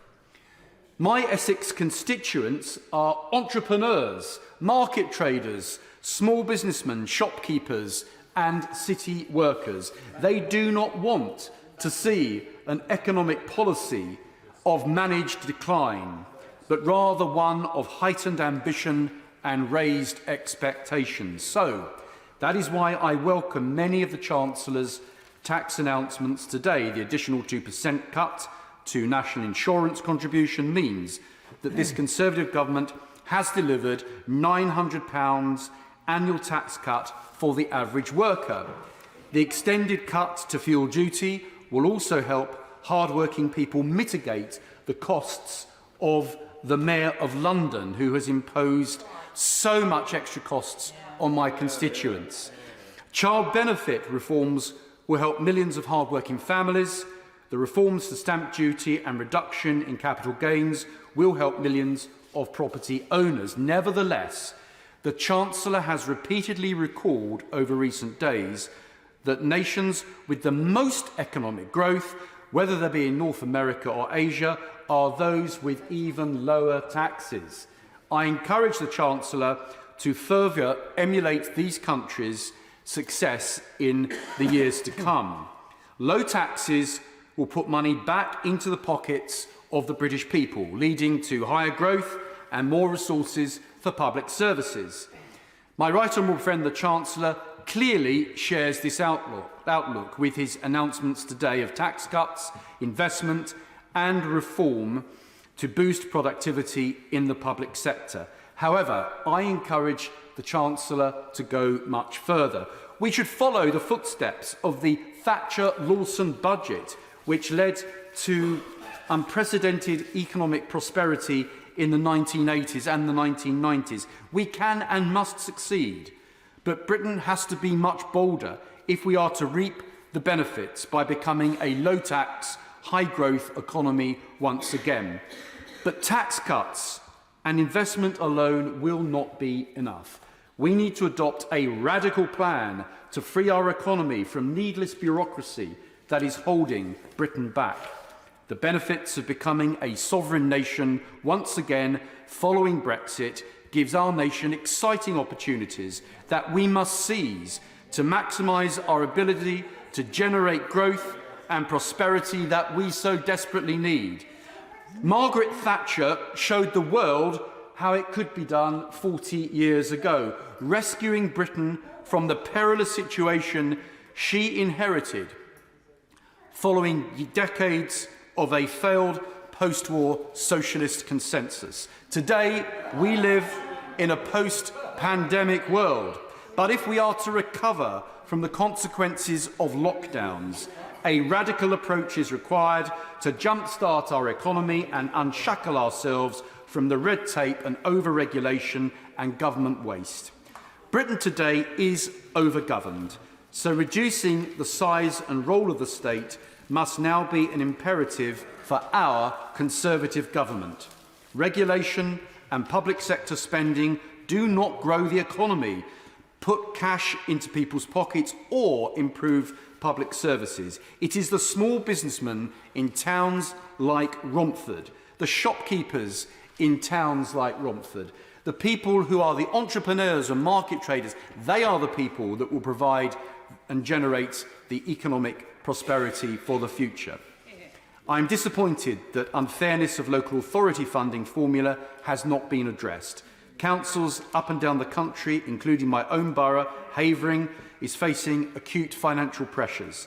The funding formula is unfair and outdated. It is also discriminatory against boroughs like Havering, Outer London in Essex. It fails to address differences in demographics. Most importantly, it leads to hard-working, tax-paying Britons without services they need and deserve.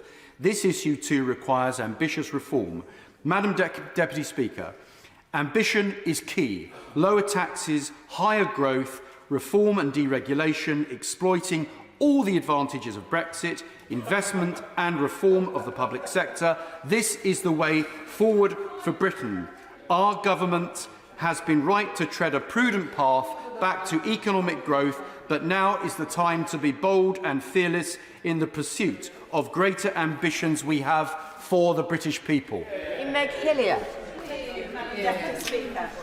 And it is quite surreal to follow the honourable gentleman. Like him, I believe in small business, but it's not small business and how it grows that's going to fill the problems in the public sector, which has been squeezed under 14 years of this Tory government till the pip squeak. It's not small business, however good it is, that's going to refill council coffers and make sure the basic services of social services and special educational needs and schools are solved. It's not the small business that will solve the waiting lists in the NHS or bring schools off their knees. And we have seen this government, of course, as well as the years of austerity causing all of these problems, crash the economy in September 22, leaving families and businesses crushed. They may have survived the pandemic, but those that did have faced real hardship since. So this is really a budget of a desperate government, another slew of promises that will not deliver. And on the Public Accounts Committee, that's what we focus on, delivery. We look at optimistic, sometimes well-intentioned promises that fail because there isn't that plan for delivery. But in my own borough, we see such poverty. And earlier than in Prime Minister's questions, the Prime Minister said that equality has increased under his government. Inequality has reduced. Not in my borough. 48% of children in Hackney, nearly 1 in 2, live in poverty after housing costs are taken into account. And even in central inner London, we are the 22nd most deprived local authority in England.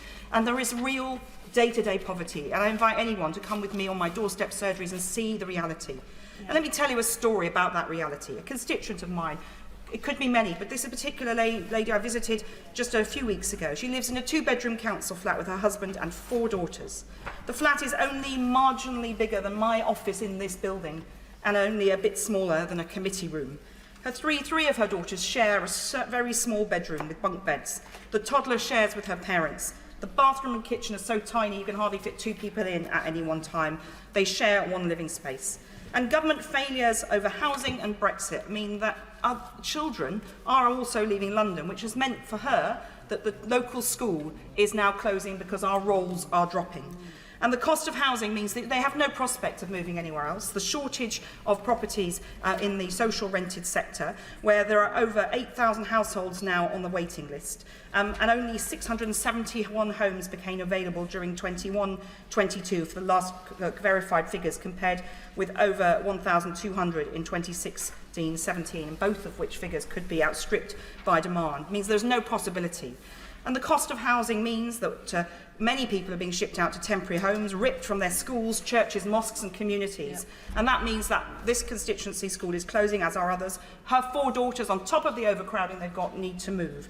They are a family that works, that wants to do well, but they have little opportunity.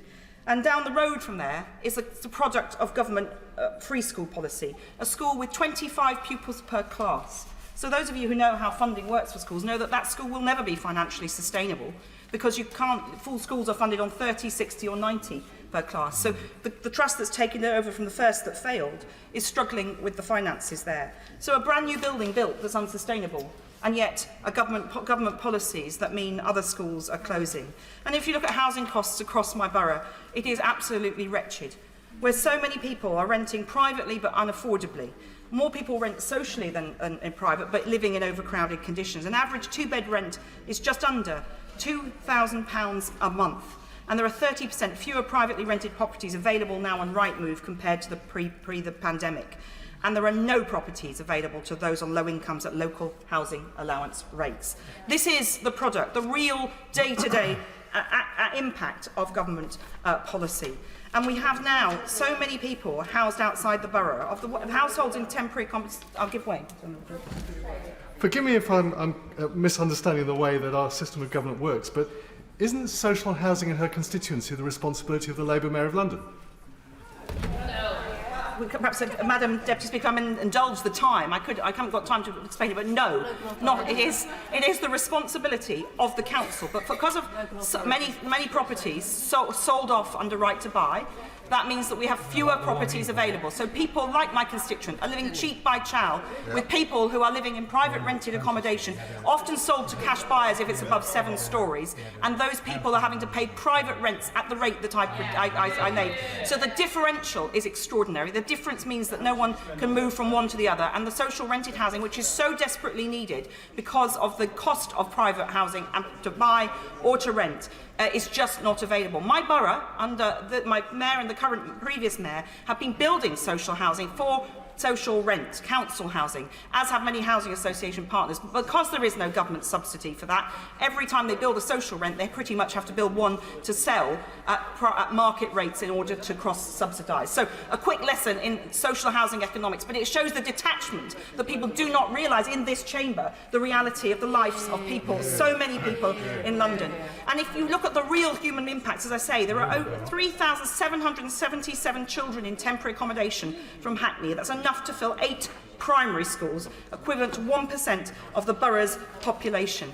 And those children want to live in London but cannot afford to do so. And not only can they not afford to do so, but they're being passed from pillar to post, from temporary accommodation to temporary accommodation, moving school regularly. This is a squeeze on opportunity. And for those at the higher end who might be able to get onto the housing ladder, the lifetime ISA, an opportunity missed in this budget, because it only provides support for a property purchase up to £450,000 nationally, though it's higher in London. But even that higher rate in London doesn't cover the cost, when it's typically £750,000 for a brand new 2-bedroom property.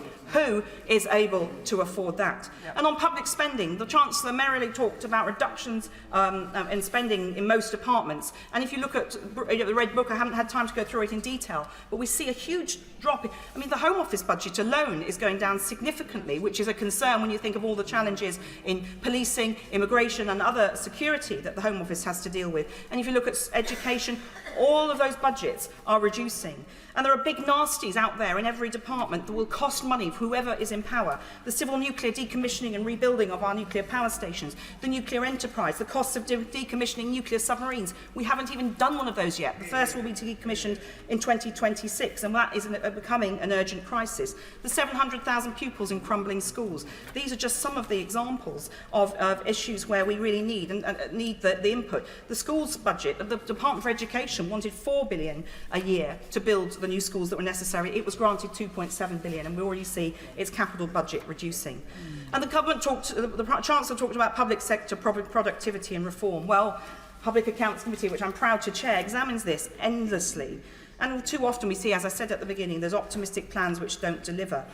But the Chancellor's already spending what he's promising to deliver on that. And let me tell you all, it takes a long time. We do need to have reform. We do need to see digital transformation. But you can't deliver those changes and those budget savings overnight. What we need is a long-term approach, slow politics, if you like, where both sides of this House, whoever is in government, agrees that some things just have to happen and aren't at the whim and the will of a government that's on its last desperate stages to try and prove that it's got something to offer to the British public.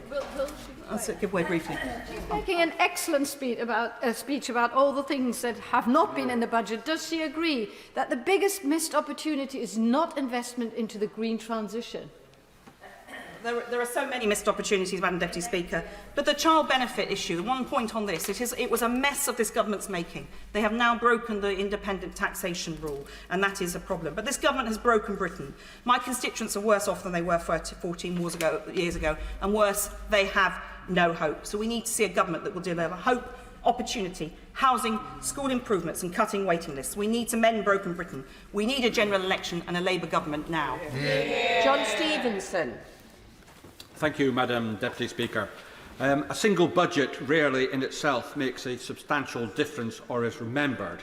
However, a budget that is part of a story, a sense of direction, is important, and it can help to continue a narrative and build a vision. This budget, in my view, is one such occasion. A clear vision of where we want to go, in particular with regards to tax and, of course, growth. Last autumn, the Chancellor started this sense of purpose and set out a direction. First of all, supporting business with full expensing, and secondly, supporting those who are in work with a 2% reduction in national insurance. This budget continues that direction of travel and is one which I fully support. A further 2p reduction in national insurance is welcome and will be welcomed by all those in work. The equivalent has already been said of £900 per annum. And it also has help for those who are self-employed as well. And if I was to make one suggestion to my party as it continues this narrative and looks to the manifesto and a commitment at the next election, is to reduce national insurance further and indeed to ultimately abolish it. I fully agree with the Chancellor that simplifying the tax system, especially for those who are actually in work, is something that should be a priority. And of course, to just touch on some of the other budget measures, the freeze and fuel duty taxes, helping all motorists, alcohol tax freeze, the expansion of childcare, and further support for business with the VAT threshold rising and full expensing. And of course, the public sector support, the 40,000 new doctors, 71,000 additional nurses, and 20,000 new police officers do demonstrate our commitment to public services. But budgets cannot be seen in isolation, and there is plenty of other things going on. Unemployment remains historically low, which benefits families and individuals up and down the country. The living wage will rise by 11%, 25% higher in real terms than it was in 2010. Inflation at 4% and will fall further, in my view, will probably be well below 2% by the summer, and that will allow interest rates to start to fall. And it's not all about work. We also have pensions, with a rise of around 8% coming, benefits of the triple lock, which has taken over 200,000 pensioners out of poverty.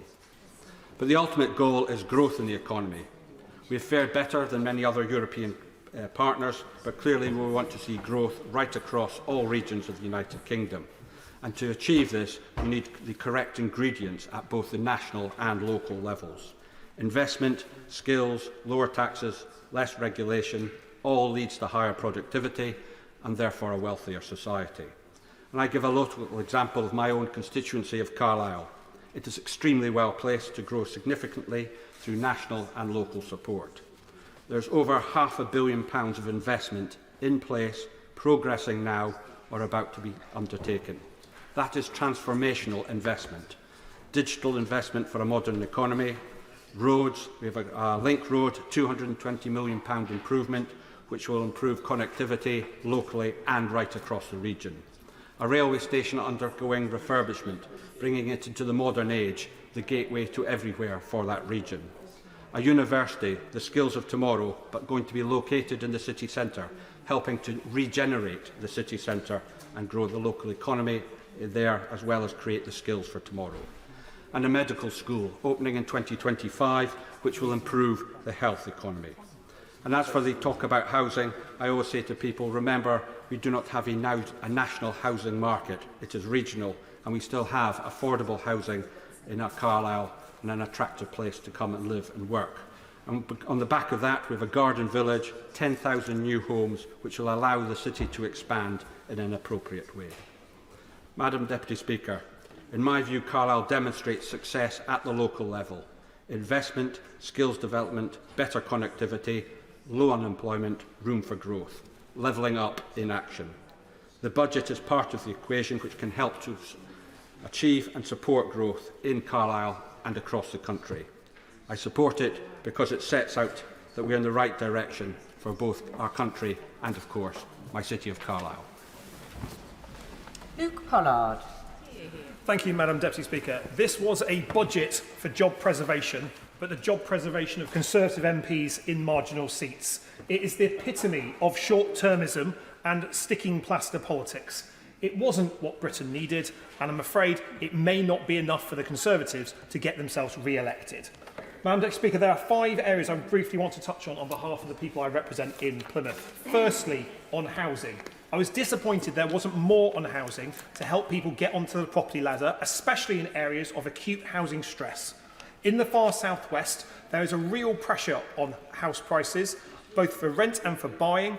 We've been decimated and hollowed out as an area by second homes and Airbnbs, and although I welcome changes to the furnished holiday lets regime, it won't deal with the scourge of second homes that are hollowing out our communities and leaving them empty for much of the year. Plymouth has a housing crisis. largely compounded by the fact that the rural and coastal communities around us are experiencing an even deeper housing crisis with a lack of affordable housing. And I would like to have seen more in the budget to support councils like Plymouth who want to build, build, build. I want to see more density in our city centre, and I hope the government could be supporting that, supporting councils like Plymouth, a Labour-run council, with a plan to build greater density in the city centre, thousands of more homes next to transport hubs, next to places of work, next to a vibrant city centre. That's what I want to see more from the government, but there wasn't enough in there. Secondly, on nurseries, I welcome the possibly transformative change that a government focus on childcare could bring. It's a really significant moment of helping people back into the world of work.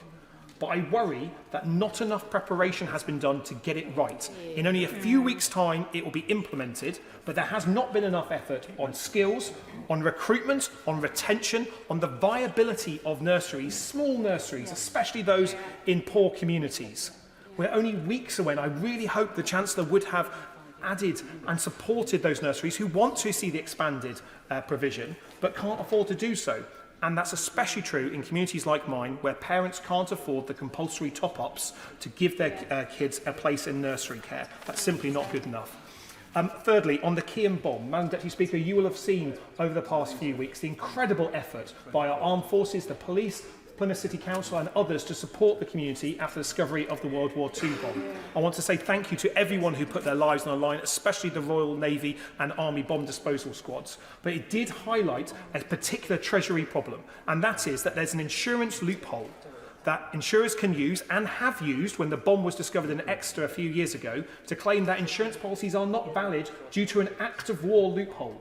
This is an act of war loophole that was 80 years ago, and I would like to invite the government to speak with myself and the member for Exeter about how we can sunset that clause, how we can make sure that if you buy an insurance policy for your household or your business, you know that you'll be insured if the worst happens, because let's face it, there are still thousands of undiscovered World War II bombs out there. Fourthly, and very briefly, I want to see more support for care leavers. This is something that I think matters to all of us in this House. And I think there are opportunities that frankly do not cost that much money to support care leavers, in particular getting their first home after they leave care on their 18th birthday. A national rent deposit guarantee scheme and a national rent guarantor scheme would fundamentally transform the first opportunity, the life chances of young people leaving care, because they don't have access to a bank of mum and dad or someone to guarantee their rent in their first home in the private sector. Working with Bernardo's, we estimate this will cost £30 million to set up. This is 30 million is a lot of money, but in the big scheme of things, 30 million for changing the life chances of all those thousands of young people in care is money well spent. I'd like to see the government look at that. Finally, I'd like to see a greater fair share for the far southwest. Whichever government sits on those benches after the next election will be formed of MPs from the southwest of England, and I would like to see the regional variations in spending addressed, because in Plymouth we only get above average spending on one area of government spending and one area alone, and that is defence.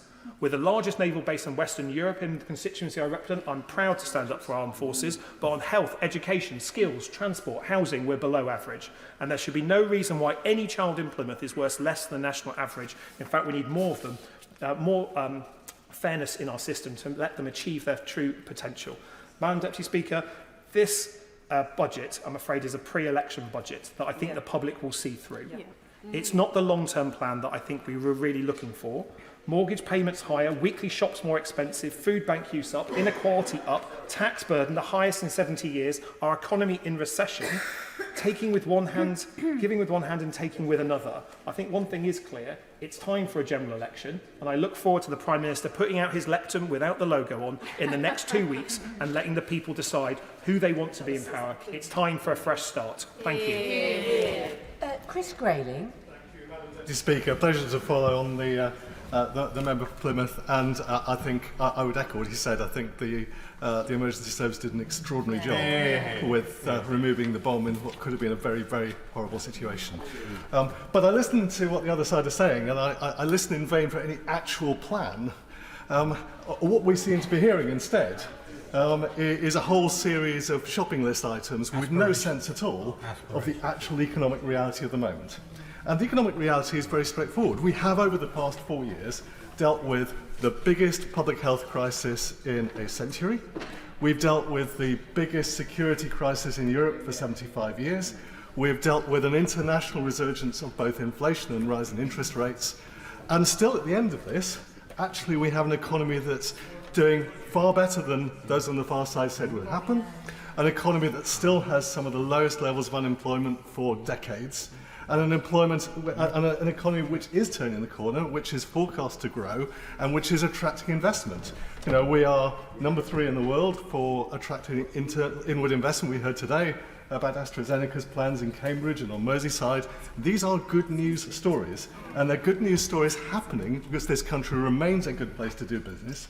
It remains a place that attracts international organisations to base themselves here. But nonetheless, we are a country like the whole of the Western world.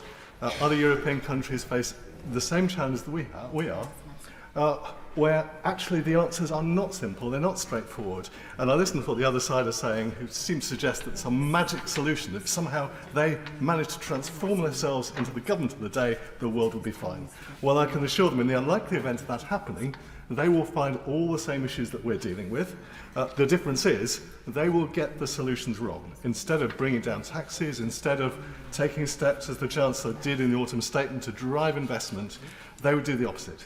They'd put up taxes, they'd put up public spending, and they will stifle our economy. And that's why they do not offer a solution for the future. It's why actually a Labour government would be profoundly damaging for this country. And we do need to remember, Madam Deputy Speaker, back in 2010, we inherited 2.7 million people unemployed and rising. We inherited 1 million unemployed young people. And here we are, 14 years later, still with historically low levels of unemployment. Yes, with challenges in the labour market, and I want to talk a little bit about those. But nonetheless, of all the economic challenges any nation faces, I've always believed that unemployment is the highest. Because unemployment creates real human misery. And the fact that we do not have the level of unemployment that we inherited 14 years ago, I think is a huge plus for this country. Now, the reality is we do need to return to some of the principles we put in place back in 2010, because we have too many people outside the workforce, too many people on long-term sick benefits. We had, at that time, some very proactive programs to help those people back into work, and I think we need to recapture that now in the aftermath of the pandemic. But I'll tell you one thing, Madam Deputy Speaker, that is not a solution, and that is what the other side is offering, which is a system without sanction. Because at the end of the day, those people who can work, those people who should work, should not be sitting at home on benefits. And those, even those on sickness benefits, for the vast majority, there's always the potential to return to work. Perhaps to do something different to what they've done before. With the right help and support, they can get to a better place, because nobody benefits from sitting at home on benefits the rest of their lives. It destroys lives, it destroys health. But if there is no stick to go with the carrot, then actually you achieve far less than you should do. So the idea that an alternative that says, well, we'll provide support, but there's no consequences for those who don't take it, is simply nonsense. We have to get back to very proactive carrot and stick approaches. The welfare state is a ladder up which people should climb. It is not a place in which they should live. But I also want to talk, Madam Deputy Speaker, a little about the aviation sector. I'm sorry to see that we are putting up taxes on air passengers, albeit in the higher classes, because in the end, what that does is it drives traffic out of the United Kingdom. People change on the continent or in Dublin because it's cheaper to do so. So I hope those measures will be temporary, and I don't want to see further measures that will drive down competitiveness of that sector in the UK. But at the same time, I am very pleased to see the investment in helping the development of sustainable fuels for the aviation sector. The announcement the Chancellor made earlier in the week, that is very welcome. It is very necessary because, as I said at Prime Minister's questions, this is an essential area for the aviation sector going forwards.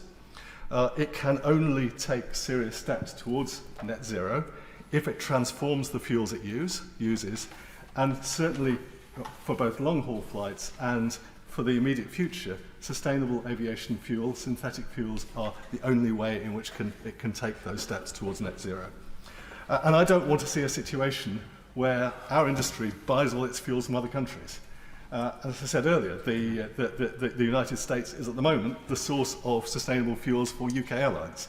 Now, that may be fine right now, but we have got to take quick steps to ensure that we have an industry in this country. And that requires, over the coming months, the Department for Transport and the Treasury working together to accelerate the process of setting out its plans for the SAF mandate, setting out plans for a price support mechanism, so that immediately after the election, whoever is in power can put those plans into place straight away. That is essential to the future of the industry in this country. And actually, it's not just about aviation, it's about jobs in parts of the country that need jobs. So, Madam Deputy Speaker, I hope the Treasury will put its foot on the gas when it comes to sustainable fuels to make sure that happens quickly. I hope the Department for Work and Pensions will be bold in stepping up both the support and the consequences of refusal to accept that support from those who are long-term unemployed. But I say to the Treasury, I think in a difficult set of circumstances, they've produced a pretty good balanced budget, and I commend them for it. Julian Knight. I'm conscious of time, so I have to say I won't be giving way in this short speech, and I'll keep my comments relatively brief. As someone who passionately believes in a free market and a small state, I find the national figures, debt figures, in this budget truly appalling. Let's be clear. We've gone from a position of 37% national debt just prior to national crisis to close to 100% today. That is a 2.5 times increase, most of which under, well, a Conservative majority government, under its watch, a Conservative government of all things. Now, there have been tribulations, but there have been also huge missteps since 2010. This means that we have an increase in national debt equivalent to the first 2 years of the Second World War, when we were fighting for our very lives against the Nazis. No one can say that anything in this period of time remotely approaches that. In the 1960s and 70s, governments of the day had an excuse. They were recovering from the economic dislocation of the Second World War. We have no such excuse for this appalling financial mismanagement, apart from our indolence and lack of political will.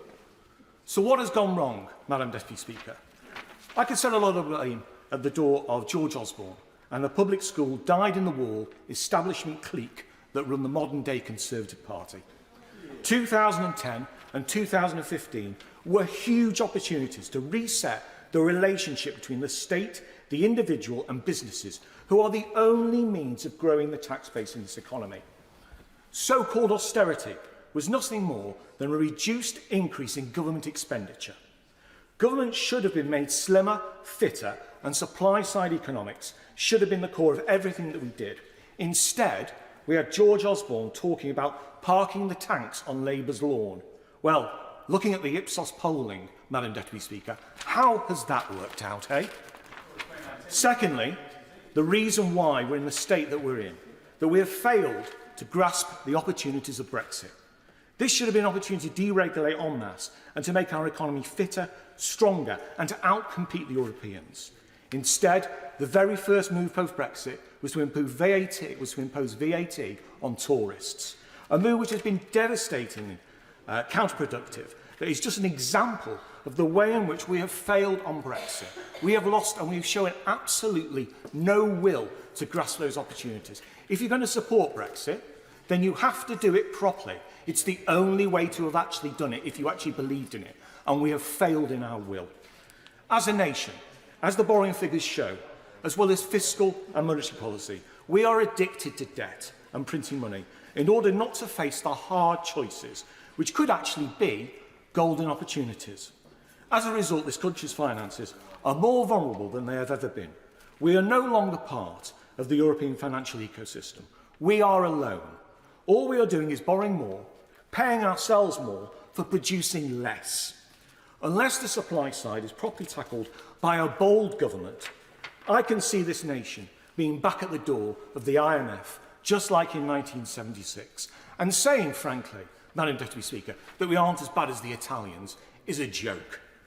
This budget was supposed to be a do or die, but looking at the documents and the wider polling, it's more not do, and then unfortunately we die. The crying shame is, Madam Deputy Speaker, at least Blair had to work for his landslide. Finally, I reflect on my last words in this place before I chose to recuse myself voluntarily. They were, frankly, I've had enough.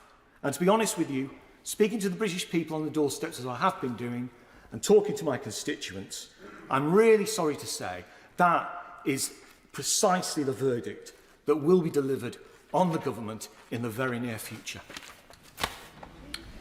Sir David Davis. Madam Deputy Speaker, it's rather sad to follow on from that speech. I will just remind the honourable gentleman of a 1 in 75 year financial crisis, a 1 in a century health crisis, and a 1 in a 75 year international crisis in Europe, all of which contributed dramatically to the problems he outlined, much more than, albeit I may be on the same side as him when dealing with the public school tendency in my party. I don't blame them for this. Give way. Of course, absolutely. Every opposition has its day. I would just like to say we're not all that bad. I might return to that shortly. But the simple truth is that, like my right honourable friend who spoke before me on this side, I think the Chancellor has done a very skillful job in dealing with an extraordinarily difficult backdrop. Now I think there were more things he could do, and I'm going to talk about that in a second, although much of it is down to the structure of government decision-making rather than his fault. But as the leader of the opposition said himself, we were dealing, for example, with a world in which Putin had weaponized supply chains and destroyed the economic basis of our anti-inflation policy that worked for the previous 10 years. So I understand the caution that the Chancellor displayed and his desire to retain the confidence of the markets in his decisions today. Against that, I guess it's remarkable that he's taken 20 billion out of national insurance for 27 million people, about 900 a head, and another 2 million self-employed. And I think, frankly, I mean, people are underestimating the success the government has had in terms of inflation reduction and in terms of employment. For most of my time in this House, the idea of 800 new jobs a day, every day for an entire government's tenure, would be extraordinary, absolutely extraordinary. It certainly didn't happen under the previous Labour government. So we have quite a lot to be happy about. That being said, if I had had my way, I would not have gone for national insurance, I would have gone for reducing income tax. Why do I say that? Well, there's been a lot of assertions made in the public domain, but I think probably emanating from the Treasury, that national insurance is less inflationary than income tax. This is bogus nonsense. The only argument they have to support that is that national insurance will pull into the employment pool some tens of thousands more people. Well, so will cutting income tax. And indeed, because income tax applies to people above the age of 65, it will also keep people in the workforce, highly skilled, highly capable people who we don't want to retire at the moment. So I actually would have preferred an income tax cut rather than a national insurance cut. But we've got what we've got. It's better. It's much better than we probably would have got from the other side. While I'm on income tax, I just want to make one point en passant. In every budget we have, I raise the question of IR35 because it is oppressive on small businesses and self-employed. It drives people out of the country. You know, the Public Accounts Committee is actually looking into it, and I hope they'll come up with a conclusion at some point soon. And I really, really will keep at the government to deal with IR35 and deal with the loan charge, which is a related issue and which is, frankly, the HMRC is behaving in a barbaric manner, reminiscent of the post office. So I'll come back to in some time. Now, there were a number of structural things I was going to raise. The member for Wokingham made the points I was going to make on the Bank of England. I think the current structure of the Bank of England, the current guidelines and rules of the Bank of England are flawed in a big way. They handicap the way governments can operate, both in terms of their fiscal policy, but also in terms of their inflation policy. And I really do think we need to readdress that, and he made a very good point there. But also, I want to deal with the issue of the OBR. I think it was George Osborne who created a circumstance under which the OBR sets the guidelines, sets the fiscal rules almost for the government in place. And of course the government then is terrified of what the markets will do if it doesn't follow the OBR's attitude. Well, I understand the Prime Minister has a picture of Nigel Lawson in his study. He ought to read Lawson, because Lawson's view on forecasts, economic forecasts of any sort, was they were pseudo-economic or pseudo-technical nonsense. He did not believe in forecasts, and we would do much to learn from him. Because I think the whole British establishment is suffering from a collective delusion in the amount of authority it rests in what the OBR does, and in fact what all government forecasting does. Let me give the House some examples. The Bank of England's forecast failed to predict the worst inflation crisis in modern times. In 2022, the OBR's UK borrowing forecast was over 100 billion off the mark. 100 billion. Last year, the ONS, not in forecasting, just in measuring, announced revisions which added 50 billion to the size of the British economy. Pamela Gordon turned around and said they've completely rewritten the story of post-COVID Britain, which they did. And a new report on the OBR suggested that since 2010, the combined total of OBR's errors in growth forecasts aggregates to over 500 billion, and its errors in forecasting public sector debt accumulate to over 600 billion. This is the mechanism that chancellors are using to decide how much tax they can afford to cut. And it works to remind people that the fiscal rule is that we should see a reduction in the percentage of the economy, in 2029. That's a difference between two guesses. It's not a rational way to run an economy at all. Well, I will give away. Great to give away. I particularly was struck by the change to capital gains tax and the reference to LAFCO. But does he agree with me that it's disappointing the OBR particularly still does not appear to look at dynamic impacts of tax changes in a way I think is essential for the future? Well, you're entirely right, but Order. Just before we move on, I think interventions are absolutely marvellous. However, those who have spoken, do be conscious that we are trying to get everybody in with equal time. And my advice remains 6 minutes per speaker. So David Davis, who will notice that he's slightly over that now. I'll ask him to say, I'll cut what I was going to say about productivity. Given the issues we have, one of the rules that used to apply in this House was we had something, a general amendment arrangement after the budget. That disappeared in 2017, which means that we cannot change the budget except in very, very narrow ways. And what this might almost have been a point of order, Madam Deputy Speaker, rather than part of the speech, but I'm going to make a plea to the members on the front bench to ask the Chancellor whether we can have a general amendment arrangement at the end of this budget. Sammy Wilson.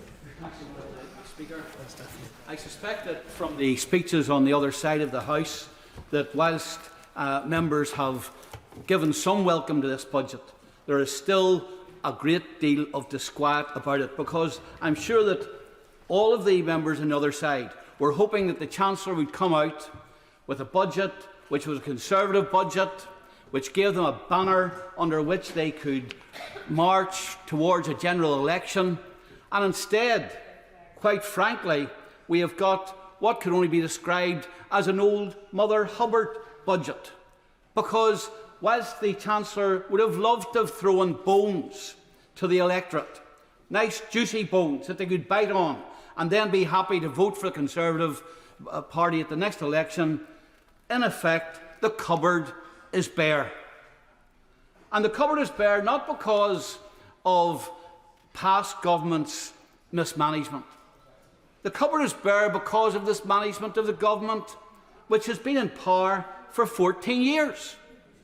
From costly lockdowns which were badly thought out and the economic consequences never thought of, to the ongoing billions being spent on net zero in the belief that somehow or other we can alter the world's climate, to the failed opportunities which Brexit gave, and to the staggering tax burden under which the economy is now stumbling and therefore has not been able to grow.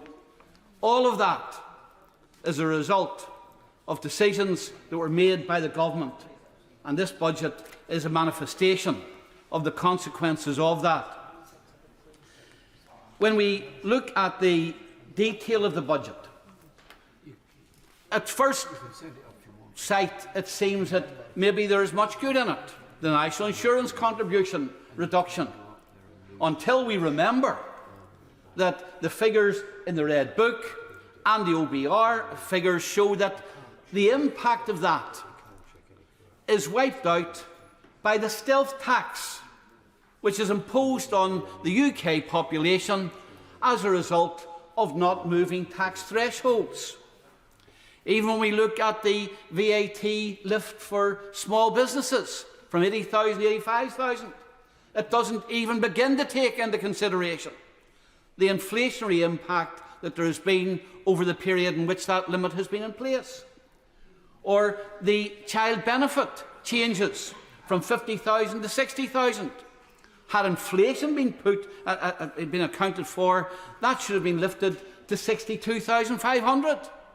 So stealth taxes are still being imposed, even though they're presented as improvements. And I welcome the fact that some small businesses will be lifted out of the VAT tax threshold.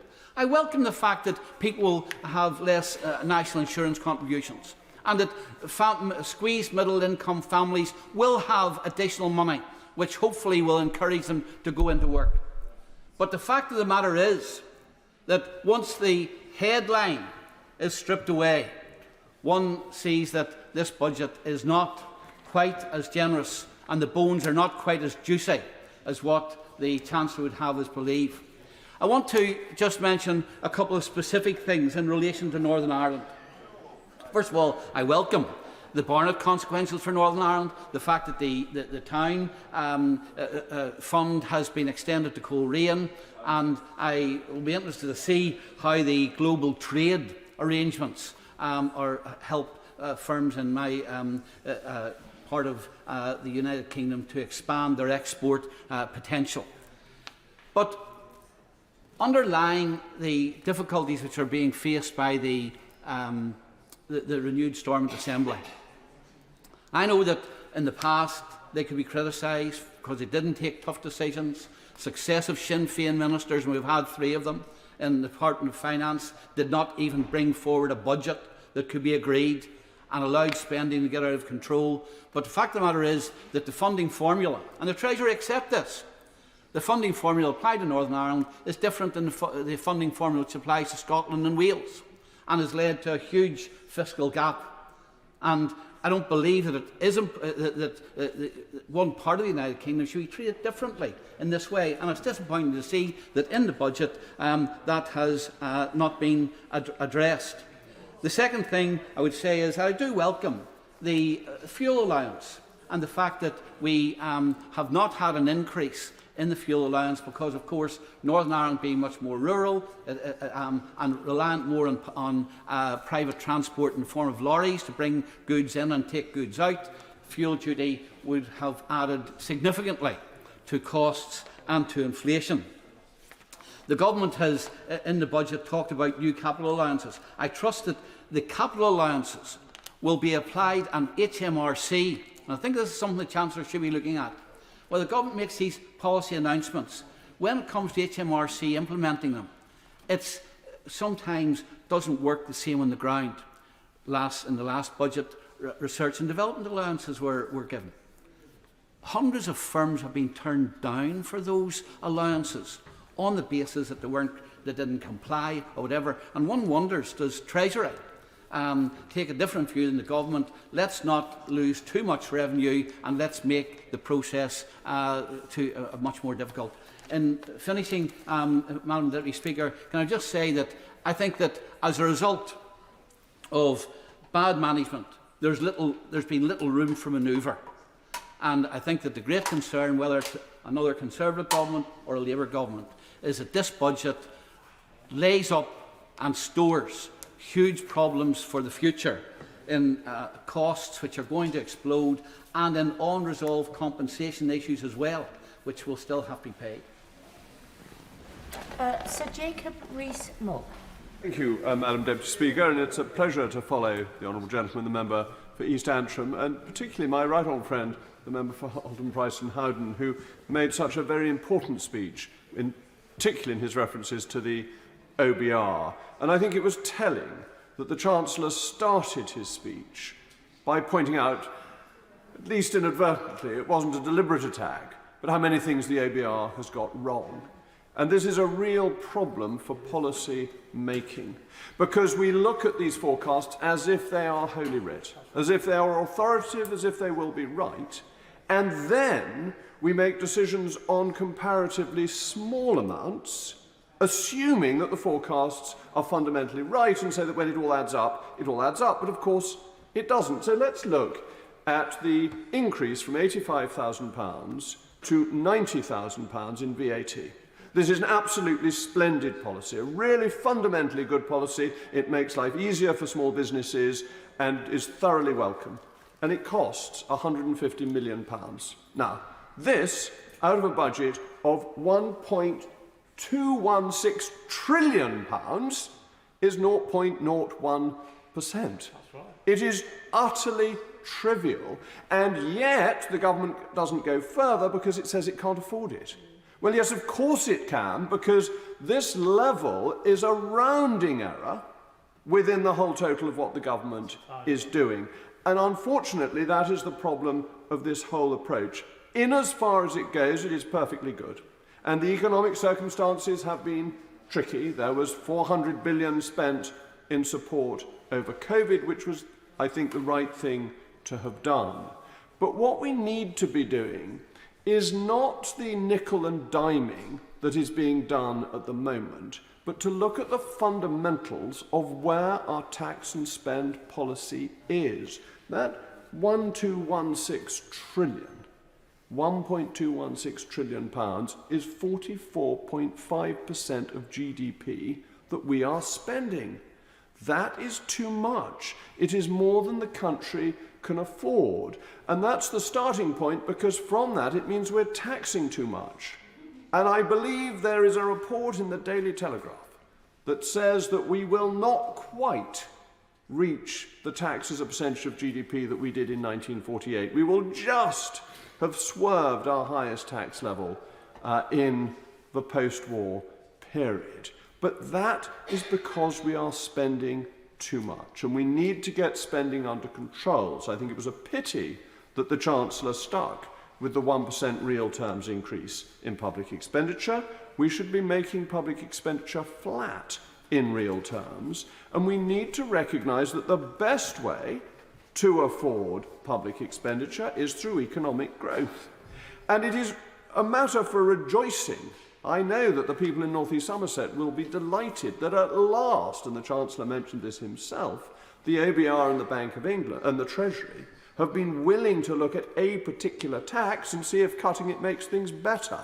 So the 28 to 24% on property, and I do own properties, so I refer to my register of interest, may be beneficial to me personally, but it shows that LAFA works when even the Treasury and the OBR come round to thinking about it. But where else could that be done? The honourable gentleman, the member for Solihull, mentioned the tourist tax. Now, the tourist tax is the easiest tax for the government to have got rid of. We know, all the evidence is there, that it costs the economy and the Treasury money. And yet it ploughs ahead with this obstinate view that a tax rate produces a set amount of tax which we know to be false. Otherwise, go back to 1979, when 98% tax rates raised much less money than 40% tax rates ultimately did. And this is why I'm not at all keen on the attack on non-doms. Yeah, exactly. Well said. The OBR forecast expects 350,000 immigrants to come to this country net every year to 2028-29. That is built into their forecasts. We need to get control of that.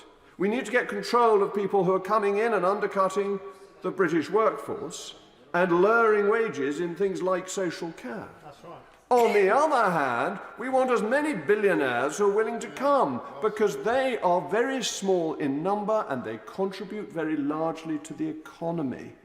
Attacking them, making it harder for them, may be some means of stealing the Labour Party's clothes, but is not good economic policy. Of course I give way to my right-hand friend.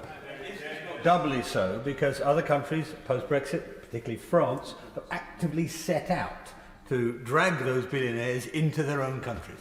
France, Italy, Portugal, our oldest ally. Yes, absolutely. Other countries are competing for the very rich who will go there rather than coming here.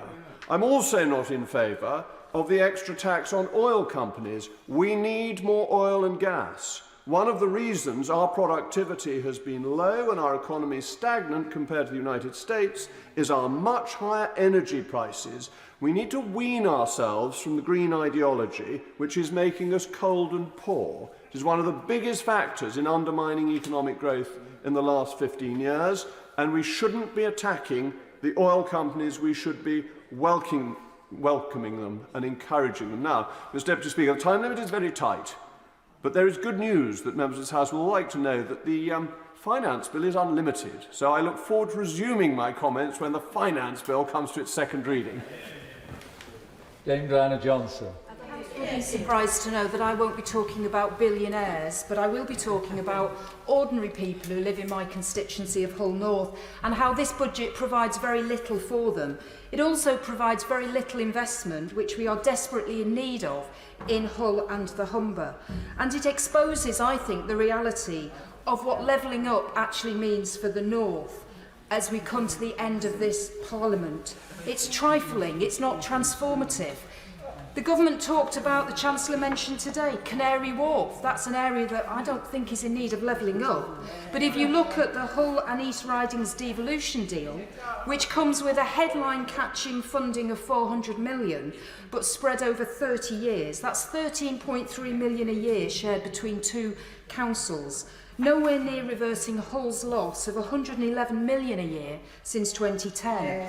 And in direct contrast to the government's economic transformation and integration deal with Rwanda, which comes with at least 370 million over 5 years, averaging £74 million a year for levelling up in Rwanda.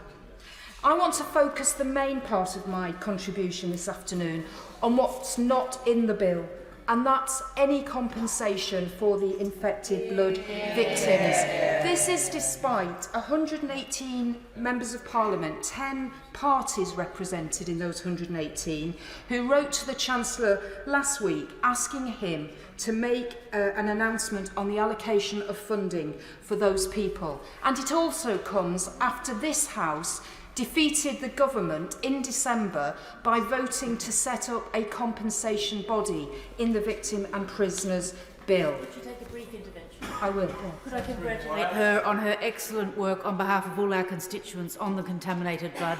Would she agree with me that for children who've watched their parents go through this, it's very, very heartbreaking? Yeah. The Honourable Lady, who's also campaigned over the years, makes a very good point, and I'm going to come on to that. What we do know is that ministers received the final recommendations on compensation from Sir Brian Langstaff in April 2023. They'd also received the framework compensation document from Sir Robert Francis in April 2022 to allow them to prepare for compensation to be paid. But today, there's not even an allocation for further interim payments to alleviate the immediate suffering of those who've lost parents, who've lost children, and children who've lost parents. I want to give you an example of what that looks like. The case of Sam Rushby, whose entire family, mum, dad, and 3-month-old baby sister, all died from AIDS by the time that Sam was 3 years old. He has received no compensation, and he would benefit from the interim payments that Sir Brian Langstaff has recommended the government to pay. Paragraph 3.45 on page 77 of the OBR document confirms that they have not been able to take into account plans for compensation for contaminated blood victims, as no money has been identified by the Treasury to pay that compensation.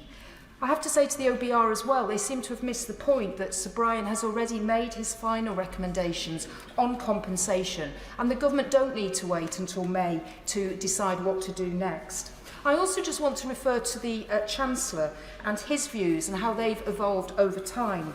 On the 21st of June 2019, Anne Doricott, the widow of the Chancellor's late constituent Mike Doricott, who died because of the infected blood scandal, said in giving evidence at the infected blood inquiry how her husband was told in February 2014 by the now Chancellor, "Don't worry about it, we'll sort it." On the 27th of July 2022, the Chancellor told the infected blood inquiry that it could be seen as a huge failing of democracy that victims had waited so long for justice. Writing on the 3rd of August 2022 with two fellow former health secretaries, the current Chancellor wrote to the government after the first interim report from the infected blood inquiry, which set out that government should pay interim payments, they said this: "The victims and their families deserve nothing other than the complete and immediate acceptance of Sir Brian's recommendation. To refuse to do so would simply continue the injustice thus far handed out by the state to a group of innocent victims condemned to years of suffering and neglect." They continued, any delay to pay, for instance, by arguing that we need to wait for the inquiry to finish, for a new Prime Minister or for Parliament to return, will sadly almost certainly see more of the victims die before they see justice. By the time the Chancellor appeared at the public inquiry on the 28th of July 2023, his views had changed. He said this: "It's a very uncomfortable thing for me to say, but I can't ignore the economic and fiscal context because in the end, you know, the country only has the money that it has. And I can't give a sense as to timescales. To play politics with victims of the infected blood scandal is frankly unforgivable. Those infected and affected are not responsible for the economic state of this country. The government have already accepted the moral case for paying compensation." Can I just say in conclusion that the approach that ministers are taking, I believe, is tin-eared. No allocation in this budget for compensation, telling us that they are working at pace but not meeting with any of those infected or affected, not taking soundings from any of the campaign groups, hiring experts to advise ministers and refusing to give the names of those people, decisions taken behind closed doors. This is not the way to treat people who have suffered and been dismissed and ignored for decades. It is a shameful way this government is behaving. Suella Braverman. Deputy Speaker, and I rise to welcome